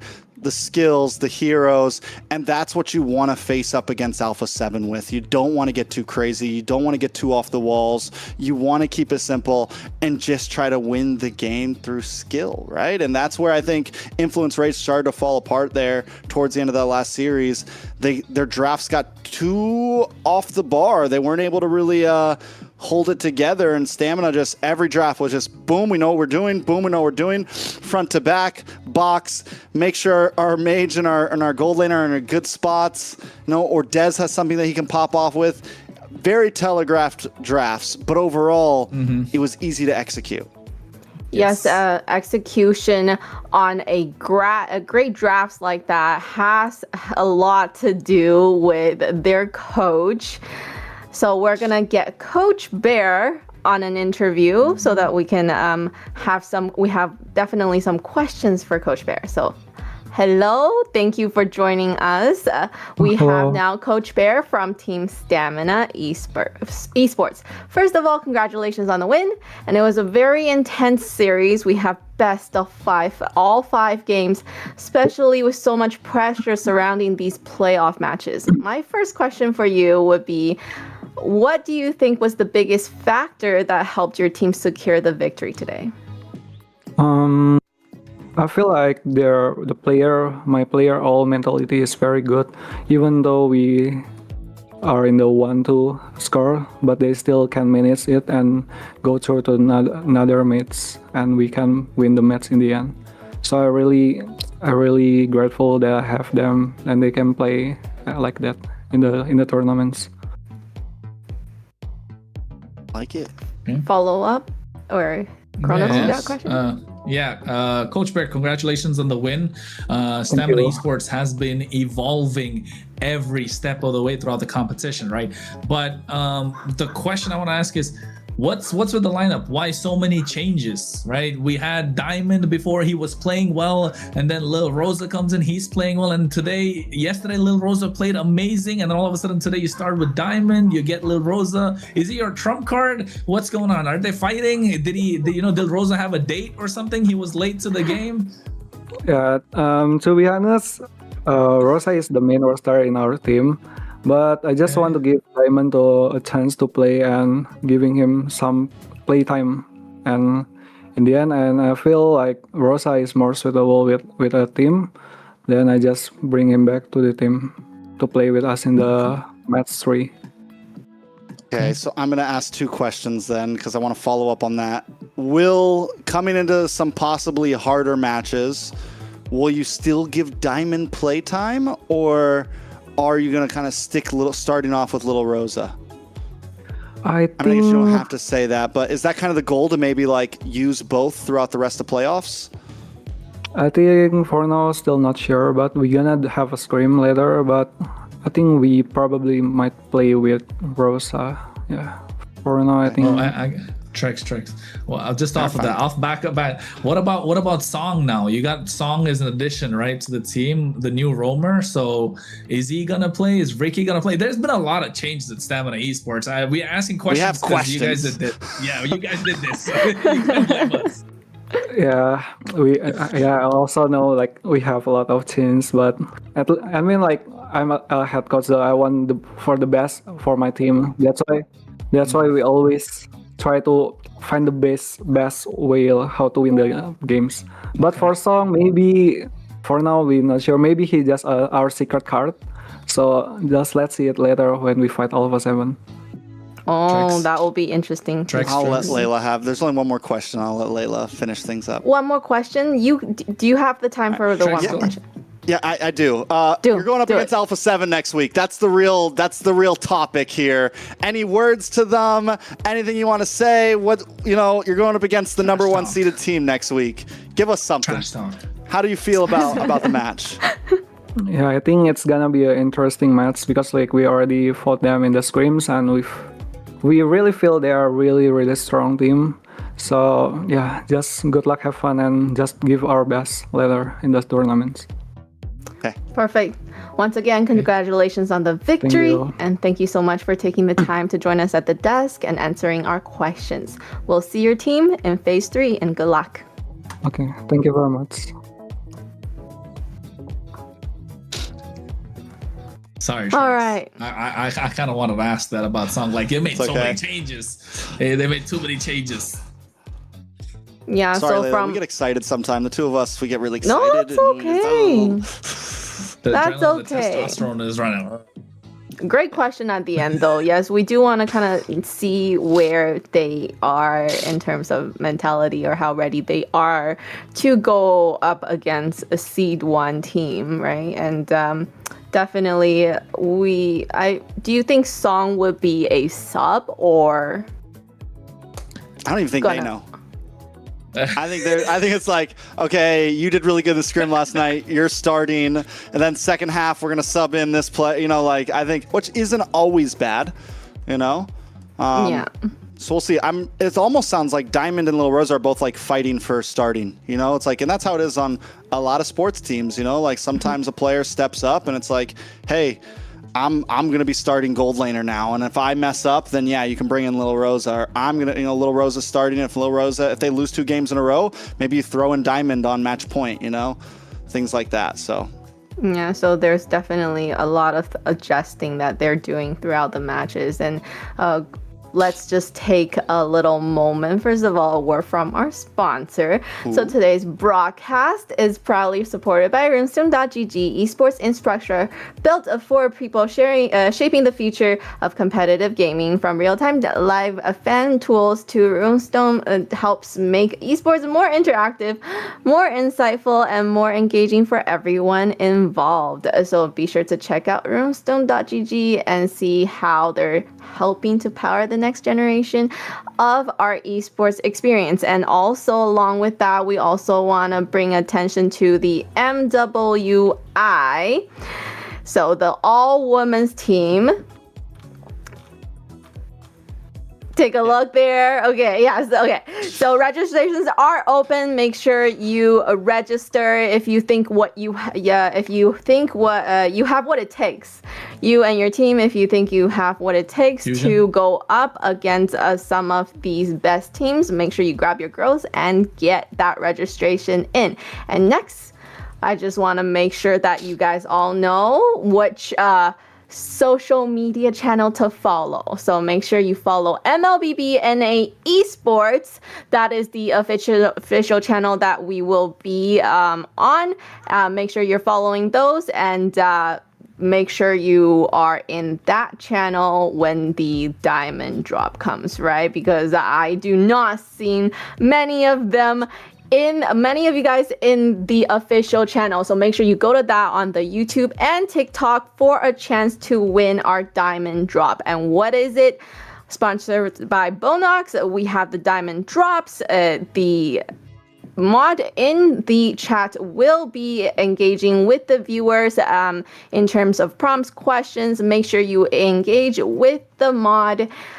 Tell them your ideas, your great answers, and you might just have the chance to win the diamonds. So there will be 200 diamonds giving out per round of diamond drops, and then there's gonna be 10 chances in each of the channels. So with all that said, amazing first series, and we're now gonna just go into a break. We're gonna go into a 3-minute break so that we'll see you back here for the second series.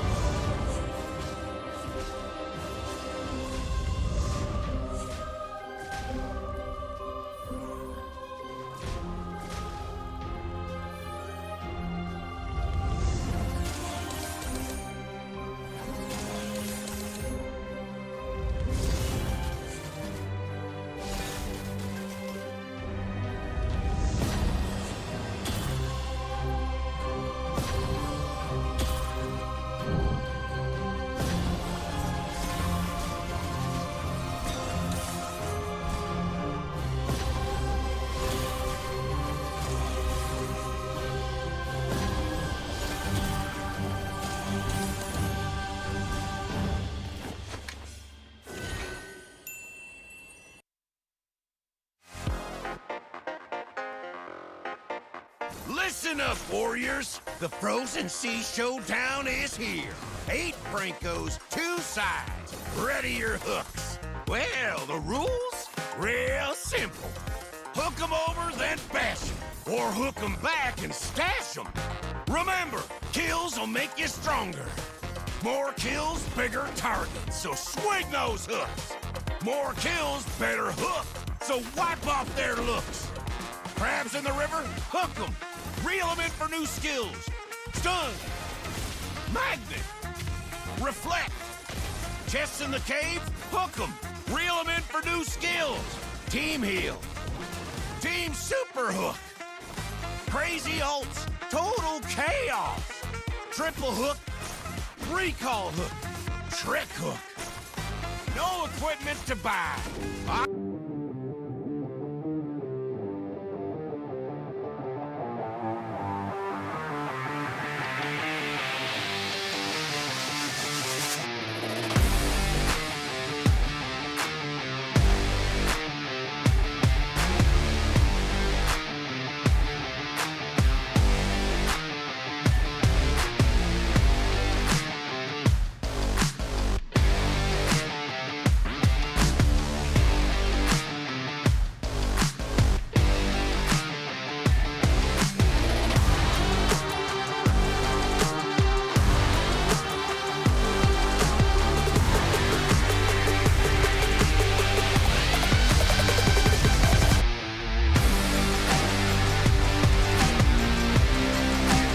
Welcome back, everyone, to the second series, or the second half of our Week 4, Day 14 of MCT America's North 2026 playoffs.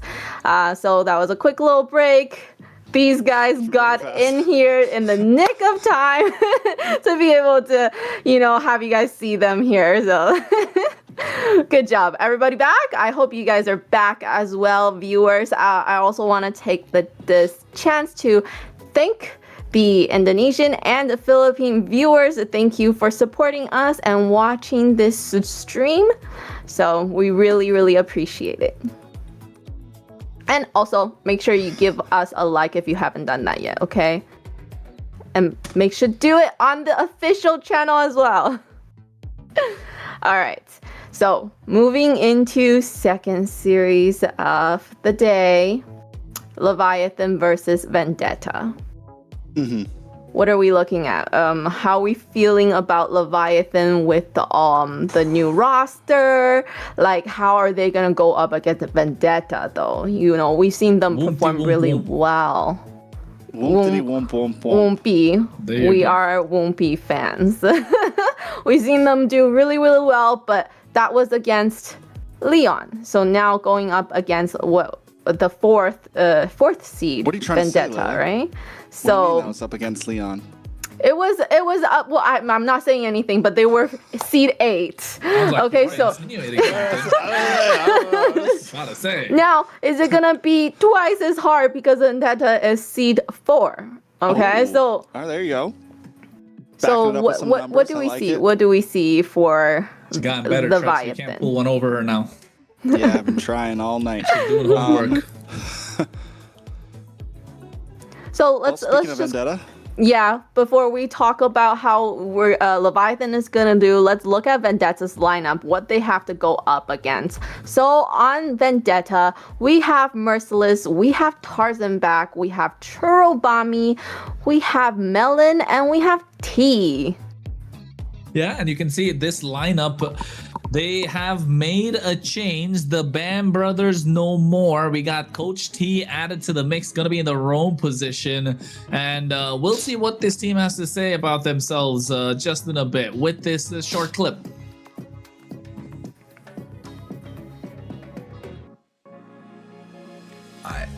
My dream team, Yaru as my mage, best player 1 as my jungle, Shark as my roamer, and Nats as my EXP.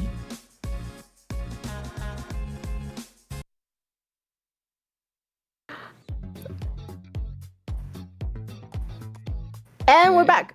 let's look at Leviathan. Leviathan, we have Bethlehem, we have Wumpy, we have Yato, ISO, and Promise. Yato's gonna have to go up against Melon here.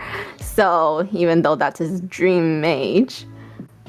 Yeah, it's definitely going to be a... I mean, this is a lineup right here. We have the new rookie, the new face, which all you guys have been hyping up. I haven't gotten to cast a game of him yet, so I'll be the final judge here. It's Wumpy in the jungle, and then we have some familiar faces still on the lineup. Yato, ISO, Bethlehem, Promise, the guy with the most second-place finishes in NACT history. This guy has come so close and has wanted it so bad and has showed up so many times, has done such a great job, but let's see what Leviathan has to say in one of our videos.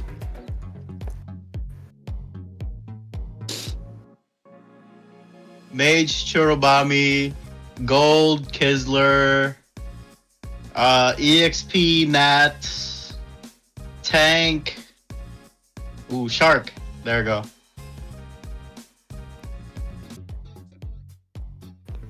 Did you catch that? He said tank. He didn't say roam. He said tank.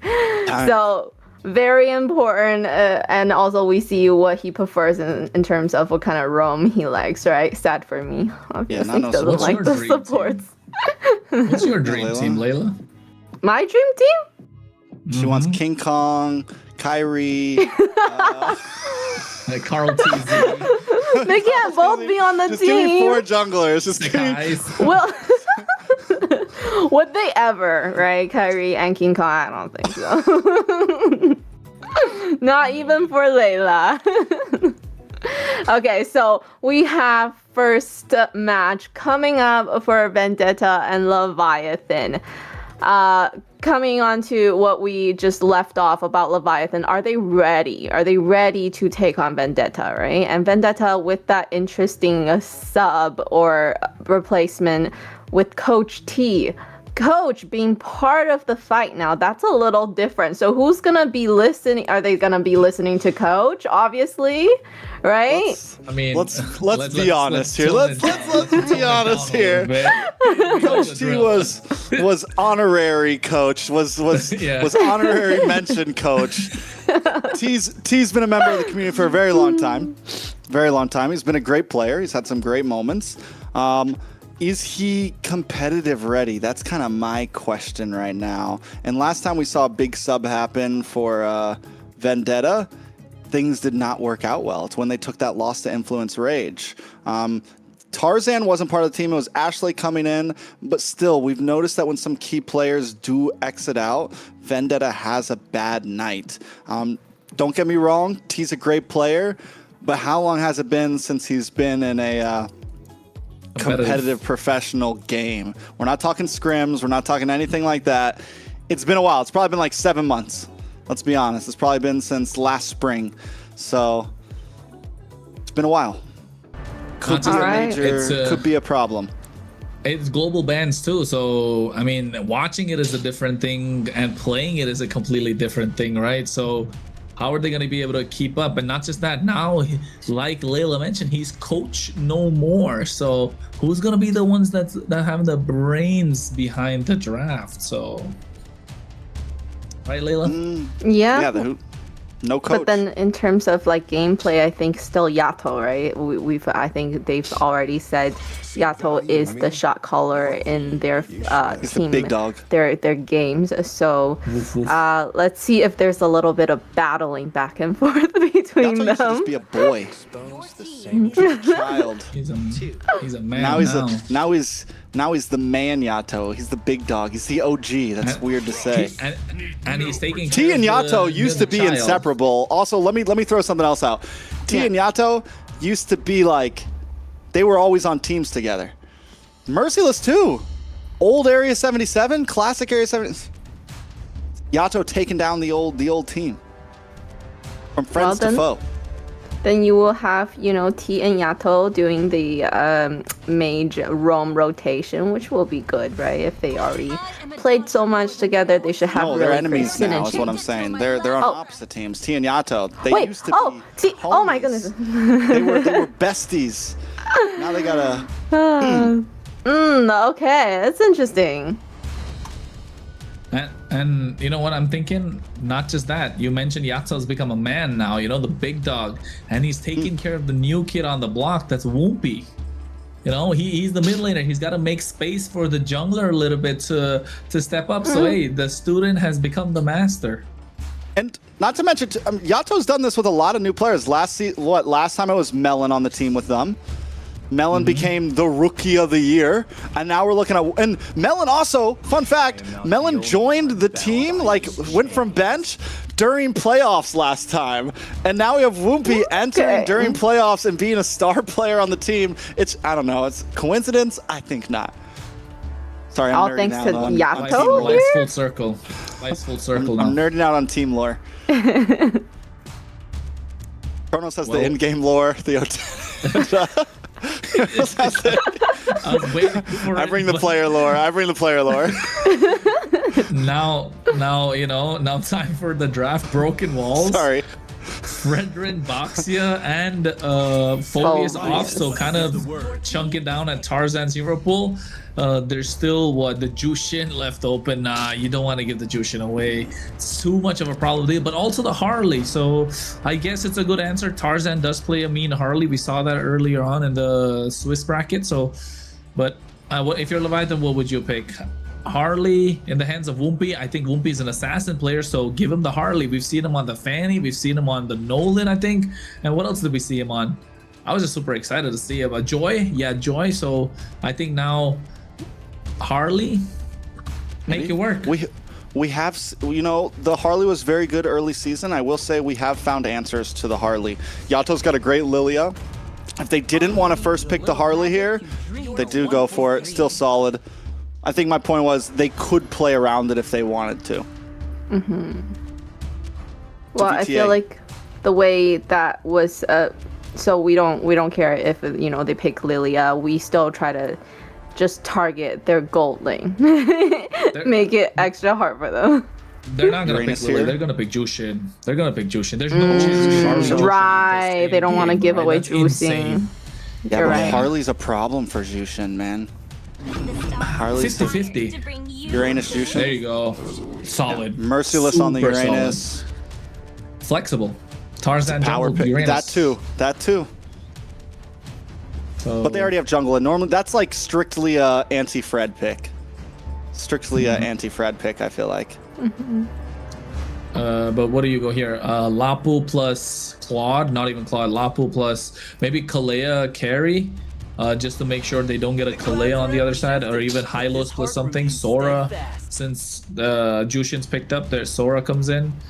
Sora plus Valentina maybe, or not Valentina. Sora plus Eve. Sora plus Eve. Yeah, Eve does have the range. It is probably your best answer. It's a little passive for Yato, but still very doable. There you go. Which I was made for. Harriet? Maybe, but then No you lack Phobius? jungle. Do you pick a jungler now? Then it's Leomord. If they go jungle, Leomord. If they go gold lane, Harriet, right? One of the two. Leomord. It's tough because Leviathan can still flex the Sora into gold if they want to. They have so much. Leviathan definitely has an advantage, I think, in terms of just coming to second phase. Their first phase was pretty easy. VTA, yeah, it's a big question. Do we go gold here and lose some jungle options, or do we go jungle here and lose some gold options? It's tough. I mean, in gold they have Harriet and Claude, right? Those are the two options. I think Claude or Harriet, both are good. Never mind, forget about it. We go jungle Suyo. Not great against the Harley, but still overall super solid. I think Tarzan, you can't really ask anyone better to play it. And you know what? Won't be a rookie going up against the king of the jungle, Tarzan. You guys asked him this the other day, right? Are you ready to take on the king of the jungle? Lore galore. Lore galore. I need a shirt that says that. That's the phrase right there. Lore galore today. I'm all about the lore. Do it for the lore. Exactly. I think what with if Whoopi gets one over? Oof. Well, you know, that's what we're so excited to see with this series. Woompy coming in and really see what he has to offer as a jungle, and if he can play, you know, up against these veteran players. So very excited to see that. I mean, I think so far he's, like you said yesterday, he only went up against the 8th seed team yesterday. No biggie. He's going up against VTA today. This is the real challenge. I'm just quoting Layla. All right, guys, don't attack my Instagram. Yeah. But no, it's true. And the tests are only going to get harder from here. Leviathan has had a very rocky road. They came in my opinion, I was putting Leviathan as like top 2, you know, top 3, top 4 at least. And they've had a hard fall, but that was their chance to maybe prove themselves. Glue gets banned out on the blue side. There's that Harith ban, which I'm kind of surprised about because VTA gets gold pick up front here, right?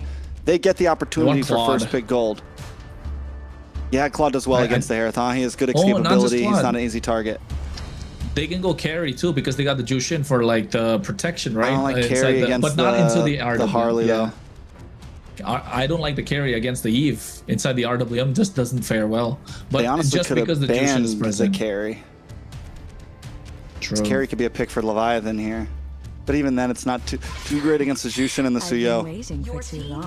There you go, Claude. Yeah, I would have banned the Claude, honestly, if I'm Leviathan. Allow me to lead the charge. Your team is picking. A lot of early pressure, man. Solid. Okay. Okay. No Khalid to respond. Kalea, right? No, Kalea is going to get bullied by the Jushin, by the Uranus, too. No Hylos even. So this is really well drafted from VTA. Kaja? But you just banned out the carry, so... Cho? Maybe? Promise played a good Cho. They take the Claude. Is good. It's a deny. I don't know. Cho? There you go. Yeah. I guess so. T is the Rome, right? T's picking up Rome. Yep. I feel like VTA is gonna have a hard time. They're goaling. Oh. Yeah, where do they even go here? I'm surprised Granger, they didn't. Bruno. They go for a Ruby. No, wait, no. They need a gold lane. My bad. I'm thinking Rome. Time to take the field. Bruno, yeah, there you go, Bruno. Bruno's coming back. He's becoming popular again. It's global just bans, game that's 1. The reason, yeah, right? it's game 1 and a best of 5. Yep. What are we talking? How do we feel about it, Layla? I mean, they did great with the Sora and Cho comp last time, so I'm assuming they're gonna do great this time with the same composition again, right? I think yesterday they had the Sora and Cho team comp as well. So we'll have to see. Tarzan on Suyo, though, very exciting. I'm sure he does really, really well with that. And then also the juicing. We know juicing is just annoying to deal with, and that's why she gets banned, but they let it through. So let's hope Vendetta has a great game so that they don't waste that pick here. Well, we're gonna find out though. Won't be now on this Harley. He is super good on the assassin, so we're gonna have a high ceiling for him. A little bit of an expectation, but against the king of the jungle, Tarzan, I don't know. But at the same time, the BAM duo is not gonna be there present for Vendetta. He's gotta pull up with what he can do for Vendetta Trex. Let's go in. It's a second series of the night. Leviathan comes from a 3-0 sweep. The rookie against the king of the jungle. This is a best of 5 game number 1. And you can see already T getting super aggressive. Ooh, this is what Promise did yesterday, and he's doing the same thing today, being a problem from whoever is going to be. And Trex, you were talking about if T can, hang around with the pressure that's on him. He's having a difficult time. Can he hang with the big dogs still, right? Is he still capable? Can he still do what he needs to do for? Is he still a big dog? Because he was a big dog. I mean, he's a little guy, but he's a big dog in the land of Dawn. I don't know. I think T might actually be a gold medalist. I can't remember. Not everyone's a gold medalist at this point. Yato. T, Yato, Baj, Zane? Yeah, I think so, right? T was gold with that time? Was that no. T was gold. I can't remember. There's so many. Can't remember. Let me look it up. Don't worry about it. Look it up. I'll talk for a bit. I'll yap. Yeah. HyperX Arena. Anyways, take a look at it. Leviathan, you know, you mentioned one thing, Tarzan versus Woompy. That's what a lot of our eyes are on here. Woompy does have a small advantage, right? Because I will say that the Harith can do a good job against the Suyo. Vendetta, on the other hand, need to look for early pressure. They want to get Tarzan ahead. They want to maybe even get a kill onto Woompy early on. Find those possibilities. We have seen the Suyo win out in 1v1s as long as the Suyo can scale early on, especially if some Sky Piercer stacks start coming in. Oh, but look already, Woompy getting an early kill onto the bot lane. Melon goes down. ISO already going to get an advantage, possibly some gold plating here. A gold laner for a turtle. That's expensive, and yeah, T was EXP at that point when they won gold. T was EXP. Yato, yeah, Yato, Boj, Yato, T, Boj, ISO, T, Zane. And Zane. Yeah. The squad. That was the squad. That was an upset too, wasn't it, that season, because of how star-studded. Yeah. Up against Outplay. Last minute. Right? Yeah. Last minute lineup too. It was definitely one of those games that, one of those series that you definitely wanted to watch. But of course, at the same time, Churobami out for the count. All right, so Leviathan taking a nice lead already. Woompy 1-0-0. It's a good start. Fun fact also, Promise was part of, I think Promise was part of Outplay. Pretty sure Promise was part of Outplay that match. He had to fill in because Yureshi could not make it. Lore galore, baby. It was EXP. It's pretty much, it's almost that, like, it's crazy that all those players right now are playing from that grand finals, but hey, whatever. A lot of y'all don't remember it. To the viewers out there, to all my Filipino and Indo viewers, thank you for watching. Hopefully you guys remember. Like and subscribe. Do that good stuff, you know. Follow MLBB Esports. Yeah. Yes. Shout out to all the casters out there if you're watching. Yeah, even the Southcasters, you know. Naisu was also at that grand finals. Oh, we casted. Yeah. So me, Naisu, private on the desk. Yeah, he's probably watching too right now, right? It's pretty early morning in the Philippines, so a lot of people watching. And you know, before MPLP 8 starts, get your daily dose of MLBB in here. Yes. All right, second turtle. Both teams taking things slow. Leviathan, is this what Vendetta should be doing though? Like, when does their pop-off point happen? Because you need something to happen for Tarzan here at some point, right? You need Uranus to start racking up those items, right? You need Merciless to start becoming a problem, and he is already getting there. Once Merciless becomes a problem, Woompy can't look to pick him off, and he's got to be in the face of Woompy the entire time. That's why he's trying to clear the waves proxy on the top side, be a problem to Bethlehem. And meanwhile, on the bot side as well, ISO wants to get fast clears. That's why T has to keep him in check. No way. All right, so bot side, a lot of damage on ISO. Tarzan. Cameraman. He's having his fun time. He is having a jolly good time. Ooh. A lot of pressure on the bot side. I'm gonna say it again. Genius Wand is in the hands of Harley, and Promise actually playing the roam really well, right? We kind of seen how flexible he is, but here. Oh. Kick gets messed up. A lot of damage. Jikondo doesn't fall through. Churobami able to get the kill. Promise goes down.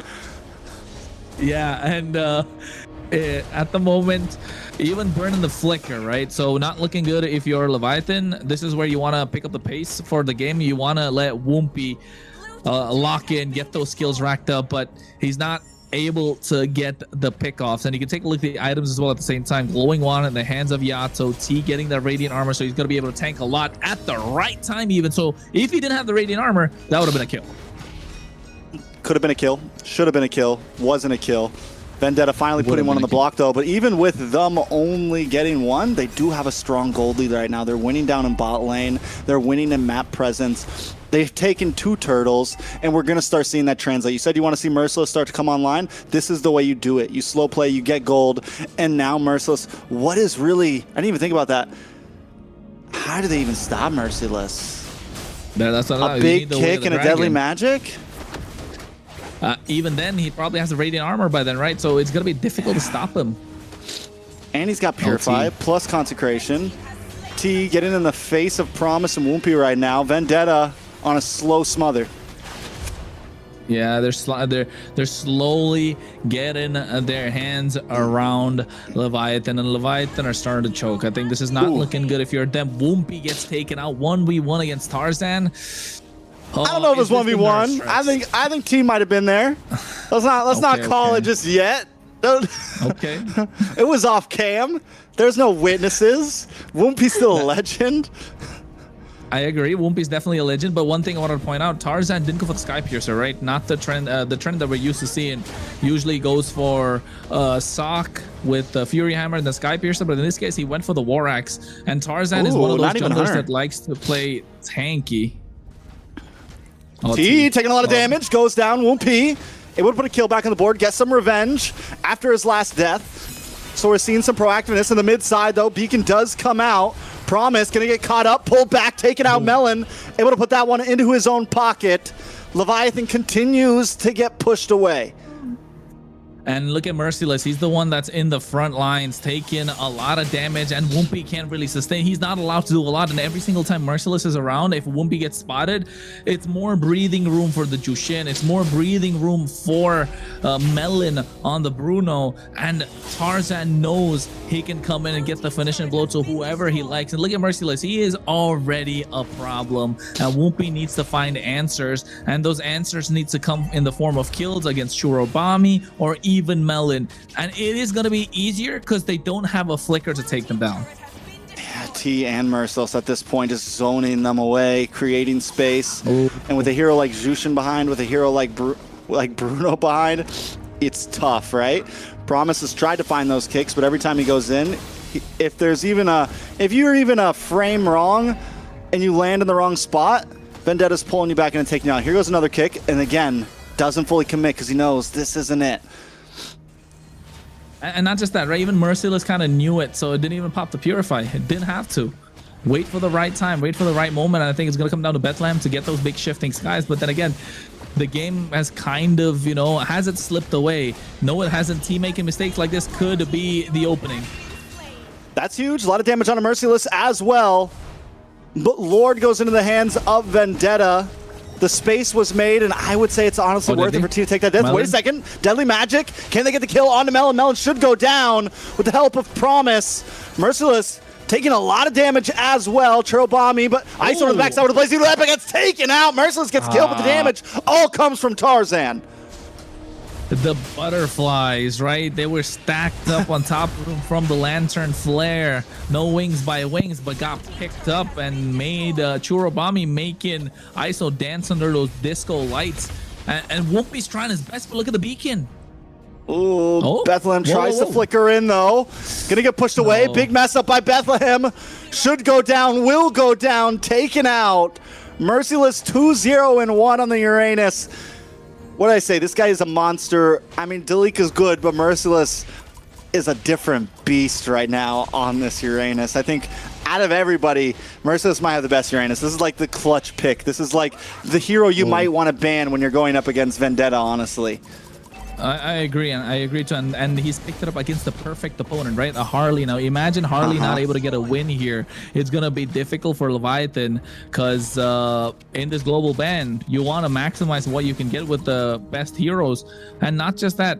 I spoke about Tarzan not going for the Sky Piercer earlier. He's a tanky jungle player. He knows that he wants to sustain longer in these team fights. Went for the War Axe early, probably got the Hunter Strike later on. But the Sky Piercer this time in the hands of Churobami, this is something that we want to see, right? You don't want multiple Sky Piercers on the same team. This is not ranked. You want to be able to maximize that Sky Piercer. You want to get those stacks going. And in the hands of Churobami, it is the perfect item. He's got the glowing wand. He got the elegant gem, and now with the Sky Piercer added, he got that one kill also after picking up the item, so he's got 10 stacks. Now the more you are in these team fights, the more he's gonna start becoming a problem, and it's gonna be a hard time to catch him because you get the Way of the Dragon, he can purify. You try to catch him with the Deadly Magic, he's got the beacon. So if you're Leviathan, the early pressure you wanted to put is kind of negated, right? There's no pressure that Vendetta can take right now, and you need to find a way to get pickoffs. It doesn't matter who it is. If they're in your face, you want to get the kills, and T is going to be there. A lot of damage on a T, but in comes Tarzan, but he's going to take some damage of his own. Tarzan might not be able to get away. ISO able to dash in and get the kill. 2 down on the side of Vendetta. Leviathan finally find a moment to strike, but Whoopi to the backside with a big deadly magic on a Churubami. Churubami should go down, will go down, and now Whoopi wants more. 3 down on the side of Vendetta just when we counted them out. Leviathan take back control. And this is what I was saying, right? They need to get whoever comes in their face, just take the kill, because at this point, any kill is a kill, and you're getting gold cut back. You're not letting the gold lead extend. It was about 4.5k, now cut by half, and Leviathan are blitzing the Lord. They got the right kills, and T, again, getting caught like that for the 3rd time in a row is not looking good for Vendetta the longer the series goes. And Leviathan found the opening. They pounced on it. Yato did brilliant with that RWM, stopping them from going away. And not just that, Bethlehem with the shifting skies, the way of the dragon, ISO going in with the BMI blazing duet, and Whoopi. Oh my god, he just completely deleted Churubami on that Jushin. So you're kind of keeping that Sky Piercer under control as much as possible. 8 kills in their hands. Now look at the goal lead, 1,000.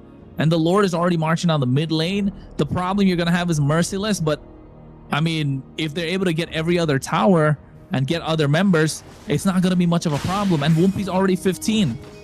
Yeah, and he's hungry right now.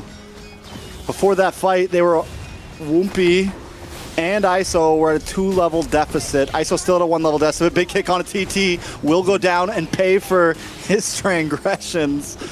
RWM lands down. No big inhibitors taken, but Leviathan not going to give it up just yet. Promise does not have a way of the dragon. He's not going to try to fully engage, but the rest of the team's going to move on to the mid side as Merciless jumps into the midst of 4. Tower finally drops as Yato gets the final hit on it. Inhibitor down. Leviathan have completely turned the tables of this game. Slow pace, right, compared to what? Oh my god, Churubami. There's no safe place. Whoopity doop. My god, Whoopty Whoop Whoop. We got to come up with something for Whoopty. He's a mainstay name now. He's gonna be there for a while. I keep thinking of that Kanye song, that Kanye verse. A whoopity doop, a doopity doopity. Some people might know. I'll send it to you. Yeah, I'll take a listen after. But T's not having a good time. He gets picked off again. Yeah, but Promise too deep, actually. But no, they all fall into the bait. A big shifting skies and ISO to the backside with a beautiful blazing duet on a multiple members as Tarzan falls. The king of the jungle taken down from his throne. Merciless finally drops as well. Whoopi got what he came for. It's a 2-for-1. Hey man, he's hungry, and there's the king of the jungle is looking a little bit old on that seat. He's looking to take his place. At the moment, it might be too early to call it. It's only his 2nd series, but with the way that he's been playing, I mean, best player is probably eyeing around the corner saying that, hey, that seat used to be mine, and probably still is, but we got a new name around the block, and he's not here to have fun time. He's here to pick up those wins. He wants to get those kills. He wants to make a name for himself. And speaking of name for himself, look at the top 3 damage dealers in the rankings. All 3 on the side of Leviathan. They started slow. They lost the map control, and they took it back. And now there's no safe place for any player from Vendetta. Even Merciless got taken down. How do Vendetta make a response? Merciless needs to get those off lanes pushing. They got to find angles. They can't meet Leviathan head on. They especially need to watch out for bottlenecks because Bethlehem keeps finding those big sets. Promise is just a bait at this point. Vendetta need to spread out a little bit, I think. Tarzan needs to do what we saw in the early game where he was hiding in bushes waiting for a target. Lord now into the hands of Leviathan. Vendetta may be able to defend this as long as they don't jump into a big RWM shifting skies, you know? I think they definitely can defend, and Leviathan are slowing down the Lord as much as possible so that Bethlehem can get his flicker, which is about 8 seconds. Promise too, ISO as well. So a lot of flickers going to be online, but keep eyes on Bethlehem. He's looking to make that big shifting skies play. He is. You can just tell. The flicker's in now for him. Promise there as well, looking for a possible kick. Bethlehem goes in. He doesn't use it just yet. He's holding on. Lord able to crash through. A lot of damage on a Melon. A lot of damage on a Merciless as well. Whoopty comes in with the deadly magic, but can't get the final blow. Merciless will survive. Leviathan with the 2.5k gold lead. Do back off and wait for the second wave to come in on the top side. They want this inhibitor, but Merciless and the rest of the team don't want to let it happen. Vendetta jump out. The beacon follows as well. But Leviathan able to run away quick enough that Vendetta cannot close the distance. Even with the final dash from Tarzan, Woompy with the hat trick gets away to safety. Hey, if you got some NA clippers around watching, you gotta clip this. It's Woompy, man. He's what, 17 years old. Give him some credit. The new kid on the block for sure. RWM comes out. T gets caught up. Kick back with the Wave of Dragon. Bethlehem and the rest of the team should be able to take him out. He's trying to run to the bush. Tarzan wants to close the distance into the midst, but too much damage. Runs back, and ISO gets the kill. Merciless now as well, just getting chipped away as ISO gets free shots. Leviathan finally found a kink in the armor the moment. The time to strike is promised. Dashes in, misses the kick. Yato now too deep, pulled onto the tower. Yato takes another shot at Chirobami, responds back with a kill of his own. Does Leviathan finally decide to back off? I think that is it. I think it's safe to say you don't want to keep pushing. Yeah, I don't think they want to keep pushing. Whoopi's taking on super low as well. Churo's going to be the target. Even Melon, but Promise, he does have the Way of the Dragon. No flicker. And you don't want to give Churobami the game, right? You don't want to give him more stacks on the Sky Piercer if he still has it, not sold it yet. Didn't really take a really good look on that kill that he got. But Tarzan, this is not the Tarzan we're used to seeing. Now look at Woompty on the jet damage charts. 84,000. ISO doing insane amount of damage. It goes in at the right time with his blazing duet. Got the winner crown again. So Tarzan hasn't done damage for the last 10 minutes. Yeah, where's Tarzan? Oh my god, 27,000? My guy hasn't done damage since like minute 10. I don't know, man. It feels like a fly around just buzzing. So that's troublesome. That's a problem. T as well, 0, 5, and 3. The early game composition worked well for Vendetta, but we're definitely seeing it falling apart now. Are we missing Ashley here in the room as well? Just, you know, because T, I mean, T is fantastic. Don't get me wrong. He's playing it well, but a little too aggressive, making some movements that, you know, usually we wouldn't see from other roamers so far. What, about 3-4 times making mistakes, getting caught out by Bethlehem. And it's been the same play. It's not changed. And I think it's going to be again. Look. A lot of damage on a Merciless. He did have to use the consecration there. Leviathan, watch for Woompy up in this top side. And see, they're the ones finding the angles. Vendetta unable to get space in them. Oh, Woompy. Woompy. Woompity doomp. He decides to back off, not make the full engage. He decides not to commit. A lot of damage though onto the Lord. Onto the top side. Wait a second, a lot of damage. ISO into the midst. Tarzan brought low. Big kick from Promise. Merciless steals the consecration though. He was able to get it back, but another shifting skies from Bethlehem. And look at the knockups. Tarzan's down. And so is T. Woompy with another kill into the book. But Bethlehem's gone and Vendetta doesn't want to give up the space just yet. Churobami and Merciless can keep them away, but look at the base. Minions closing in. Oh, I don't know what's going on with Tarzan. He woke up on the wrong side of the bed. I don't know, maybe got a fight into with Jane, but at the moment, you know, the Lord is there 20 minutes in. Promise trying to zone them away and looking like 20,000 HP is enough for Leviathan to be able to secure it, but the minions are still pushing on the bot side. They get an evolved Lord. And now all of a sudden, Vendetta, who are looking super strong with these counters with Merciless on this Uranus, it looks like they backed themselves into a corner. Yeah, I don't know if Vendetta can live out this one, honestly.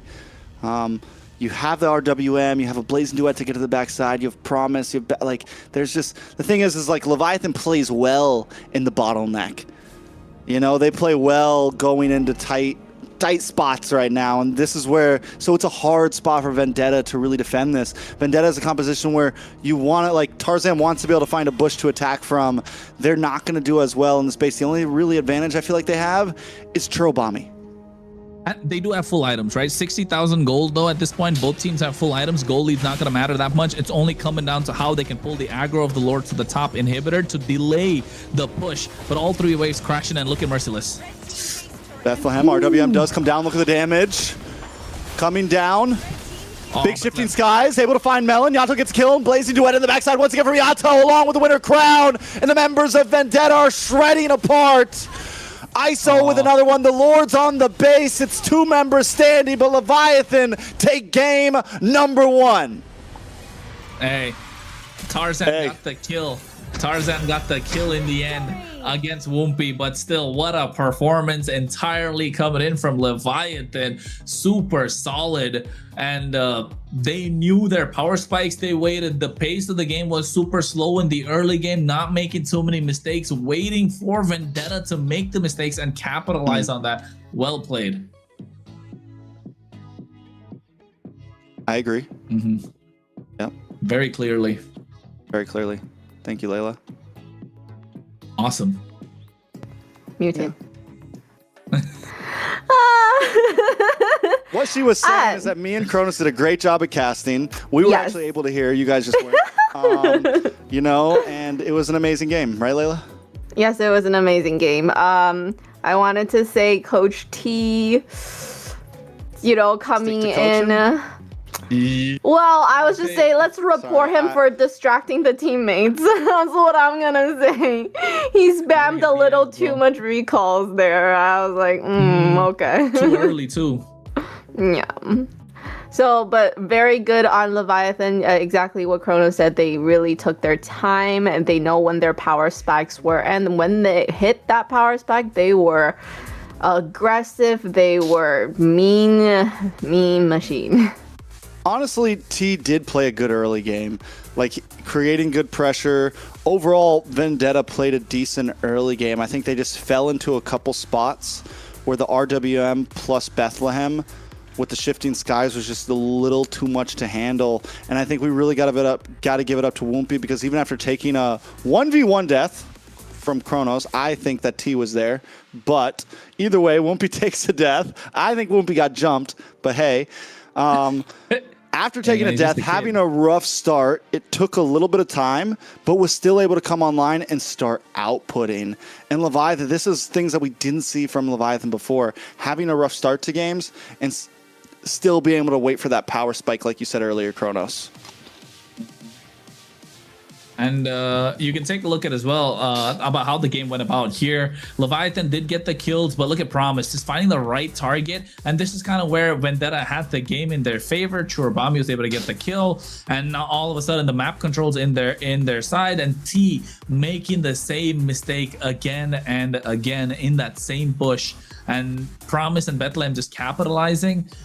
After a point, it just became difficult for them to do. I think this was a little too greedy from ISO here. Look, the same mistake from T once again, giving enough space for Leviathan to go in. BMI Blazing Duet, Bethlehem getting them with the shifting skies, and all Woompy had to do was find the target. Look at how he melted down the HP of Churubami there. That's why the Harley's such a broken pick. So where do they go from here? Leviathan able to get a strong pick. I mean, I still think it's very 50-50. Vendetta showed huge promise there. But Leviathan, man, the fact that they were able to... I'm still so surprised they were able to pull through there, because it felt like, ooh, this might be a rough game for them. Maybe they did just have an easy 8-seed win yesterday. You know, maybe that was a possibility. But I think after seeing that, Leviathan can now be a force to be reckoned with in these playoffs, especially ISO 4-1-11. We didn't see him pop off for a while, but once that corrosion scythe really locked in, I think it was like second item, or was corrosion scythe was third item for him? I can't remember. I just remember the moment that corrosion scythe came in, ISO started outputting. The guy was doing a lot of damage. Tarzan started getting melted down. Merciless started getting melted down. They had enough crowd control to be able to take out Merciless, and overall just very well done. Taking a look at some of these, so many beautiful Blazing Duet plus winner crowns in that match. Yeah, it's just massive bait, right? That's the thing. I think he was the big bait hanging in front of Vendetta, and they really wanted a piece of it. Unfortunate that every time they dove in, he had the BMI to get out of harm's way, and even that Winter Crown play. I think in the end, able to get the base crystal, able to find that triple kill, being the big difference maker for them to secure this game number 1 of this best of 5. What an amazing first match out of the BO5. Definitely Leviathan showed us that they are prepared and they are a force to be reckoned with. Still on the Wumpy train. He did great with a Harley, but then again, it's a Harley, right? So we do want to see him to be able to play some of the other jungle roles maybe, because as the game goes on with the global ban, maybe he's gonna have to do something like that. Or is he gonna go crazy and pick a Fanny again? Because I do want to see that. Zeros, then he only needs 3 heroes. Okay. Hey, do you agree with the MVP though? Do you guys agree with the MVP though? Do you think ISO? I mean, ISO played fantastic. Not gonna lie, but don't you think Wumpy could have got that MVP? I'm not on the Wumpy train. I mean, yeah, I hype him up because he's a great player, but I think he definitely had a fantastic game as well. Just getting shut down in the end, I think, according to the statistics and how the code and stuff in the game works, probably that led to a massive factor for him not getting it, because he was 9 kills in the game or 10. Yeah, he was doing had a great game though. Yeah. Like I don't. So I feel like I think Wumpy had a great game, but for that series, especially after taking that death early on, Wumpy wouldn't have been able to play his game without even. I'm almost more on like Yato and Bethlehem. Like I feel like both of them played very clean, and without the space they created, ISO or Wumpy wouldn't have had anything, Yeah, Yato's ults were definitely game-changing ones that helped them with the team fights. I think every time they were able to come out on top with the right timing of his ult. So let's just say MVP team. MVP for the team coordination. Have they found what? Have they found the formula to beat Vendetta and when Tarzan is playing? Boxia, no Fredrin? Basha, no Fredrin? What, ban out the Basha and the Fredrin? What? Yeah, I think so. Yeah. I mean, Tarzan plays well. Suyo is one of his picks, and he just lost with that, so that's huge. That's like a power pick for Tarzan. Wait. And they lost to Jushin as well, so that's crazier. And Uranus, oh my god. Yeah, that's like that's like. Sorry, Layla, you go. No, sorry. Excited. I'm confused because you said no Basha, so that means definitely a Fredrin for Tarzan. Are they forcing him to take the Fredrin because there's no Basha? Oh, maybe. They could do that too. They're gonna ban it now. Ban Fredrin and then maybe the Freya or there you go, Freya or the whatchamacallit, Marcel. Or they take the trade. Do you think they can make Marcel work? I don't think Promise is a Marcel player.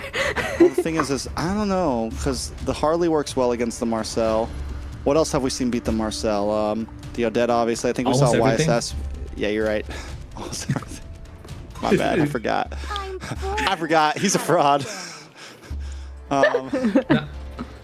No, but I think if Promise, he doesn't have to play the Marcel, right? Like, he's so good on the other heroes that he's used to playing, so why let it go? But look at that, they leave everything open, man. Marcel. The Freya, the Marcel. Oh my god. Phoveus is up for grabs. Carrie is up for grabs. Valentina, Sora. Sheesh. They can't pick Sora, but yeah, they could go Carrie. Carrie and what's it called? No, Carrie Freya. Or no, you need Freya. Oh, yeah, but then Freya, Valentina? Carrie. How's Freya gonna do against the Marcel? Not well. I was gonna say like. Oh, they still take Freya too. Freya. Oh Freya. This is tough. Yeah, this is tough. All for the price of a Marcel.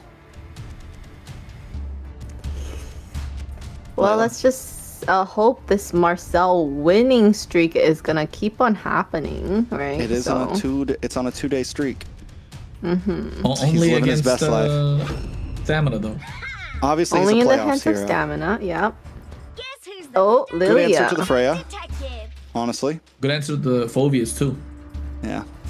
Yep, it's me, Lilia. What do they do here? Do they yep, go gold it's me.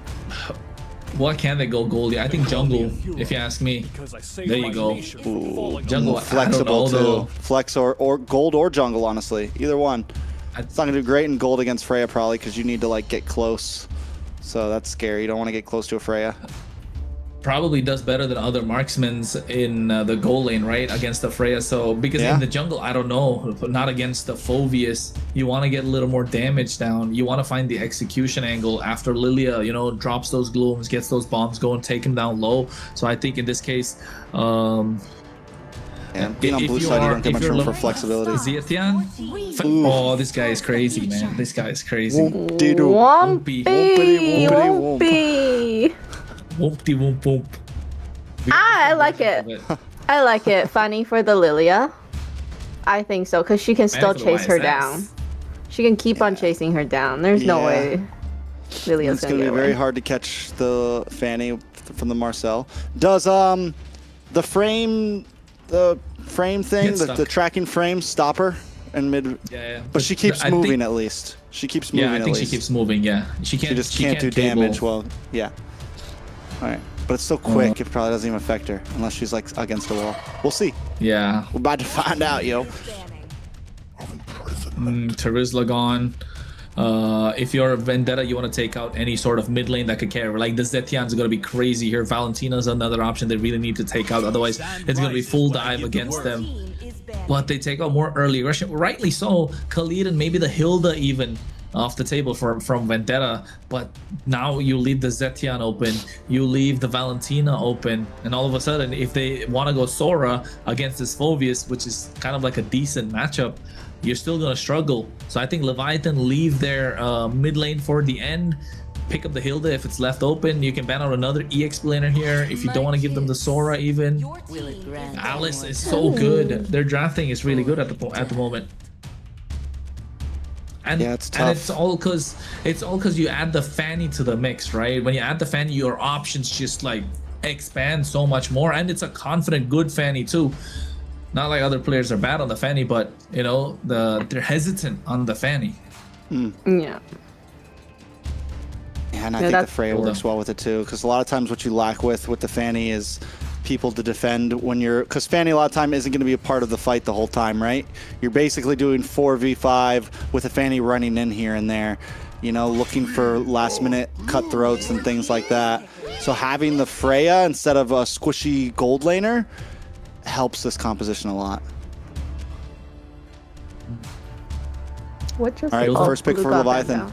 Ooh, Hilda. Yeah, it could be scary. What's the YSS gonna do against the Hilda, Phoveus, Freya, and Fanny? There it is. He's cooked. Hey. Oh, yeah. VTA, what do they get? They need a Grok. No, they got Marcel. Oh yeah, they have a roam already. You're so smoked. Yeah. Well, with the Marcel, I still feel like there's for VTA. CC? Think about it. You know, the Hilda comes in, the Phoveus come in. He ults. You just take out two of these guys who are supposed to be in front. All right. Kai jungle, Tarzan into gold lane YSS. Yeah, I think that's what I'm thinking. You put YSS in the gold lane, go Akai jungle, maybe even Nolan if you kind of want to, but not the best. But I think if you're EXP, you go CC, right? Never mind. Whoa. Hylos isn't bad. The poke. But where EXP Hylos? Or it's... Yeah, it's so squishy, right. So late game. Now. Lack of crowd control. The only crowd control they have is the poke against the Fanny. She's not going to get caught by the tracking shot. It's a cursed hero. I mean, on the bright side, they have wave clear with the help of the Lilia, so they can go against the siege if it's 12, 15 plus minutes. But I don't know. Looking at that lineup, looks like an 8-minute game to me. Yeah, I was thinking Gord. I forgot to say it. I was thinking Gord because like you just need the range now, and no one's going to be able to catch up to them. And a little more crowd control too, just to throw on top of it. Like, hey, we also get some crowd control. Yeah, they're Is it okay? Is it? Well, there you have it, the lineup for Game 2 in this best of 5 between Vendetta and Leviathan. Leviathan with some very, very up-close heroes, and the only range they got is that Gore, so protect him, please. No Layla, you tell us, what do you think's a better lineup according to you? I prefer to have a little bit more range. Just having Gord alone is, but Leviathan is very, very aggressive set up here. So, and Vendetta has nothing to defend that aggression other than a high-low. So, we'll see. You're right. And I agree. I think the aggression is too much from Leviathan. Trex, game 2, take us in. It's game number 2 between Leviathan and Vendetta. Vendetta trying to even the playing field here. But it's looking hard. The draft is clean. Wumpy on the signature Fanny we saw yesterday. Can the king of the jungle reclaim his territory? I mean, he hasn't given it up yet, if you ask me. It's still there.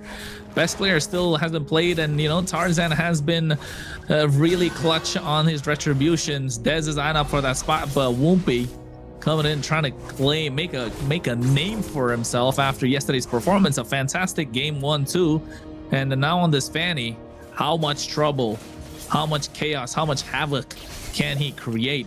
The clear is fast. He goes straight on the bot side. I think Moscow's going to be the target. Nope. It's a tough spot. T able to get a nice stun along with Chobami, getting some nice damage onto Yato, but Leviathan will be okay. This is the aggression that we saw from Marcel on stamina. This is what T probably needs to do. Already trying to get some slowed. Okay, so it does stop the Fanny right in the tracks. I don't know if she was done with her cable yet, but I'm still excited to see exactly how that works. Yeah, and looking at the emblems as well, there's nothing crazy, to be honest, apart from the fact that Moscow, again, going for the Festival of Blood, just an extra bit of sustain. Apart from that, everything looks super solid. ISO on a killing spree. He wants to be in these fights longer and longer. All right, so it's a slow pace. Wumpy still targeting. Last time we saw them get an early kill onto Melon. Can they maybe pull something like that off again? ISO with the lane cut. Gonna try to make his way up to this turtle. And that's what all Freya players do, right? Make sure they get to the turtle at the right time. Wumpy doesn't want to get the purple. Projectile coming out from Yato. Turtle, 5,000 HP. Reset. Gives enough time for Wumpy to go back, get his purple. And Leviathan want to buy time. Bethlehem doing the best that he can. And Promise trying to get on top of someone. But Merciless is level 4. So that's some good news. And T on this Marcel trying to do the best that he can as well. Melon also level 4, so watch out for a big SOD possibility. Wumpy hunting the king himself right now. He's waiting for a possible moment as taking the camp, but also waiting for possible. No, he just wants the camp. Gonna come in, swing in, a lot of damage already onto Promise, brought down to about half health. Glorious Pathway does come out. SOD connects onto Yato. Chobami able to take the turtle, but a lot of damage lands onto Promise, and Promise goes down. ISO now trying to get involved as well, brings out the Valkyrie. The damage unloads, and Bethlehem drops as T gets the kill, and no one on the side of Vendetta is down just yet. Merciless might just get away safely, and Melon is sniped from the cable. ISO looking for anything, but unable to get any final hits. Now he's caught in between 4, jumped and taken out. It's a 4-man wipeout plus a turtle, a 2K gold lead. Make it 5 over the side of Vendetta. Oh, what a golden hour. What a turtle take. Wumpy getting caught out in that golden hour gave them everything. Bethlehem really bought a lot of time, but Vendetta, they're revitalized from Merciless coming in clutch. They're able to juggle the shots that's coming in from Leviathan. And of course, Churobami on that Lilia. Those glooms are bursting. They didn't even see the damage coming. ISO was trying to get the kills, but then again, that golden hour, that tracking shot just stopping them in place. Vendetta have found the advantage. 2.5k goal lead 4 minutes in. Yeah, that is honestly insane. That's a turtle for you. Normally, very rarely do you see that much of a come up, that much of a jackpot on a first turtle. 5 kills, a turtle, map pressure. Every single member of Leviathan took a death, except for Yato. But still, everyone essentially took a death. It's huge. It is a huge advantage for Vendetta. And it wasn't like a first-minute kill where you're immediately back on the map. That gave so much gold in the hands of Vendetta. Yeah, and 100% KPA for pretty much every single member except for Melon, right? Who use an SOD to get into the fight. So everyone maximized the gold that you could get, and two kills in the hands of Tarzan means he's gonna scale much faster. And you know what a farm the YSS can do? He's just gonna keep farming and farming. And next thing you know, he's 15. You're barely like 9 or 10, and he's gonna get the second turtle in his pocket too. How are Leviathan gonna contest? I don't know if they want to, honestly. Woompy could try to look for an angle in, but it might not be the idea. Black Shoes on Chorobami means he's not an easy target. They're going to back off. Woompy goes up to top side to get some minions. This is the right play for Leviathan, I feel. Yeah, but I think the mobility that's there on the side of Vendetta should be able to help them catch up to the top side. If they get the top tier 1, it's going to be good. SOD connecting. Oh, no. Oh, lucky. Okay. That could have been bad. That would have been a whoopsie for Woompy. We're trying super hard, aren't we? Yes. But Bethlehem right now, look at the top side. He's getting caught out. A poke coming up for Merciless, and they can't really do anything. And the golden hour, again, preventing ISO from doing anything that he can. And it's not looking good, not just for the fact that Vendetta got all these kills on the board, but Leviathan have such an early aggressive lineup. The Hilda, the Freya, right? The Fanny. Now all of a sudden, they don't have a single kill. It's looking problematic if you're Leviathan. Yeah, not a lot of targets for Woompy, honestly. Magic Kush does come out to keep them away.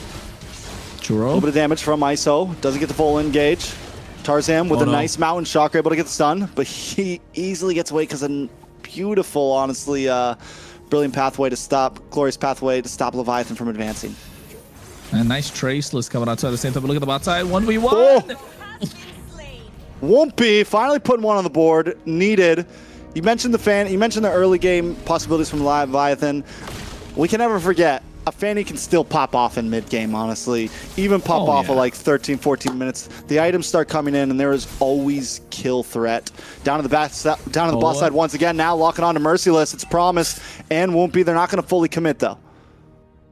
Yeah, and I think Vendetta is a lineup that wants to stick together and play together. The moment they get split apart, Leviathan will pick them apart from maybe Melon. So on this Moskov, if he's able to get a good stun with the Spear of Misery on point, third turtle should be up, and I think Leviathan might want to contest this. I mean, they can definitely go for it. It's just, honestly, it's hard for Woompy to find an angle in, man. You get tagged once by T or something, or poked, or just a quick poke from Merciless, and you're too squishy to last. So the rest of the team has to open up space. Glorious Pathway does come out. Woompy just hanging out, looking for a lucky retry here, honestly. And he's able to get it, land. The SOD does not connect, but look at the damage on to Merciless.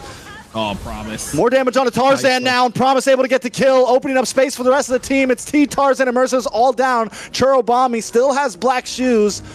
This might not be the attack they want to go for. Melon finally showing up, maybe trying to help out. Able to get the push back onto ISO. Yato shows up as well. But Leviathan finally come out on a win, taking an ever so small gold lead, but also map pressure. And T's golden hour kind of creating a separation there for Vendetta members to not be able to go into that fight. Didn't really help out for them. So misplaced golden hour, you can say. But also, I mean, can't complain, to be honest. He was trying to zone out ISO or Bethlehem to try and get into the fight. And looking at the itemization, you know Churro is going to start hurting. He's going to get that lightning truncheon right now. Trinity almost up for Melon, and Woompy definitely has the items to get those kills. The timings of the purple buff just haven't been on point for them because it's up every time there's a neutral objective. All right, so what does Leviathan continue to do from here? What does Vendetta do from here? Tarzan. It feels like both junglers, it's a hard time. I'm thinking like, all right, who do you really attack, right? You can't really close the distance on ISO. It's essentially just really Yato that Tarzan can openly go for and get a free kill on. And then the side for Woompy, it's just Melon. Everyone else is a pretty hard target. And both junglers aren't really able to thrive right now. Yeah, what could be the way they they can maximize with their picks, right? What can they maximize with their picks at the moment? Woompy needs to kind of get the split push going with the Fanny. One good news is Yato hasn't gone down a single time. It's a low kill game. The goal lead is kind of even. if you're Leviathan, you don't want to pick the fight when Churubami is kind of around because the glooms will be exploding in your face and taking too much damage. But if you're Vendetta, you want to stick together and take these 5v5s unless, again, you get the Moskov split on the top side with the help of the Hylos, as you can see, and Wumpy has to go back, and they're trying to slow down this lore take as much as possible.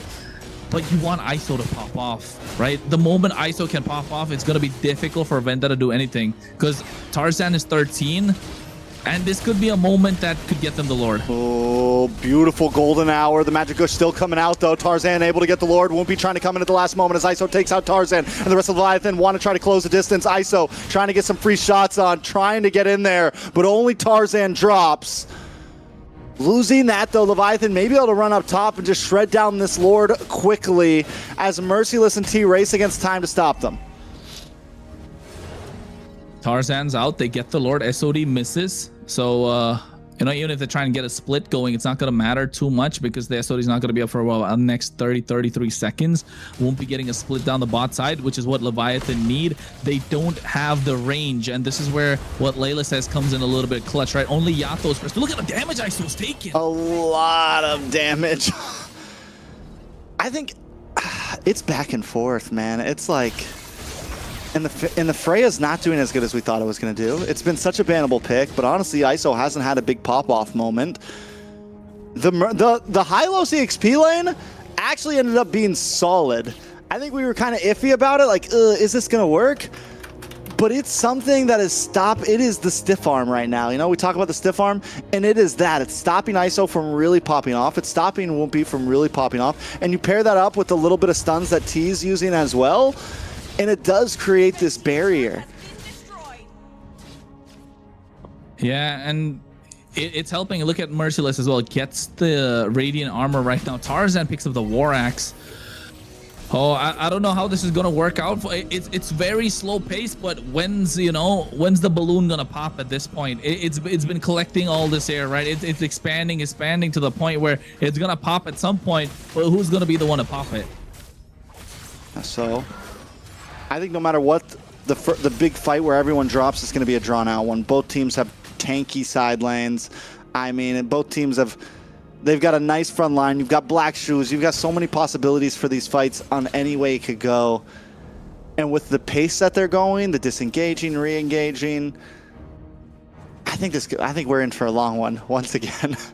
Yeah, I think this is the extended team fights, but then again, one person down could mean a big trouble for the other side. And the main ones, if I'm Leviathan, I'm looking to take down Churubami as quickly as possible or bait out the Black Shoes, because those glooms are the big difference maker. You want Bethlehem to stay as long as possible in these fights and give the space to ISO to dish out the damage with that spirit combo. Wumpy just got to come and clean up shop, to be honest. There's not much that one can do. So Promise has a lot of work right now. He has to lock down Churubami, bait out the Flicker, bait out the Black Shoes, and this is what they're trying to do. Oh, Black Shoes does come out. Nice dodge on the SOD. Gonna be a little bit of time till those comes out, and Turtle is up in 7 seconds. This could be an opportunity for Leviathan to use that ult being down to try to claim some space here, maybe. No Black Shoes, but it's going to be up soon. No Flicker present as well, so they need to maximize the time that they have on their hands, Leviathan, right now. And the problem again, Fanny doesn't have the purple. Look at the damage on a Yato as well. He's going to have to go back to base. That means even without Black Shoes, and now they're already back up. Vendetta going to burst down on this Lord. No purple for Wumpy. Golden Hour comes out to keep Bethlehem away, and now they're going to Mountain Shocker on a Promise. Promise, along with ISO, in a bit of a bad spot here. T looking for the stun. Valkyrie's Descent comes down, and ISO will be able to just escape. Nobody down on the side of Leviathan, but Lord is coming soon as Wumpy tries to salvage something by clearing up the bot lane. And not just that, right? 2 Flickers burned out from the side of Leviathan as well. They're looking to get the tier 1 in the mid lane right now, and Leviathan don't have the best wave clear without Yato. All right. Magic Gush comes out. Leviathan does also have great stiff arm capabilities, great zoning, the ability to keep Vendetta from doing a big push. And that bottom lane getting stopped was huge as well. Big damage on a Promise. Lord moves on to the inhibitor. A nice golden hour. T stays under the tower. ISO tries to come through. Lord still up. A nice stun onto T from Yato. Inhibitor will go down as Wumpy seems to maybe be on the hunt here. He's not gonna go for Melon though. Oh, because even then you can't really go for the Moskov. Yeah, you just get pinned against the wall. Exactly, that's why the Moskov is picked against these assassins, right? It's kind of like a fail-safe option. Like, you do have the ability to split, but at the same time, you can get into these fights with the SOD, and it doesn't matter if there's an assassin on the other side. It works out for you because you're able to have the ability to go for an outplay. And 6 out of 10 times, you can say Moskov gets the benefit, right? Because he gets the pin to the wall. Now, Whoopi gets the purple, though. They're pressuring. Whoopi is able to get his own purple, which is huge. The pressure, though, from Vendetta in these fights, even that SOD coming out, like, they are holding no blows right now. Like, he was just hunting. He's hoping that, you throw that cable up, you go a little too fast, I'm going to catch you with his SOD. Like, both teams are just using everything in the playbook at every moment just to try to find a small mistake. And the fact that Whoopi didn't run into that, the fact that, like, little things right now, the micro right now is honestly insane from both teams. Yeah, I think it's a patience game at the moment. Who's gonna be the first one to lose their heads? 4K, almost 3K goalie right now in the hands of Vendetta. Whoopi's trying the best that he can to get the split going. They still have the tier 2 on the bot side. They want to get that cleared. And for Leviathan's favor, the RNG kind of favor the Lord is on the top side. Yeah. They've lost an inhibit on the top side, so yes, they can still get a good control on the map.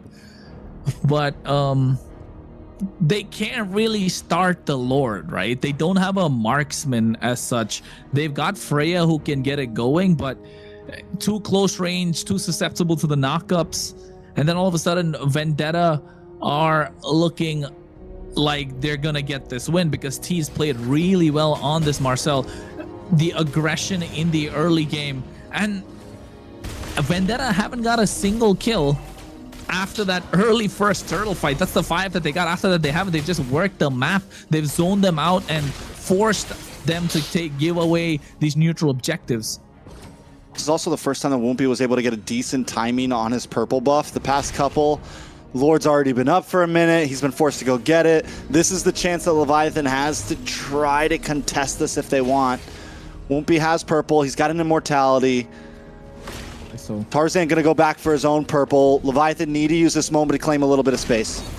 Yeah, and ISO even gets the Malefic broken Roar, walls, so which is good. The fact they don't have a marksman, I just want to point out that because they can pull from the backside with ISO there a little bit.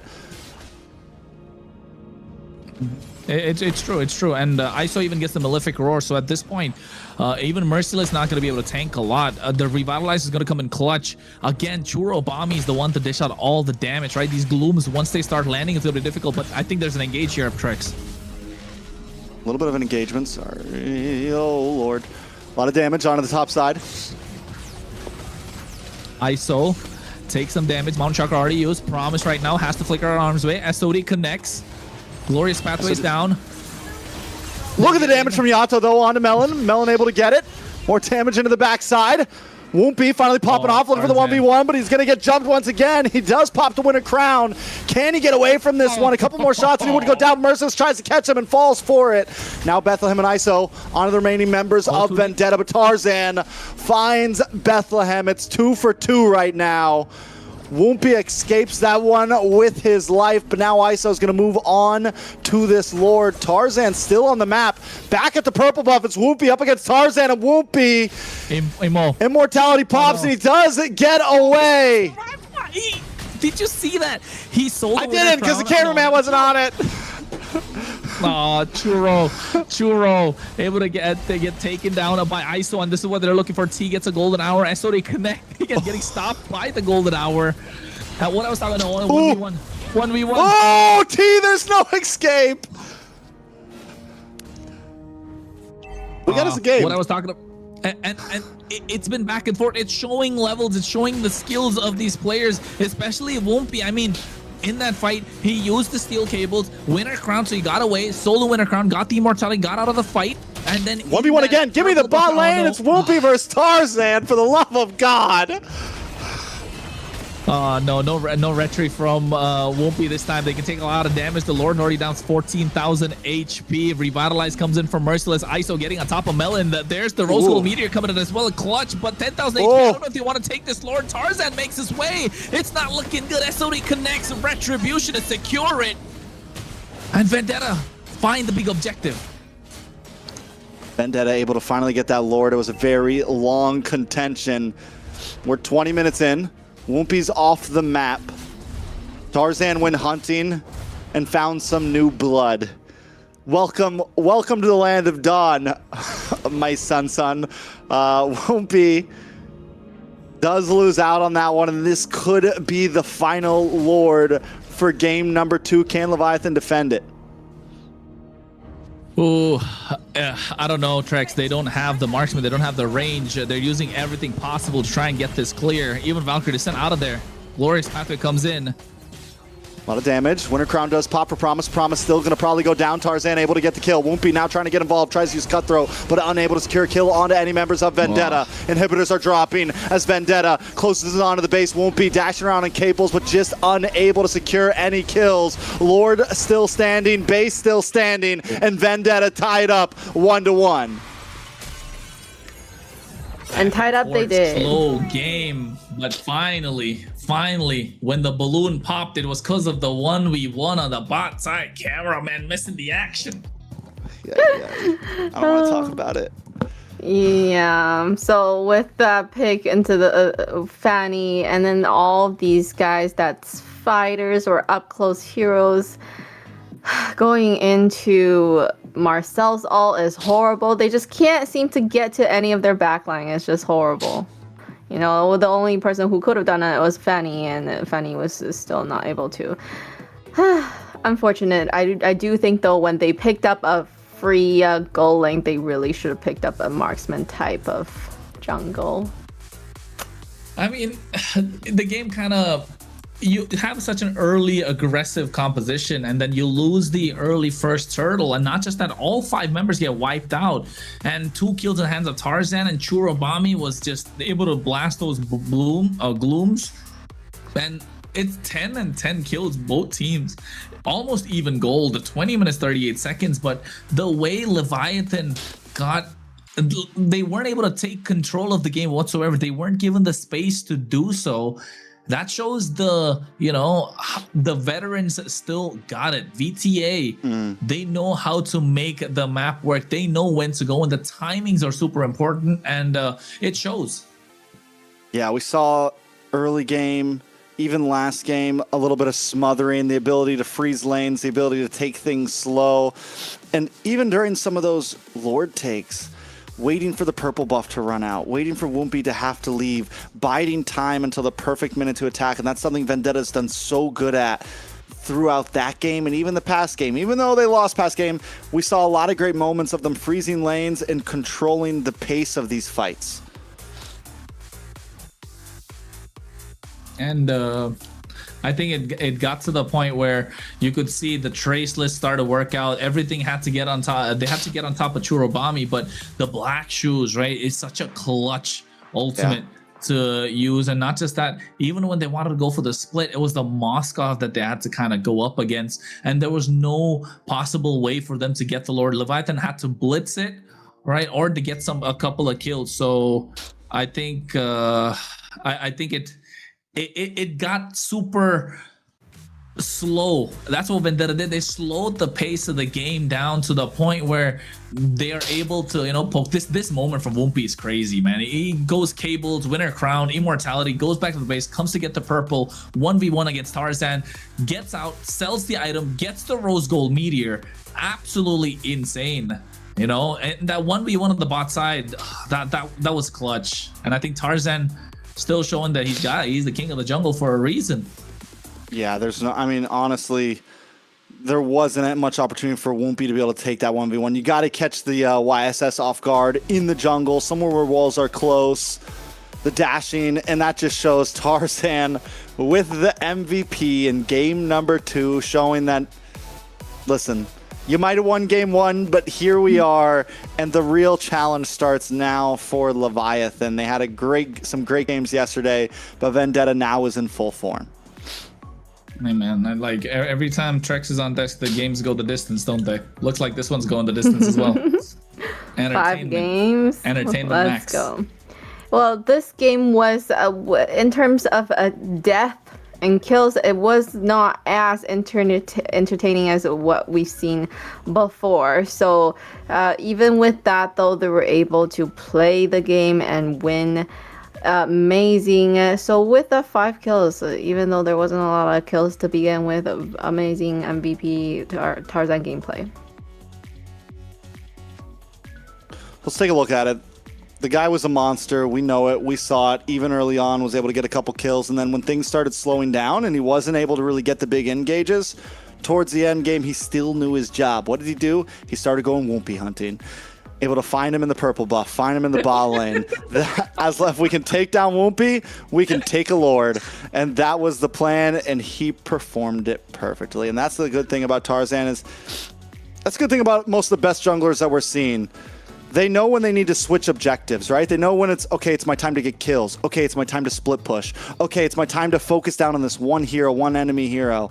And Tarzan does that well. He can switch up his plan of execution at any time. Experience at its best, and the problem, I wouldn't say the problem, the benefit for Tarzan and the lineup of Vendetta is Tarzan has been under immense pressure, right? This is nothing, to be honest. We've seen him in the arenas when their backs are against the wall. He's the one that comes and gets those clutch retributions, and even in the tank meta back in the day, to be able to pull off something outlandish every single time. So yes, I think Tarzan able to keep his cool, that's what matters the most. And in this case, also like you said, knowing how to change the execution, because after they got those 5 kills, they knew if they took even a small step, even a centimeter, an inch ahead, they would pay the price because of the early aggression that the side of Leviathan had, the aggressive lineup, and it just never came by. They slowed the game down. They never want to get the kills. They're pushing, playing the map, you know, getting the numbers tilted on one side, just using the numbers game to their advantage, the map vision with the help of the Mountain Shocker as well. So there's everything working together. Really good in terms of the macro and understanding how to get the execution and get across the finish line. Great macro gameplay, and now coming into game 3. They're 1-1 right now, and we're just thinking how this one will go, because I do think a lot of it also had to do with the draft that they had last game. So Leviathan going to banning the Fanny. We're not using Fanny again, right? The Freya. Oh, sorry, Freya. But Fanny too. I've been calling Fanny too. All night, so. Yeah. Yeah, I think Wampy's gonna have to think twice before picking Fanny, especially in the team comp like the last game. Hot take, Kronos? I think expanding reverse is the map that Vendetta does the best. Because you can play the tank jungle, right? You can maximize what the tank jungle brings in. They and Tarzan likes to play the tank jungle. Merciless is really good on these tanky, bulky EXP laners that like to go for the split and also can buy a lot of time in these fights. So I think VTA, if they draft well for themselves, it should work out. I mean, to be honest, if the previous game was an okay draft and was very niche in terms of execution, where they were still able to execute it. So not going to take that away from them. But I think if you're a Leviathan, you want to put a stop right now, because Vendetta feel like that warm-up was, you know, it's a good warm-up. They're sweating, their muscles are, you know, all ready to go. They can stretch, they've got all the stretching done. Now it's time to get the blitz going, and you know, they have the ball. Leviathan needs to play defense here. I think the defense is right, like the Fredrin band. Do we see the Basha ban like we've been seeing, or does Leviathan maybe want to look for a Basha pick here possibly and leave it open? Yesterday, did we see Woompy on any utility jungles yet? Or have we only seen him play aggressive junglers so far? Only assassins and a Suyo and stuff, right? So this is going to be the test, right? And they are taking their time with this ban, so it's like, yeah, let's think about this. No Because funny what else picks. is open? If they leave the Basha open here, they ban something else. VTA is Suyo. choice C. They're banned. Yeah, Suyo's still open. But not for VTA. They've already used their Suyo. I think they ban Harley here, right, Leviathan? Ooh, yeah. Leave the Basha. No. No. Ooh, They'll okay, keep the respect Harley open. bans. Yeah, it's been the right? same. So what does VTA? Just ban the Suyo here? Then take the Harley for themselves? I think so. I mean, but even if they're okay probably giving the Suyo away, Harley maybe ban out the Uranus, to be honest. So the Harley doesn't have a tough time. Joy. They're going for the Whoopi's Harley gonna have here. troubles. Yeah.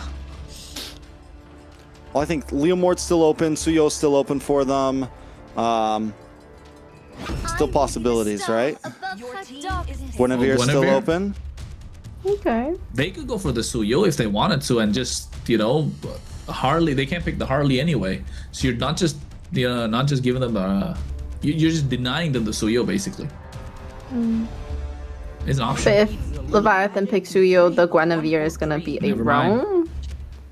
Never mind. Harley. Overcooked I think that. honestly, we talked about it. The Suyo eventually does kind of lose out. Like, it does have trouble against the Harley, and especially Yes. against, like, if the jungler is as good as you or a little bit better, it's not a matchup you want. So I think it's a smart play. Save the Suyo for the next game. You know, you have opportunity for it.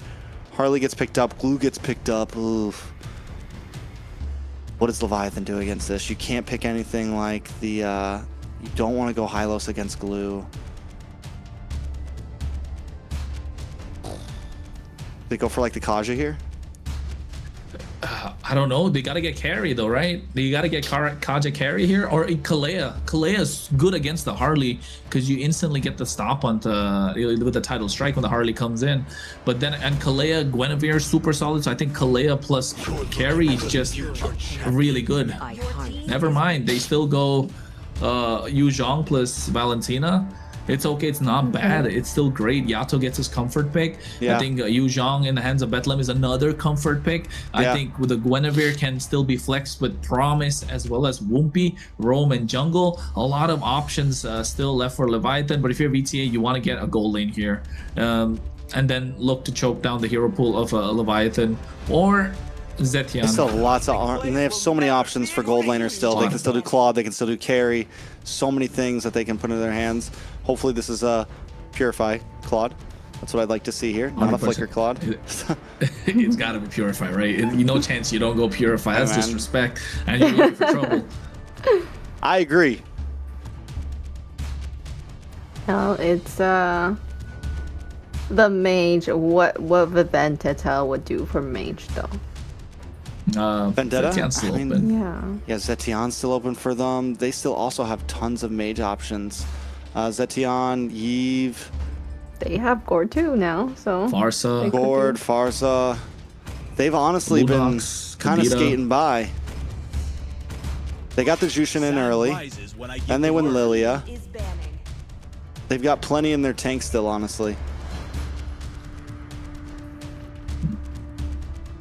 I'm surprised Leviathan didn't pick up the Lilia, honestly, against the Harley. Will it grant immortality? I think it's just comfort pick for Yato. This He feels good about it. Valentina. Yeah. So Khalid, Alice has been a we haven't seen a lot seen of her all there. Alice's. Yeah, but it's good though. It's good. It's just fallen off slightly. So Did you guys see any yesterday? no, I don't think we saw an Not that Alice I yesterday. remember of. Yeah. Sniper ready. Give me a target. Your team is Leslie Band. And Leviathan, one last EXP laner. You take out. Alice is gone. Can't pick Yuzong. Lapu? Phovius. I've Yeah. not seen Voice a is just a Lapu ban menace. ever, I don't think, in this tournament. A Have Lapu we? ban? We have seen have? Lapu's banned. Yeah, we Like, have. I Late, think Lapu is, if there's a lot of EXP laners banned out. Yeah, I think Lapu's probably a better band than Phovius because you have the Valentina. You're okay taking away the Infernal Pursuit. So I think Lapu is a solid ban. and Vendetta are kind of forced to pick it up. Never mind, they go Phoveus still. It's better safe than sorry. Yeah. Phoveus can still be a problem, and it's Yato's still close range. But I guess you can Fernal Pursuit and just kind of whack each other out. Exactly. But then Phoveus is gonna win out that battle because he's tankier, right? Yeah. That's the difference. But here, what do you go? Zetian is kind of the mage, but I don't know if you want to pick that against the against the Yu Zhang. Guinevere is fine because you got that passive.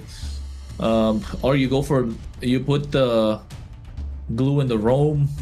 You get the Lapu EXP. That's the last pick that you can go for.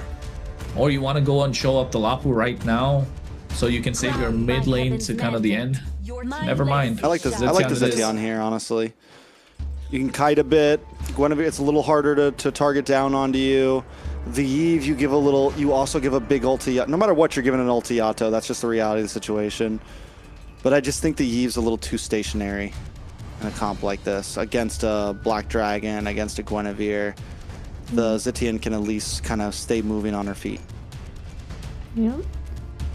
Leviathan now need a gold laner and a roam, possibly a jungler, if they want to do a last minute swap. Yeah, I think that's definitely possible. But what can Promise play though here? Kaja is such a still solid choice, no? Carry and Kaja, there you yeah. go. Carry Kaja. Ooh, Leviathan. This looks more Classic promising. combo. This looks, yeah. Are they both birds? Question. I don't carry that. Carrie's got like claws She for looks like feet. chicken feet, don't she? Yeah, she's got like claws for feet, but she's not a bird. I would say that Yuzong's closer to the bird family than Carrie is. All right. Ignore what that. is Let's she? move on. What is she then? EXP Lapu, just to be safe, but is it the best pick? No Uranus, no I mean, you get the Hylos, CC immune. It actually, honestly, wouldn't be Sora, horrible. but no. CC, Dude, Vendetta. you're so I don't dive know. heavy. But this heart remains. Yeah, Sora. No. Against I don't know how to feel about it. Against the Valentina. It's ultimate overload. What does Yato even take at this point? So many options. Yeah. Mainly I two, think you take but the Fear of the Phoenix. Fear of the Phoenix or the Shifting Skies. That's probably the best pick to pick up. And there you have it. The lineup for game 3. We have Leviathan having that Kaja and Carry duo. I think they can do a lot with that. So see what they can do. If they can pick off Harley, pick off the marksman, I think they have a great chance of winning. They do indeed. They do. But I think this Kaja carry is just too much. Might be a little too much for them to deal with. Leviathan don't mind playing the long game. Vendetta needs to find these pickoffs as Tarzan is on this Harley, and Melon looking to dive into the back line. Purifies across the board, maybe. And T has a big role to play once again. let's see if they can do it. It's 1-1. The score's been even. Vendetta up against Leviathan in a best of 5. Can Leviathan bounce back and put another point on the board, or will Tarzan and the rest of the team start to escape with the win? Well, we're gonna find out. Only time will tell at this point. I think both the junglers had a good game last time, right? So it's all gonna come down to how are Leviathan gonna cope with the pace that Vendetta are setting. So clearly Vendetta don't mind taking it slow in the previous game, but at this time they might want to pick up the pace a little bit, right, compared to last time. But they are a team that kind of sets their own tempo. That's the one important factor, because not a lot of teams can do that, and teams that can do that have no problems in finding a needle in a haystack when it comes to their composition. And you can see already on the bot side, ISO playing super aggressive and taking a look at the emblems also. Nothing crazy, just the fact that Sora going for a tank emblem. Oh, Petrify.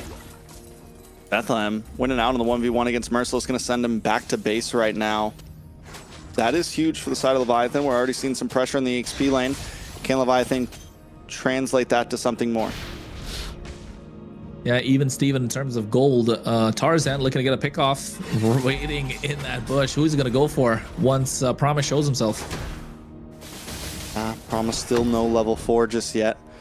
I wonder if Leviathan tries to stall this turtle to get there, to create a bit more pressure. But with Woompy and Promise both on these kind of strike force heroes, want to jump out of bushes, Leviathan's definitely going to take these a bit slower pace, right? They're going to hang out, they're going to wait, they're going to look for moments to strike. Turtle already down to about 20%. Tarzan trying to show up. Merciless into the backside, very low. Promise able to take the turtle. For the Phoenix does come down, but does not connect to many. Black Dragon trying to lock on to Merciless. Will be able to get the kill here. First blood over to Bethlehem. And it all came down to the play that they made earlier on the top side, right? Bethlehem able to force out the flicker, isolating Merciless from these team fights. And now all of a sudden they get first blood, they get the turtle, which was looking like it was going to be Vendetta. So Retribution not coming in clutch, but Promise now has the flicker, has the divine judgment, and slowly will start looking to pick people off, but they don't have the damage online just yet. Look at the top side right now. Woompy also helping out Bethlehem. Wait a second, a little bit of action up on the top side. Does look like they get the knock up. Violent Requiem of Merciless is having a bad day right now. 0, 2, and 3 minutes. They should be able to clear all this gold plating off. Yeah, they should be able to clear that gold plating, and not just that. Look at that, they're denying Tarzan to get the invade done. ISO's waiting for the right time. Promise does have the divine judgment. Ooh. Promise able to get the pull back onto Tarzan. ISO there to show up. Promise goes down. Chirobami gets the kill. Now they're going to be able to respond. A big blazing duet from Melon and cleans house. ISO goes down. Vendetta. Well, your junglers, away we come to play. They take out 3 members at the orange buff. Yeah, they take out 3 members at the orange buff, but they did lose Tarzan, so kind of like a slight bit of a bonus for them. And Leviathan, though, they need to keep the pace going, and Vendetta needs to find angles just like this to maximize what they can do. They get the top tier 1, they get a lot of gold in their pocket, and you can see Yato and Churubami leading the damage charts for a reason. These are the core in terms of the early, mid, and late game to provide some sort of consistent damage, and even getting the glowing wand on the side of Vendetta. You want to see Tarzan pop off if you're Vendetta and get these neutral objectives, but Woompy will try and prevent. Look at this. Nice Violent Requiem. A lot of damage. Airborne on TT is going to go down. ISO gets the kill. That's 2-1 for ISO. And a turtle falls into his hands as well. Taking that tier 1 so early on top side, yeah, it's definitely worth losing those 3 members. Plus, like you said, they get Tarzan. This is a huge advantage for Leviathan early on in this game. And not just that, right now, every single time Tarzan kind of wants to go in, it's going to be difficult because Promise has the divine judgment. He gets the steal. Did he? He got the camp? I think so. I think he did. Take a look again. Either way, the pressure. The pressure is insane. Taking a look at the items. Corrosion Scythe already locked in for ISO. Genius Wand for Woompy on the other side. Tarzan a little bit behind. Just got in his Genius Wand. Glowing Wand for Chirobami. And now those first items are really locking in. Radiant Arbors around the board for Merciless and T. Yeah, he's 0-0. Look at Melon. He gets caught in the pulled back, but stopped by the Fury of the Phoenix. ISO taking a lot of damage. T trying to chase him down.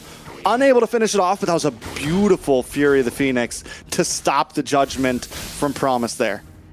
Yeah, he got the divine judgment, but just not the follow through. Woompy getting taken down here as Tarzan gets the deadly magic, but then again, Tarzan is not getting these kills. You want him to scale much faster. You want him to be deadlier on this Harley, and Promise looking to get these divine judgments on point, and you want ISO to scale as well. He's got 2 kills, so it's not looking bad for them.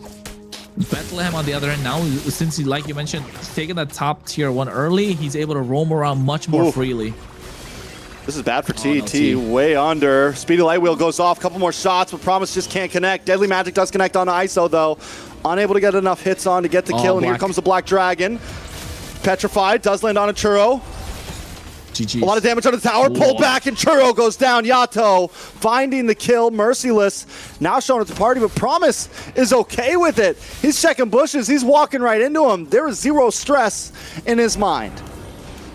Yeah, and this is what I was talking about, right? The moment Promise is going to be able to land those divine judgments, they're going to have doubt creeping in their mind. The hesitation is going to start kicking in. The decisions making not going to be as clean as they'd like. So Vendetta, a little bit of hesitation goes a long way against this kind of a lineup. All right. So with that top tower gone, once again, we're already seeing Leviathan able to rotate easily. Bethlehem's involved in almost every fight. Gold laners on the boss side.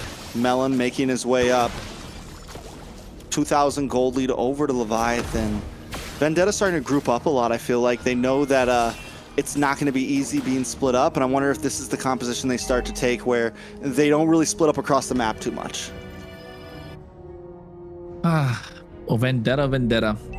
How will they get their Vendetta? How will they get their Vendetta at this point, right? Glue is good. The divine judgments could come at any point. Look at Promise. He's just being patient with it. Woompy with those spatial migrations. I think Vendetta played a fantastic game, game number 2. But Leviathan now kind of dictating the pace of the game as they like to. And ISO 2 1-on-1. I want to take a look at the item. Does he have the Trinity yet? I don't think so. At least he's got 2 items on the board for sure. And Melon's going to have a hard time trying to go in even with the BMI Blazing Duet. So I think you want to overload them with damage and skills, layer them to the point where you want Promise to choose. You got to pick one or the other. Man, both teams are fighting for these towers and defending them. So, like, normally by 8 minutes, at least the tier 3s and the offlanes are down, right? Lord's about to come up in 30 seconds. And only 1 tower has been taken this whole game. Out of this MCT season, I feel like this series so far between these 2 teams has been the most like meticulous, little plays, everything. You're only getting a little, like it's inch by inch right now for everything. They're teasing us, man. They're teasing us the entire time. And, you know, they got us at the edge of our seats for every single play. And I mean, might I say it comes down to the experience that they have, knowing that how each other play. Oh, Divine Judgment tracks. Beautiful Divine Judgment on T, but if you're the Phoenix to help out, Whoopi goes down. Merciless, 1 for 1. ISO trying to pop off onto T, flickers in aggressively with the speedy light wheel and finds him. 2 for 3 because the rest of the members are falling. It's nothing but ISO. ISO looking for anything, something, but it's a double kill over to Tarzan. Oh my God. What just happened? What a blazing duet from Melon. They got the nice Divine Judgment, but Melon went in at the right time. He got a 5-man blazing duet. So a lot of damage was dished down. Now he gets the Corrosion Sight too. ISO got the damage down, but then again, he's a single target, right? He wants to play the ISO. But in this case, Melon comes in. He doesn't care. 5 members, blazing duet, full stack going in. And with the DHS Golden Staff combo, oh, that looked like Prime General a little bit.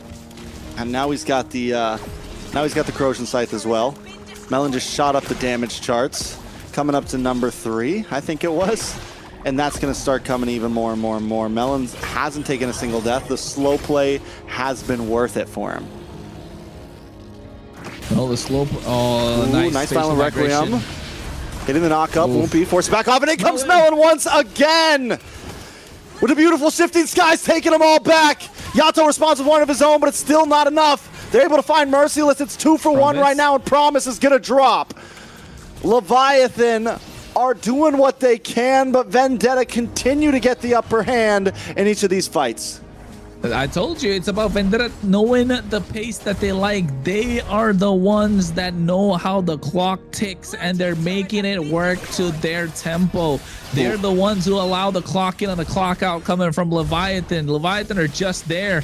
They got their IDs out waiting to clock in, but Vendetta are calling the shots, dictating the tempo and the pace of the game, making it difficult for Leviathan to get any sort of advantage. And I think this kind of comes in with experience from Tarzan in the jungle, right? Knowing when to go, when to pull the trigger alongside the rest of the team, and being there at the right place at the right time. He's got the Genius Ones, got the Divine Glaive, the Lightning Truncheon as well, and they've got the Chastis Pauldron on their side in the hands of Merciless to slow down this carry as much as possible, but the same is just not present on the other side. So the Claude is doing a lot more damage than Leviathan would like, and Melon has been popping off with this BMI Blazing Duets and coming in clutch with the Purify too. And every single fight that he goes in, he has the Purify to have a fail-safe option just in case he gets caught up in some sort of crowd control. And it's working to perfection. You called him Rookie of the Year for a reason, but now with the experience that he has going up against a rookie like Whoopi, you can see the difference and what experience can bring into the table. Uh-oh, Merciless looking for Shifting Skies. Promise in a bad spot now. He does use the flicker. Fury of the Phoenix comes down. The stuns are too much. Promise drops. Oh, the slow down, the pace. Vendetta just able to find them member by member. Now Lord's going to be up in 2 seconds, and Leviathan may not be able to contest it all. Hey, they got nowhere to go. They cancel all their plans for Friday night. It's not the first Friday of the month anymore, so it's not. I'm here all night, baby. Exactly. They say we're okay, we're good. Ashley's not playing, so there's no need to rush anything at this point. Exactly. Everyone watching's probably got their popcorn out, and if they don't, they probably got their dinner ready on their table and just got this loaded up on their TV, their phones, whatever device you're using to watch it. I know you're having a good time, so again, don't forget to hit that like, guys. It definitely helps us out, to promote the stream a little bit more. But this has been so methodical. Trex, you'll not believe it. It's only been like 13 minutes of this game so far. I know, and it feels like it's been an hour. 25 minutes. Hey, no, Lord's coming down soon. This one honestly could end up being an early finish compared to the last games. Vendetta looking for the pressure here. All waves crashing down bot and top at the same time, and hitter drops on the top side. The rest of Vendetta moving into the mid. Lord going to be coming into the base. Yeah, I can see Lord walking right up. Tarzan goes down though. Bethlehem gets the kill. And now the rest of the team coming down the mid side. Black Dragon to the back, but Melon once again with an amazing blazing duet taken out in mid strike though. ISO isn't going to let it happen today. Promise now, the Lone Ranger pushing 2 members away. He had the Wind of Nature coming at the just a second too late, might I say, for Melon. He got the Wind of Nature just when ISO got taken down. But you can see Spatial Migration able to get the Violet Requiem right now. Whoopi finds that ISO able to get the kill as promised. Gets another assist on the board, and this is what I was trying to say. Leviathan are okay taking it the distance. They have the damage, and Vendetta need to find a way to finish, otherwise it's gonna look difficult. The carry Kaja combo is gonna start showing up, and look at the damage starts. Now the marksmen are taking over. Yeah, and if ISO can continue to do these types of plays, it's gonna be huge. And like you said, the marksmen have taken over. Melon had some amazing plays, and now ISO is having some amazing plays. So does it come down to whoever, like whatever gold laner plays better here? Is that what we're saying? That's the winning formula this late in the game, or this mid of the game, because it's only 15 minutes. I think it's a little more complicated than that for Vendetta, because you got Promise, right? You want Promise to get the pull for ISO to pop off, but at the same time for Melon, he's got the Wind of Nature. Look at the builds; they're exactly the same. Now, who was the first one to sell the boots to get like a Rose Gold Meteor or an Immortality? The item swaps are going to come in. We know Whoopi's crazy with those item swaps, and it's going to come down to the ones who's going to be able to create the space for their marksmen. So yeah, I think with Melon being a dive-heavy hero, if Promise can hold on to the Divine Judgment and wait for the right time, then it'll be a game changer. But he's got a lot more on his plate. He's got Tarzan roaming around freely with his Harley. You got Churobami that can put a stop to them with the help of the Fury of the Phoenix. Again, we haven't seen Yato pop off. What ultimate has he taken? The Fury of the Phoenix is... I haven't seen a massive play yet, so Bethlehem needs to go in. Whoa. Yato uses a Fury Phoenix of his own. A lot of damage on a T. Bethlehem into the backside gets a petrified, but Melon in a bad spot. Merciless goes down, and ISO is locking on, but T's able to get the kill with the huge slam and a grab, as now Whoopi is trying to pick up the pieces and save his team. It's 3 members down. His winter crown pops, but he will fall to Churobami as Tarzan moves on to the base. Bethlehem is all alone, and I don't think he can defend this himself. Yeah, he's giving it up. He's giving it up. Yeah, he's giving up. A gentleman's surrender. Vendetta take game number 2 and take us to match point. Can Leviathan do something about this? It's I think in terms of the mental aspect of things, I think Leviathan have kind of like slowed down too much and they're not able to get back up. Meanwhile, Vendetta, they were like, hey, like I said, they had the ball on their court. Leviathan had to play defense and just couldn't hang. Yeah, and I feel like Vendetta has they've been a team where even if they lose the first or the second, then they're still able to come back really strong. It's they're able to adjust their strategy or play so that they can come back, and that's what's so scary about this team, right? And with Leviathan, I guess we can see, Wumpy is probably not the kind of jungler that's gonna be able to take on other kind of jungle.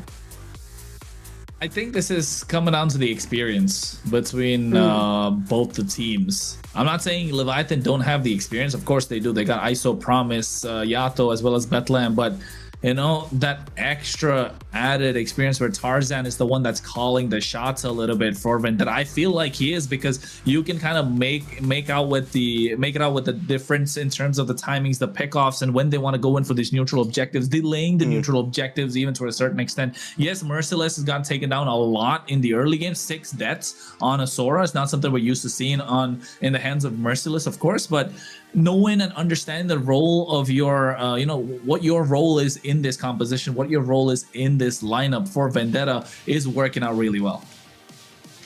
So from this point, with the way that Vendetta is able to pull themselves together even after losing, hold games, the distance, pace fights, I can't help but agree with you. Yeah, it feels like whether it's an experience thing, whether it's also just the fact that these are some big changes for Leviathan, and though Promise is a great player, Wumpy seems like an amazing jungler, we are in playoffs, and Vendetta, these guys are a unit. And there has been some changes on their side, like bringing T in and things like that. But overall, 4 of these members have been playing together for a while now, and it's showing. Tarzan especially has just seemed so hungry. Like, Vendetta feels like a team that wants this championship very, very badly. And I think that's what a lot of this is going to come down to. Who wants this the most? Yeah, I think that's the important part, right? I mean, definitely Leviathan are hungry and want to prove themselves, but is the gas empty right now in the tank? That's the question, because Vendetta, they've been there, they're hungry, all right, and Tarzan wants to show, like you mentioned, he's always been there in the shadow of these junglers that have been there for a very long time. Even now, some would say best player, of course, would be another name up there in terms of the junglers, but Tarzan wants to be there, wants to prove that he is one of the best to hang. And Leviathan, I don't know, just crumbling under pressure, maybe pressure, maybe the we talked about the either way, forget that. Let's get to the other rookie, the other new kid on the block who was once in Wump. He's only played 1 season before this. He's played 1 season. He's still a rookie. After 3 seasons, then I guess you cannot be called a rookie anymore. But either way, it's Melon. Melon, the guy was a monster. The guy was a beast. The guy did some amazing things that game with the Blazing Duet. Do you agree, Layla? Yes, I've heard that Blazing Duet in this game many, many times, and he's done really well going in with that and racking up the kills and doing immense amount of damage to the enemy team. I think you're right. Of course, the Blazing Duet did a lot of work, but it felt like Promise had to use the Divine Judgment on Tarzan or Merciless or T. So that kind of left Melon to go into the back line, right? Quite easily. if Woompy was able to land more of these spatial migrations onto Tarzan or Merciless or T, then that would give Promise the option of, okay, now I can save my Divine Judgment for when Melon comes in, because Melon's timing was impeccable on this Claude. So well played to 4-2-10 KDA. And with the Purify, in the end, he sold the boot. Okay, he didn't even sell the boots. He kind of wanted that too towards the end. But yeah, I think overall solid performance from Vendetta. And hey, I think going in, it'll be match point. Leviathan, have they run out of gas? You know, Vendetta don't mind going all 5 games. Clearly, we can see with the pace of the game that they're taking. But yes, has Vendetta run out of gas at this point, right? No assassins left for Woompy. He's not bad on the Guinevere. He's playing well the macros there. I think it's just a lack of what do you call it? Lack of initiative when it comes to these team fights. If he was able to land those spatial migration, if he was able to try and be the difference maker, it would have been a different story. Great point with that. I feel like I've seen Woompy as somebody, when he plays his jungle roles, he definitely plays it very, very safe.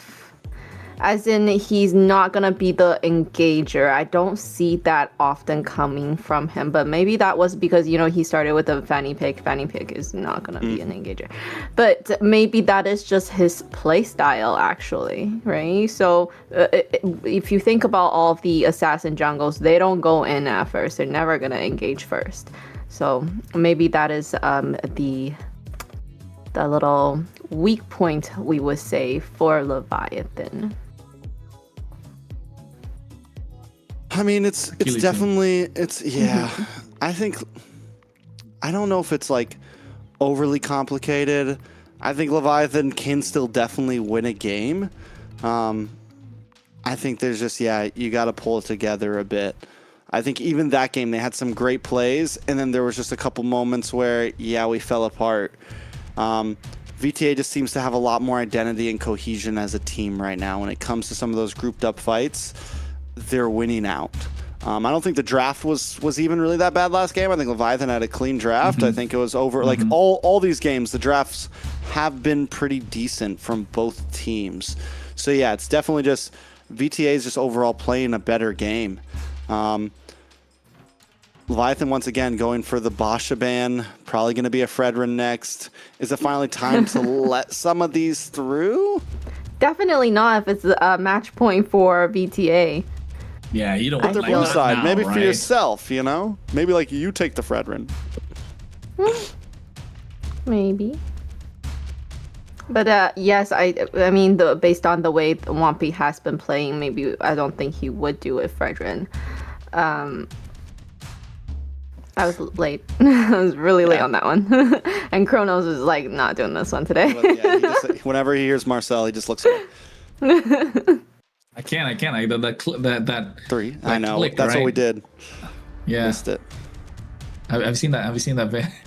I mean, I'll send you that clip about the. Forget about it. Doesn't matter. Later. Forget about it. Yeah. At the moment, forget about it. Fredrin banned from Leviathan here. Banned from Leviathan. Honestly, very straightforward. Fredrin, Freya. Yeah, Freya, I guess. Since they can't pick it, Fredrin's still open. I think they want to go first pick Fredrin here, but then again, is it you know? Is it Woompiable? Yeah, that's the question. Is it Woompiable? That's a nice way to put it. Well, Woompy, I feel like also he might be a little bit timid coming into this. You know, he is the new kid on the block. He's playing with all these veterans. He might not think he has that seniority to be calling the shots and be the engager for the team. And you come in yesterday on your hot streak. You know, you come in yesterday with your big 3-0, and then you go up against Vendetta and Tarzan, and it's like, okay, now it's real. You know, like now we're playing. And maybe it wasn't going to be as easy as, you know, everything seemed on day one. Now, don't get me wrong, Woompy's been scrimming, I'm sure. All these guys, it's not like the NA server's huge. These guys are ranking against each other pretty regularly. They meet each other on the ladders, you know. There goes the Fredrin band. But yeah, Woompy definitely needs to, he's going to have to step up because Tarzan's a monster, man. And I know that's been like the focus of tonight. It's been jungle versus jungle, but he is going to have to step up. Same thing with ISO. Melon is also a new kid on the block. coming for ISO right now. Promise, just joining the team, has to be able to keep up with T, because T right now, we doubted him in game 1, but he's playing well as well right now. He's playing very good with the team. Oh, Leomord is up for grabs. So first pick Leomord. So the jungle pool is starting to, you know, shrink more and more if you're Tarzan. But then again, he plays tank jungle. He can play anything in a tank jungle, to be honest. I wouldn't be surprised if he starts pulling out some of these unorthodox picks that I don't want to mention because I'll get flamed in the chat in my DMs. But Harith is one that was left open. That's a flex, that's true. But I think still, if Akai is an option for Tarzan, he is super solid on the Akai. Let's not forget about that. Back when he was Guapo. Back when he was a Guapo. He used to play the Akai. Okay. I mean, I pick Leomord, RWM Zaman. Yeah. And then Leomord, I feel like, with the first pick going into it, I mean, we've seen Leomord done really, really well. Like huge damage getting to their back line. We'll see what the rest of his team is gonna have to help him do that, right? We have aggressive.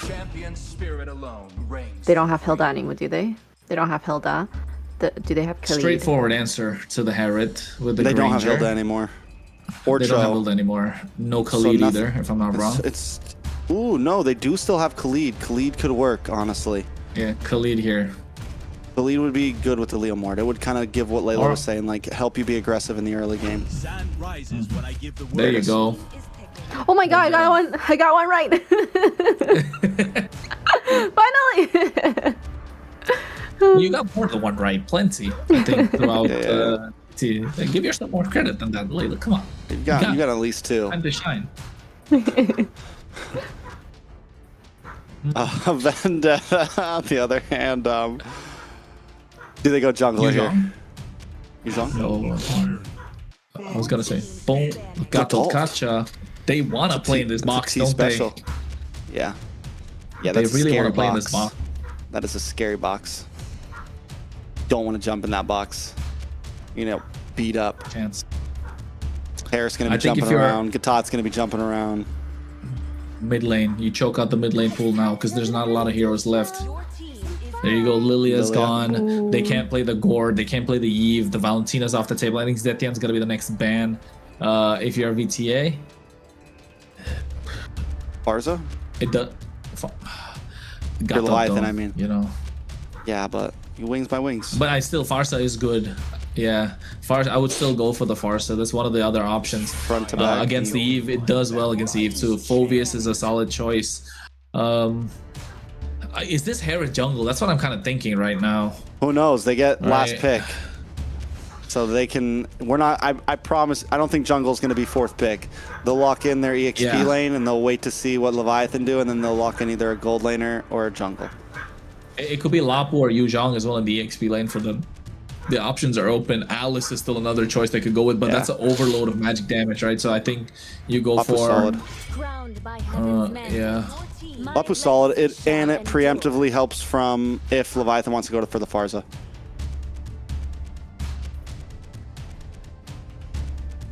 What else? Ooh, Layla? What else can work as mage though? That's what I'm thinking.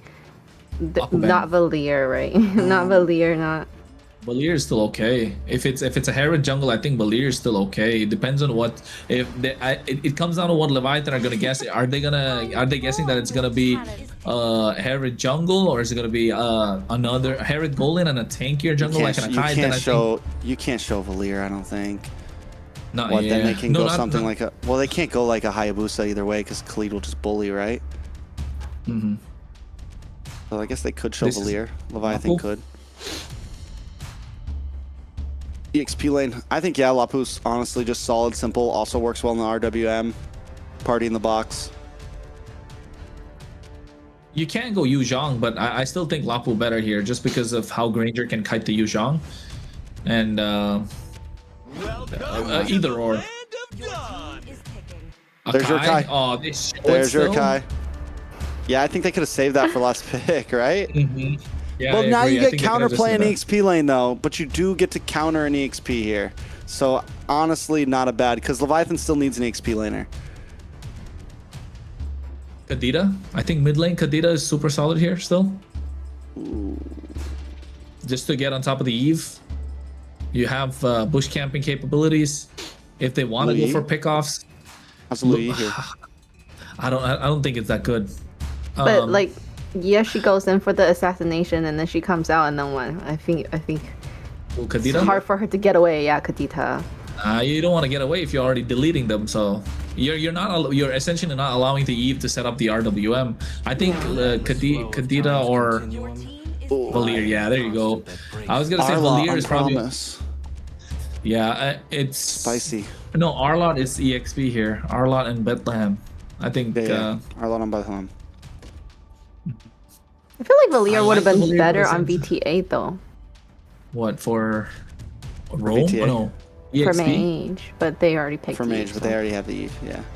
because you can push back. I mean, it can stop the Harith from diving in. Mm-hmm. Kind of keeps Dragon. Katana at bay. Do you push back the heavy spin with Valier? Yeah, you can with the skill 2, with the Searing Torrent. Yes, you can. It'll push back But, the heavy spin. Yeah, you can, but it's not gonna slow him down that much. You know, it's still a disengaged tool. Lapu. So Goes a Lapu. I mean, they could have, if they switched up the order, it would have been so much more different, right, for VTA. This is tough. Well. This is honestly kind of feels tough for Leviathan. Maybe, I don't know. Yeah. I'll tell We're you what it reaching. feels like. We're on game. We're on match point. Yeah, Match it point. feels like this is gonna be another long game. So buckle Yep. your seatbelts, folks. Yeah, What do you think, these Layla? guys, I don't know how it's gonna go, but I feel like it might be like a little slow, very stable kind of game for them. But unless You if like they the Valier? wanna, the Valier, I don't know. I think yeah, it'll work pushing these guys, the front lines back, so that does work.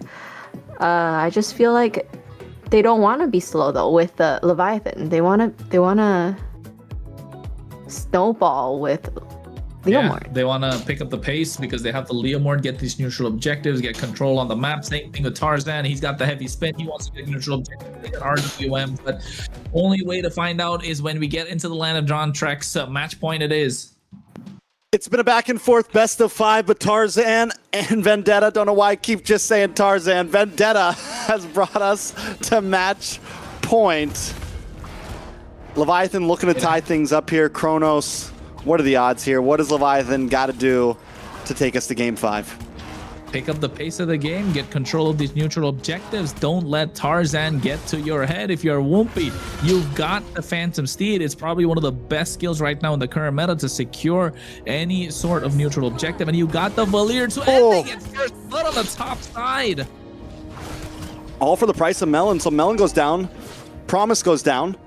But a beautiful trade for Leviathan. This is what we saw in game number 1 or game number 2. They were able to get a quick pick onto Melon, putting pressure onto that gold lane. Leviathan with good pacing, and this is what you want to see when you have the Khalid in your own position, already outputting huge damage and moving around the map. Yeah, and no flicker, that's fine. You're going to get it back just after the turtle, or not, actually not. It's going to be another 40 seconds, but I think at this point, Vendetta know that there's pressure onto Melon, so now you get T onto the gold lane, and all of a sudden the EXP is freed up a little bit more, and then the mid lane's gonna have some trouble. Yato is gonna have a good game, and that's what they want. Yato, the longer he's there in these fights, the more problems for Vendetta, and it's gonna come down to these neutral objectives like the turtle, which is up in about 15 seconds. But look at Woompy looking to get something. See if he's able to do it. Probably not. You know, they like to take things slow. It's 1-1. That's enough kills for the first few minutes. We can't exceed a certain limit, you know, but promise. This is the damage you see from the Khalid. Of course, it's going to start to wane down, but this first turtle should be in a good spot for Leviathan. No, burst fireball already being dished out. Bethlehem trying to go in. Final slash. NFC does come out. Tarzan with a heavy spin. Tarzan able to get the turtle and push Woompy away. Woompy now in a bad spot. Brought low. Caught by the RWM, and Churobami gets it. Now they're trying to respond as Bethlehem dashes through and finds one of his own onto Merciless. It's 2-2. Still a small gold lead over to Leviathan, but the first turtle goes to Vendetta. And this is what you want to do if you're the Panda. You want to keep spinning to get those turtles, to get those lords. The retributions are going to start coming in clutch. And I think if you're Wumpy, you haven't got the better of Tarzan for what, about 3-4 neutral objectives now. So if it comes down to a clutch 50-50 in terms of the Lord, I mean, people would be putting their money on Tarzan for the amount of Lords and Turtles that he's stolen or contested and got the better of out of Wumpy. And he's known the king of the jungle for that particular reason as well. So Leviathan needs to find more aggression, especially on the gold side, and keep Melon under control, because that's the only source of damage apart from Churobami. Honestly, yeah, Leviathan, focus on the off lanes. Make sure ISO has a good game. Make sure Bethlehem has a good game. And I think those two people can help carry this team to victory right now. In terms of Turtle Pits, Lord's Pits, Wumpy cannot just waltz in, right? I've been saying this, I sound like a broken record about certain jungles. You got to look for the angles. Take the long way around. Take the lane around. Get to the back of the pit. Don't just walk into the front, because you're just going to get heavy spinned like the last time, every single time. Promise down a little bit of trouble. Tries to use quick hit and stand guard, but it's not enough. The damage from Melon is just too much. And I think this is the problem with Promise as well. I think he's testing the limits a little too much, not realizing how much damage that the Harris can put out. And if Yato and ISO can combo up with like the Dead Sonatas and the Burst Fireballs, it's gonna be difficult for whoever was looking to walk up to them, because the range is there. They can disrupt the entire fight, you know? And Leviathan just Bethlehem has been great on this Arlot so far. I think we need to find Wumpy, like you said, a good angle to get in to get the Retribution. Promise has a good position right now. Able to come in. Tarzan does get the turtle, though. Gets the pin onto Bethlehem. Bethlehem forced to use the flicker. Wumpy just wants his camp, but they don't want to let it happen. Vendetta once again on the smother. Bethlehem jumps in. Won't be able to get away from this. Merciless with another kill. Leviathan is falling apart right now. Melon now moving on to ISO. Makes a jump down to the boss side, and Promise goes down once again. 0-3-2. Vendetta winning on all fronts, getting the neutral objective, able to pick off the EXP lane on the bot side, getting the goal lane, or rather the roamer on the top side, and not letting ISO play his game, not getting him, taking down the support that he has early on. And now all of a sudden, like you said, Trex, things are falling apart for Leviathan. Vendetta are picking the pace up of the game, a 1K goal lead right now. They're looking confident. They look a bit rejuvenated. They look like they had something to eat in between these breaks. Most definitely. So now what does Leviathan do? Vendetta, I think, in a very good spot. And like I just said, Leviathan teams, I mean, Promise, Bethlehem, both making plays that they should not be making. Wumpy walks into the pit earlier knowing there's still a heavy spin ready to go. They got to slow things down. I know they have a composition where they want to maybe have Wumpy pop off, but they do still have ISO, who's deathless. On the other hand, Vendetta, they also have a great late game. You've got the Eve, you've got the Harith, you've got Merciless who can help carry there, and you've got objective secured with Tarzan on a pick that he's very comfortable with. It's a hard game for Leviathan, to say the least. Not just that, right, Trex? Like, Vendetta in sieges, how are you gonna stop them? The high ground, they got the AOG, they got the Zaman Force, the Bravest Fighter, the heavy spin for the disengage. So the tools are starting to, you know, make sense for Vendetta, which they always have. But I think Leviathan are just looking at it right now that if things are not going right for them for the next 2-4 minutes, I would say, then they're just staring down the barrel of a shotgun, and Vendetta are the ones that are holding the trigger. You know what I would say about Leviathan, something they've been having trouble with, these, ooh, nice stun. Ready to Sandstorm, Phantom Steed, but an AOG to get away, and so many ults just got wasted from Leviathan, all for the price of an AOG. A huge win for Vendetta there. What I wanted to say was, Leviathan did it okay in Game 2 and even in Game 1, but they haven't been doing it recently. They haven't been, I mean, if you know you're going to give up the turtle, something that Matakucho does great, look for plays elsewhere on the map, right? Trade camps, trade towers, push in top lane, do something somewhere else. And that's where Leviathan seems to be failing right now. Not making up for us all. Not completely big control the back up Merciless.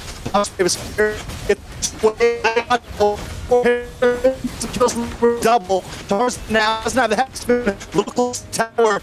And promise Whoopi as well. I thought we could pass through Melody to get one, but that's going to slide on Melody. Here's AOG. Whoopi gets the Yato. Just thing up. Whoopi gets the triple. Unofficial. Still scared. Yeah. Indeed, from able to get the better win. And at this point,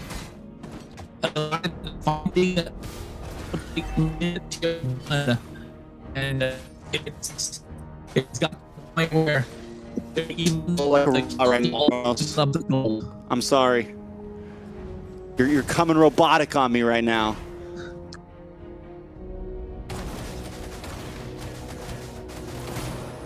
Yeah, and I think if you are Leviathan or Vendetta, all good. I mean, at this point, with this neutral objective that's available, the Lord, right? Don't worry, Trex, you were robotic for a while too, but hey, it is what it is. Oh, we both were. Ooh, nice final. T in a little bit of trouble here. Bethlehem trying to dash through. Vendetta still with the gold lead. Lord is up and the Phantom Seed comes out from Woompy. Tarzan does have the heavy spin though, so once again, a lot of ults used by Leviathan, and this might have been what Vendetta wanted. Yeah, and this is what they kind of need at the moment as well, not just want. And you can tell at the same time they're looking for the pick-off's heavy spin. A lot of damage. Bethlehem goes down. Oh, Yato taken out as well. Oh, this is bad for Leviathan. Vendetta able to leave the Lord. No. Oh no, it's not looking good. Trex, I think at this point it feels like Leviathan are running on autopilot. They're not able to make sense of what's in front of them. And Vendetta are slowly ripping them apart. It is match point after all. They want to call this end. They want to be able to take this. They want to be able to take this game, not going the distance. Tarzan able to secure 3 turtles. The one Lord that's there up for grabs. 10 minutes in right now. About 7 seconds. The Lord's going to be marching down the top side. And Leviathan, they need to wake up. They got one good fight, but how are they going to be able to bounce back? It's tough. We have seen some good moments from them in those past fights, but everything's got to line up perfectly. They are able to do well. You mentioned the fact that Vendetta can siege very well. Well, Leviathan does have the opportunity to also make big plays in the bottleneck, right? In the lanes. When Vendetta tries to come in, can they get the big pushback? Ooh, but look at the damage. A big AOG onto Woompy. Woompy won't be able to get away from this one. One more shot, but wait, the stun comes in just in time, and Bethlehem's able to help out. Woompy gets back to the base safe, and that could be the big difference in this defense. Oh my god, it was dire, difficult, and now the Lord is marching on the top side as well. The inhibitor does have the Holy Shield, so a little bit of a saving grace. I think if I'm Leviathan, I want to let it pop so I can buy some time for myself to clear out the rest of the waves. And they do indeed, but the Lord did crash in. The mid lane's gonna get cleared out. Vendetta, it's been a slow choke since game number 2, hasn't it, Trex? It's been such a slow choke, not for each game, but the series. It feels like a sleeper hold all of a sudden, and they're passing out. Yeah, Vendetta's just been continuously putting on pressure from game to game. It's never hyper aggressive. It's not like they're looking for a knockout here, right? They're just a little ankle lock, something like that, you know, slowly taking them out. And Leviathan are folding under the pressure. And that's kind of been the topic, right? Are they overcooking? Are they overheating? Is this too much? Can Woompy hang with the big dogs? You know, all of it. And it seems like the slow play does seem like a lot, you know? We're at game 4 right now. Vendetta with a 5k gold lead, taking a look at the items. Tarzan's a bulky boy right now. Coming into what? Beefy, getting right. helmet next? Yeah, he looks like helmet? he's getting the helmet. Yeah. He's looking like that, and I mean, he's already a fat panda. Now he's gonna be the fat panda. The fat Dragon panda. Warrior skin. Yeah. Do you like that skin? I think that's probably the best Akai skin, right? Yeah, I guess. Oh. What's it from again? Come on. Are you serious right now? It's like Hello Panda or something, right? No, No, it's Kung Fu Panda. Oh yeah, Jack Black. Yeah, there you go. You found it. But I think along with the Guardian helmet, I think he's probably gonna go build anti-cuirass next if he wants to get a little more tankier. But I think Guardian helmet definitely provides a lot more value. You don't have to go back into the base quite a lot. And I mean, it feels. I'll be honest. I think Leviathan feel like they've gone on autopilot for the past game, especially after that game 2 where it was slowed down so much that the focus is gone. They're seeing blurs at this point. Yeah. And Leviathan needs to bounce back. Otherwise, Vendetta is just going to take this in game number 4. ISO needs a kill or two. If he can get 2 more kills and at least get 30 Skypiercer stacks on, maybe there's opportunity here. Nice RWM comes out. Yato forces the flicker. Tarzan gets caught by the steed. Heavy spin comes out, and now Whoopi's pinned against the wall. There's no escape. Melon gets him. Ugh. BOD locks in for ISO, but it's a little too much too late. Autopilot, man. I think Whoopi needs to wake up a little bit, but it's all right. I mean, what can he do at this point? The composition of Vendetta, and not just the composition. Again, call me a broken record. They have taken and dictated the pace of this game. Slowed it down to the point where they are the ones to choose when they want to go in and when they want to pick the fight. Leviathan do not have the choice. They're forced into picking these fights that Vendetta want them to, and now this could be the final push to call it a day. All right, Lord coming down the top side, able to crash through the inhibitors. Vendetta trying to switch lanes as Tarzan works his way under the bot. The waves were not synced up, so it's a slow push from Vendetta, giving Leviathan some time to try to regroup here. Ults are all up. Tarzan able to get a big spin onto Bethlehem. He does flick to the side, tries to use the final slash, but AOG connects onto Yato. RWM comes out, trapping multiple members in. Bethlehem down, as Promise just wants to get away, but ISO finally putting a kill on the board. Yato finds Tarzan. It's 2 down for Vendetta. Leviathan still able to defend amidst the madness. Oh my god, the madness is too much for Leviathan, but still Vendetta, you know, they walk away with a kill. Leviathan able to get a couple. The only thing that Vendetta would have liked is if they got that mid inhibitor. And at this point, 5k gold lead in the hands of Vendetta. I want to take a look at the items and see how far ahead they are. Do they have the Holy Crystal in the hands of Melon? He's 7-1-1, and we're talking about a Herod that just got buffed even at this point. ISO, yes, he's got 2 kills. Does he have the Skypiercer? Have those stacks started racking up? Whoopi gets the Malefic Roar. Churobami gets the Wishing Lantern. The damage is starting to show for Vendetta, and no one's able to catch Churro as well on that Eve. Final slash. Final slash. A lot of damage coming out from ISO. AOG from T does not connect onto any, but Whoopi gets pushed back once again. Oh no. Promise, it's not forced to use an ult just to get away. Yeah, it's not a battle of jungles at all. Maybe it never was. Anymore. Yeah, I mean, it feels like that. Yes, Whoopi did play a fantastic game. Like he's still holding his own 3-4-4, even though like their backs are against the wall. He is playing really well, but in this case, I think the synergy with the team is not showing, and Tarzan is okay taking a backseat, not being the star player, but being the one that gets everyone together and being the one that matters the most when it comes to these clutch situations. He's okay taking a backseat from, oh no, never mind. Oh, everyone caught in the RWM and the AOG once again. Vendetta zone them away, and Tarzan easily takes the Lord. Leviathan just, I think it's also a big draft diff, a gold lead diff, because they are getting some plays, but the damage just isn't there.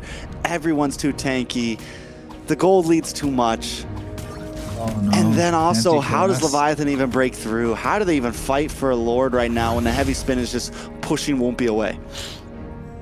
Don't go in. I think at this point, don't go in. Bait out the heavy spin as early as possible. ISO needs to get the poke down. You can see Melon has the highest damage. ISO's not that far behind. They're able to hang in terms of damage. It's just that they're not able to get this finishing blow. Yeah, Merciless on the hunt though. You can see MT as well. Oh no. Bethlehem on the run. Does buy time for the team though. Bethlehem dashing through. does take a Bravest Fighter. Big final slash. Able to dash back. Will go down, but the Lord is gone. Can 4 defend against 5? The gamble was on. Was it worth it for Leviathan here? They're going to try to clear waves. Another wave of minions comes out, buying Leviathan a little bit more time. Vendetta just trying to close the distance, but won't be ISO. Will be able to get the last cannon minion, and Vendetta have to wait for another wave to come. It's 20 seconds on the clock for Bethlehem. Still is Amon's Force, ready to drop from Melon. Merciless with the Bravest Fighter. Decides not to use it just yet. A heavy spin has come back up for Tarzan as well. RWM drops, AOG connects, and everyone is bursted back, just trying to create space. Won't be pushed against the wall, but he's still up. A nice Bravest Fighter. Promise is trying to defend as Melon finds Promise, and now on the top side, Whoopi is still defending. ISO getting a couple of free shots with a double kill for Melon, and Bethlehem's back on the map. Vendetta is on the run. ISO helps defend. A big final slash onto Melon. Bethlehem dashing through, ISO getting more free shots. Vendetta looking for the turnaround. It's still a 4v3 right now, but Merciless is too deep, forced to use the Bravest Fighter. Minions are back, but Vendetta is gone. Hey, we said it's going to be a long night. It's turning out to be a long night indeed. And I think even in that play, Whoopi had the option to go back into the fight using that skill 1 that comes in when he has the steed, right? But he used it on the minions on the left side instead of the right onto the heroes, because everybody was super low. The angle was there to get the kill, but he just wasn't able to get it. Pressure is piling up for Leviathan. They're trying to get the clear. They have the Granger that can pop off, but he got only 1 kill out of that entire fight. He would have wanted a couple more to get those Skypiercer stacks going, but not finding the opportunity. The space is just not present, and also the Valir started to show these fights, but they're getting a sandwich play on the bot side. 4 members. ISO with a winner crown. Is in a safe spot. Can he get away? They finally collapse down. ISO finally drops. Immortality pops. Trying to dash away, but it's too much damage. And Merciless gets the shutdown. Bethlehem drops. Promise is next, but Tarzan and T will be in the backside. Finally taking off to try to fight. The Immortality comes up, but no, it's not there. He just goes it down. It's Yato once again against the world, against the match point, against 3, and Vendetta will not let him escape. There's minions on the base. It's Friday night, and Vendetta didn't want to let this go to Game 5. Hey, they didn't want to let it go, all right, but they got everything going at the distance. It was a long game, a long series. The sun's almost out for me, but oh my goodness, the way that they played, it was clutch, and it almost looked like Leviathan were going to take it to game number 5, but running out of steam towards the end. Towards the end, definitely for the last 2 matches, I would say, but even with this last match, it seems like, you know, they were really trying to squeeze that last little bit of fight out of them to hold on to dear life, and then unfortunately, they just couldn't do it. Leviathan put up a good fight, but in the end, yeah, Vendetta shows that they are a team to be reckoned with here. They lost game 1 instantly. Yeah, at that point, they're a team that we have to keep our eyes on for sure. Even with the subs, even with the small swaps happening, they pull it together and show that it doesn't matter what T's playing, it doesn't matter whether Ashley's playing, it doesn't matter. We're coming in, we can have the Bam brothers, whoever. We're taking wins. And you know what? Not just that. I think they... Tarzan showing that, hey, you got a shiny new toy, casters, you want to play with it, go ahead, but don't forget, old reliable still works, right? We got fond of with the shiny new toy and Whoopi, but hey, Tarzan still king of the jungle, showing levels to this game. Of course, Whoopi played fantastic, but Tarzan just showing that there is a ladder to climb, and he has been there through every rung trying to get to the top, and he's been there through it all. And Vendetta showing the same 20-minute game, 19-11 kills, and he's 79% KPA. The only one that had higher is Melon on this Herod, which was the primary damage dealer, and you can see not losing out on a single objective, right, which is super clutch. And even Churabami doing the best that he can with the RWM, just no one able to catch him at all. Did he even die a single time the entire game? Churabami? Yeah.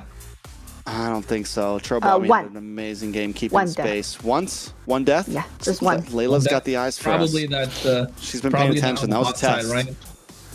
Yeah. A big Yeah, test. not a lot of death for any of these players on VTA. Amazing gameplay. Melon popping off already early game. Yeah, the whole team. Tarzan as well, bringing out the Akai just to show, listen, I still got pockets, guys. I'm ready for a best of 7. I am ready for a best of 7. Tarzan really showing up today, I feel like. And even then, didn't play, like there was still more options for Vendetta. They started off, not picking too many clutch things. Like, they lost with the Harley in game 1, but still outside of that, it was pretty simple gameplay. And even T showing up with the Gatot, which was honestly a great answer to the Leomord. It was one of the things that's the taunt happening to Leomord anytime he tries to come in, buys the time for the heavy spin. There was just the I can't move meta, right? Overall, still reliable. Same thing, Bethlehem unable to ever really dash in and cause a lot of problems. And I think... of course, taking a look at the MVP for this game, it's got to be, there you go, Melon. No rookie, no more. 13-1-3. He was the main source of damage, right? And you could see Promise as well went early, tried to get the first blood. They did get the first blood, but after that, he didn't go down a single time. 13 kills on the bounce. Sheesh. It is difficult to take down a Herod when he's got everything. A full build goes for the concentrated energy. I think that's one item that it depends on where you are in the game. You want to stay longer in these fights, so went for that instead of, I think at one time I saw him buy the Oracle also, so he was juggling around in terms of the items that he had. And MVP of the game powered by Bonox. Melon on this Herod Purify. Great decisions that he made in game and great positioning he had to not be able to get caught after that first little oops. Yeah, we've seen it happen with Melon. He's able to take a death early on. That's the second time this series that he takes a early game death, wipes the dust off his shoulders, and quickly jumps back in, becoming the MVP of the game. The kid was on fire throughout that series. I don't think we've seen a KDA like that in a while. 13-1-3. That's a 16 KDA essentially. And I think you can tell also with the highlights, it was mostly about him, right? And not just that, the composition that they were running, the big hill box composition, just knowing how to play it really made a big difference. And Vendetta just showing that they are a team to watch out for, and probably contenders for the entire MCT North. Yes.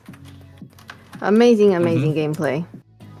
And definitely, I think we thought, Leviathan was definitely coming in strong, and we thought they were able to have this big potential to kind of challenge Vendetta. And it seems like, they're like, no, kid, we have been here for a very long time. We know what we're doing. Not yet. I think. All right. You got a surprise for us? Yes, I do. So joining us here is Mercy from Vendetta. Let's have a little talk with him. Hello. Hi, Merciless. Welcome. Hello. How are you? How do you feel after that win in the series? Because I know you guys kind of started off a little bit rocky, and then you guys pulled together and showed us what kind of team you guys truly are. So what happened after that first loss and how you guys adjusted to come back? I mean, that loss was a little bit it was bad because we shouldn't have lost that game, but we just reset our mental and just came back with a new fresh game, and then we came back. Kronos? Trex, go ahead. Get your questions out the way. Merciless, how we doing, man? How we feeling? I'm doing good. And you? Feeling good? Making a good run through playoffs right now. Up next is Night Horde. Yeah. How do we feel about it? I'm feeling pretty good. We beat them before, and I think history will repeat itself. Nice. Score check. Ooh. 3-1. 3-1. All right. They take first one. You hit the reverse sweep, just like tonight.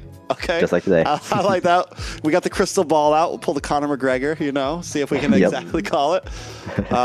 No, I'm super hype about that. How do we feel about the overall bracket? Like, I think a lot of us are looking at you guys right now as grand finalists. You guys are definitely in the talks, along with a couple other teams. You guys feel confident about this? Do you feel like this is an MSC run for the team right now? Oh yeah, of course. We've been practicing for a long time together, the four of us especially, and I think we have a really good chance of making it all the way to the end. Kronos? Okay. Well, who do you think are gonna be problems for you guys to make it until the end? I think your obvious answer, Alpha 7. They're obviously really good. Okay. And anyone else though? I'd say Nighthorde. They're really good. They're probably the second best team following Alpha 7. Okay, and what happened with these roster changes all of a sudden? T's coming into the mix. What happened to Myth? Like the Bam Bam duo is not gonna show up again. Like, what's going on? Well, after our game against Alpha 7, he decided to drop out of the tournament, unfortunately. So we had to do some last-minute roster adjustments, which unfortunately we had T, which was a very veteran roamer array. So yeah. It wasn't too difficult for us to readjust and get back into the flow of things. Okay, so T's last permanent? question. T's on the roster. All right. Yes. Layla. Oh, okay. Last question before we let you go. Now that Vendetta continues to moving forward into the playoff, what do you think the team still wants to improve on heading into the next round? I think the only thing that we really should improve on is just being more disciplined and knowing when to back off of certain objectives and not getting too excited. Because some of those games we were way too up. Who says to back off? Okay. I got a question. What do you guys think about Woompy? He's a solid jungler. He doesn't play tank jungler though, seeing how they banned Tarzan, Fred, and Baksha every single game. He's a solid Still pick, some though. things to work on, though. Yes. Good rookie, though. Yeah. Thank you once again. Congratulations on the victory. And thank you so much for joining us at the desk and answering our questions. We'll see you in phase 3. All right. Thanks so much. Very calm and straightforward, isn't he? Yeah. That's the energy. Yeah, that's the energy they give off, right? The aura. Good jungler. Yeah, I know. Still a rookie. Good rookie. Yeah, he said good Still a rookie, and I was like, good rookie. He didn't say it with any ill intent or anything. It's just like it is what it is at that honesty. point, and he wasn't Good lying. rookie. Yeah, just straight honest. Yeah. It was very similar, and like I said, very similar to Melon last season. Like, didn't get the win, didn't get the championship, but all of us had our eyes on him. Similar to like Hiko at M6 or M5 or whatever, like had some great games. We knew, but like, so I think it's good for us. I think no matter what happens with Leviathan this bracket, we keep our eyes on Woompy because Woompy will be back and will continue to grow. He's 17. He has a lot of potential, and whatever ends up happening here, it's a rookie that I've got my eyes on for following seasons. Like, ooh, this guy's gonna be a monster soon. Woompy. And not just him, like even the previous years, like Maracucho, another player as well to watch out for. But then again, you know what? There are other players to watch out for, right, Layla? There are definitely many players that you should be watching out for during the MWI. So MWI continues to showcase the incredible growth of women, the MLBB Esports, with teams competing for the opportunity to represent on one of the biggest stages in Esports World Cup. If you're interested in competing, building a team, or becoming part of a growing women's esports scene, now is the perfect time to get involved because the open registration is here. So make sure you get that registration in. And along with that, we want to take a short moment for thanking our sponsor, runestone.gg, making esports scene infrastructure, providing everything for us so that we can provide you with the great highlights of the games and be able to give you all the stats that has happened in today's game. So be sure to check out runestone.gg to see how they're helping to power the next generation of esports experiences. And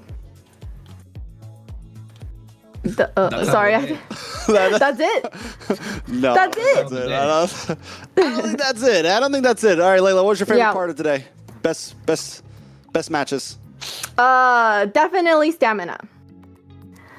The stamina game against Influence Rage, it's just great to see them come back very, very strong. And because we did think they were contenders and they fell off so much with those 2 sweeps that, you know, I'm sure a lot of people started to doubt them a little bit. And it's just great for them to come back like that and show everybody that they shouldn't doubt them. What about you, Chunks? Yeah, honestly, I do agree in a sense that was a banger of a series. I feel like it went a lot of back and forth. It felt like both teams really gave it their all. Yes, there was some sloppy points, but both teams definitely like showed up to play. And then, but also game 1, Leviathan taking a dub. I didn't expect Leviathan to even like get this far. So the fact that they're a contender in the bottom bracket, let's be honest. Is Leviathan going to make it to Grand Finals? I don't know, but I feel sorry for a lot of the other teams that are going to go up against them down in that lower bracket right now, because they are a team to watch out for sure. Vendetta, on the other hand, now on my eyes, it's like Grand Finalists? I mean, I like game 2 because, I mean, nobody asked me, but I'll say it anyway. Game 2 of the second series, right? I think that was definitely my favorite because of how Vendetta were able to control the pace of the game, not many mistakes, and you're right. I think with that game, after looking at that game, that's some high level game IQ, and that's how I know like they're definitely Grand Finals contenders. But then again, don't count out the Night Horde, right? You can't count out Influence Rage Origins. You can't count out Leviathan again, just in case Vendetta dropped out of the lower bracket. So still a lot to go through, and we're gonna find out about it next week. Are we looking at the matches coming up for next week? Yeah, we gotta see schedules for tomorrow well, first too, right? It's tomorrow, the South. Yeah. Right. We can't forget that the South group, they are also going into their phase 2, and can we pull up the bracket or no? Probably not. We'll talk about it until it comes out. Like, yeah, I know they're letting us hang out. Layla, yap a little with us. It's Friday night. Layla's going out this Friday. Last week it was me. This time it's Layla. Next week's gonna be me. In Canada they do second Friday. Here in Florida we do first Friday. In the United Kingdom they do the third Friday. Exactly. So who's gonna take 4th? I don't know. Everyone rests on the 4th. We all rest on the 4th Friday. Yeah, you'll take the 4th. Yeah, you take the 4th Friday. But I mean, tomorrow's matchup I think is, wait a second, let me pull it up myself. DreamMax versus Black Sentence and TEC versus 9Z. Ooh, I never thought I'd see TEC on the bottom half, you know? I have no clue. Hey man, I'm telling you, TEC. What do we think about Stamina versus Alpha 7? Oh, just small tidbits. We don't want to talk too much because we have to save some stuff for next week. I know Alpha 7 . I think Stamina are but good. Like, do we think Stamina can at least like put up a fight? Comes in. And take a match. Even with Song though, you have to remember with Team Eagle, they still didn't. Can they take they take a Amigos? Yeah. So I think they can. I think they can. Can they at least get a 1 win out of them? What do you think?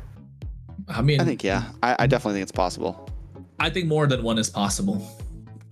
On their day, I think they look super strong. It just comes down to, can the rest of the team pull up? Because we know Dez is gonna show up, right? But is Ricky gonna show up? Are they still gonna take 1 game to kind of get everything started? Ricky versus Shark.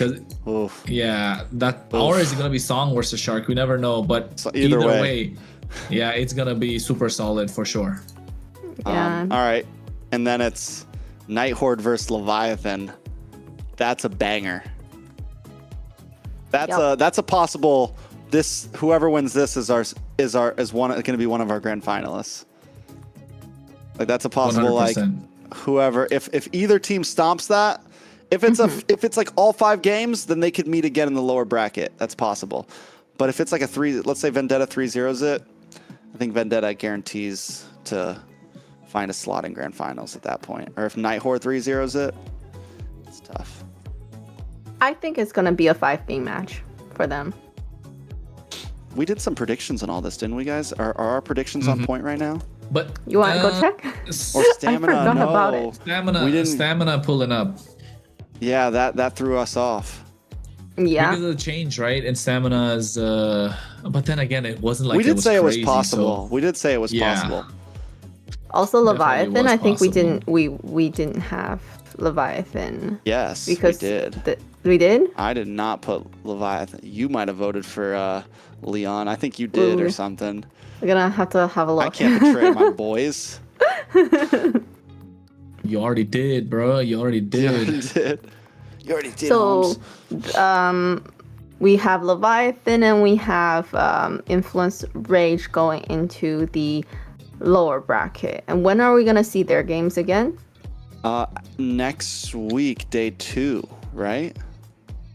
So the day 1 we're gonna see the stage 3 matches on the upper bracket, and then we're gonna see the first match coming into the lower brackets.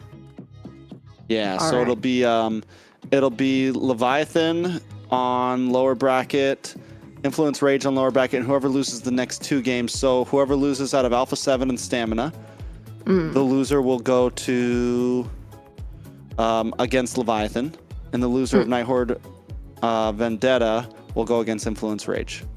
What do you think are the chances that they're gonna?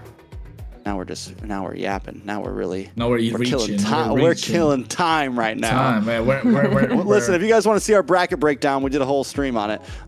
Yeah, go check us out. Quick Follow plug. us as well on our Quick socials. plug. Yeah, Trex Cass, Layla Baxo, and Kronos Cass. The predictions are on both of their YouTube channels, so make sure to go look at that. I'm just the guest. She's just a Twitch girl. Yeah, so.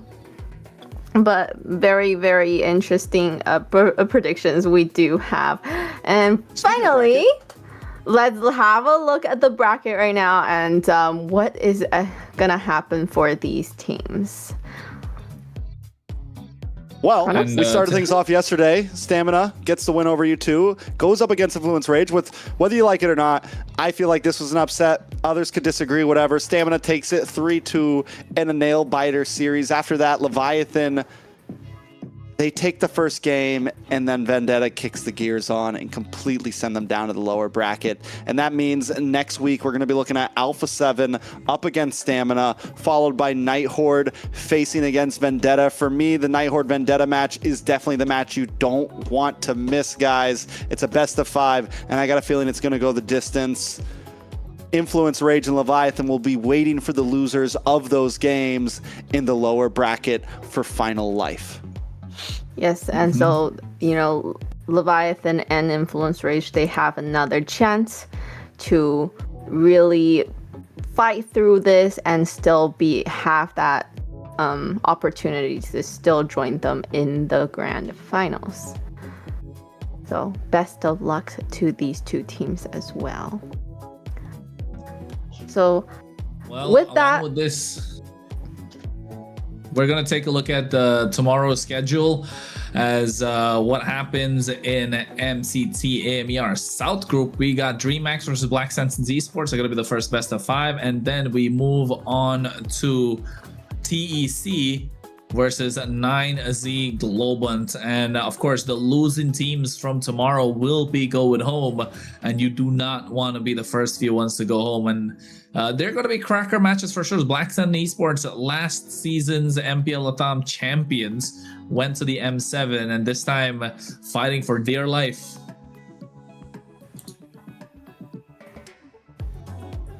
And the fight is going to be insane just because it is a single elimination. We've seen how intense the games can be here in the North for that spot. So we'll see what the South groups have to offer as well. Any predictions on these games? I predict that they're all going to go all 5 games. 10 games tomorrow night for Private, Xena, and Rico.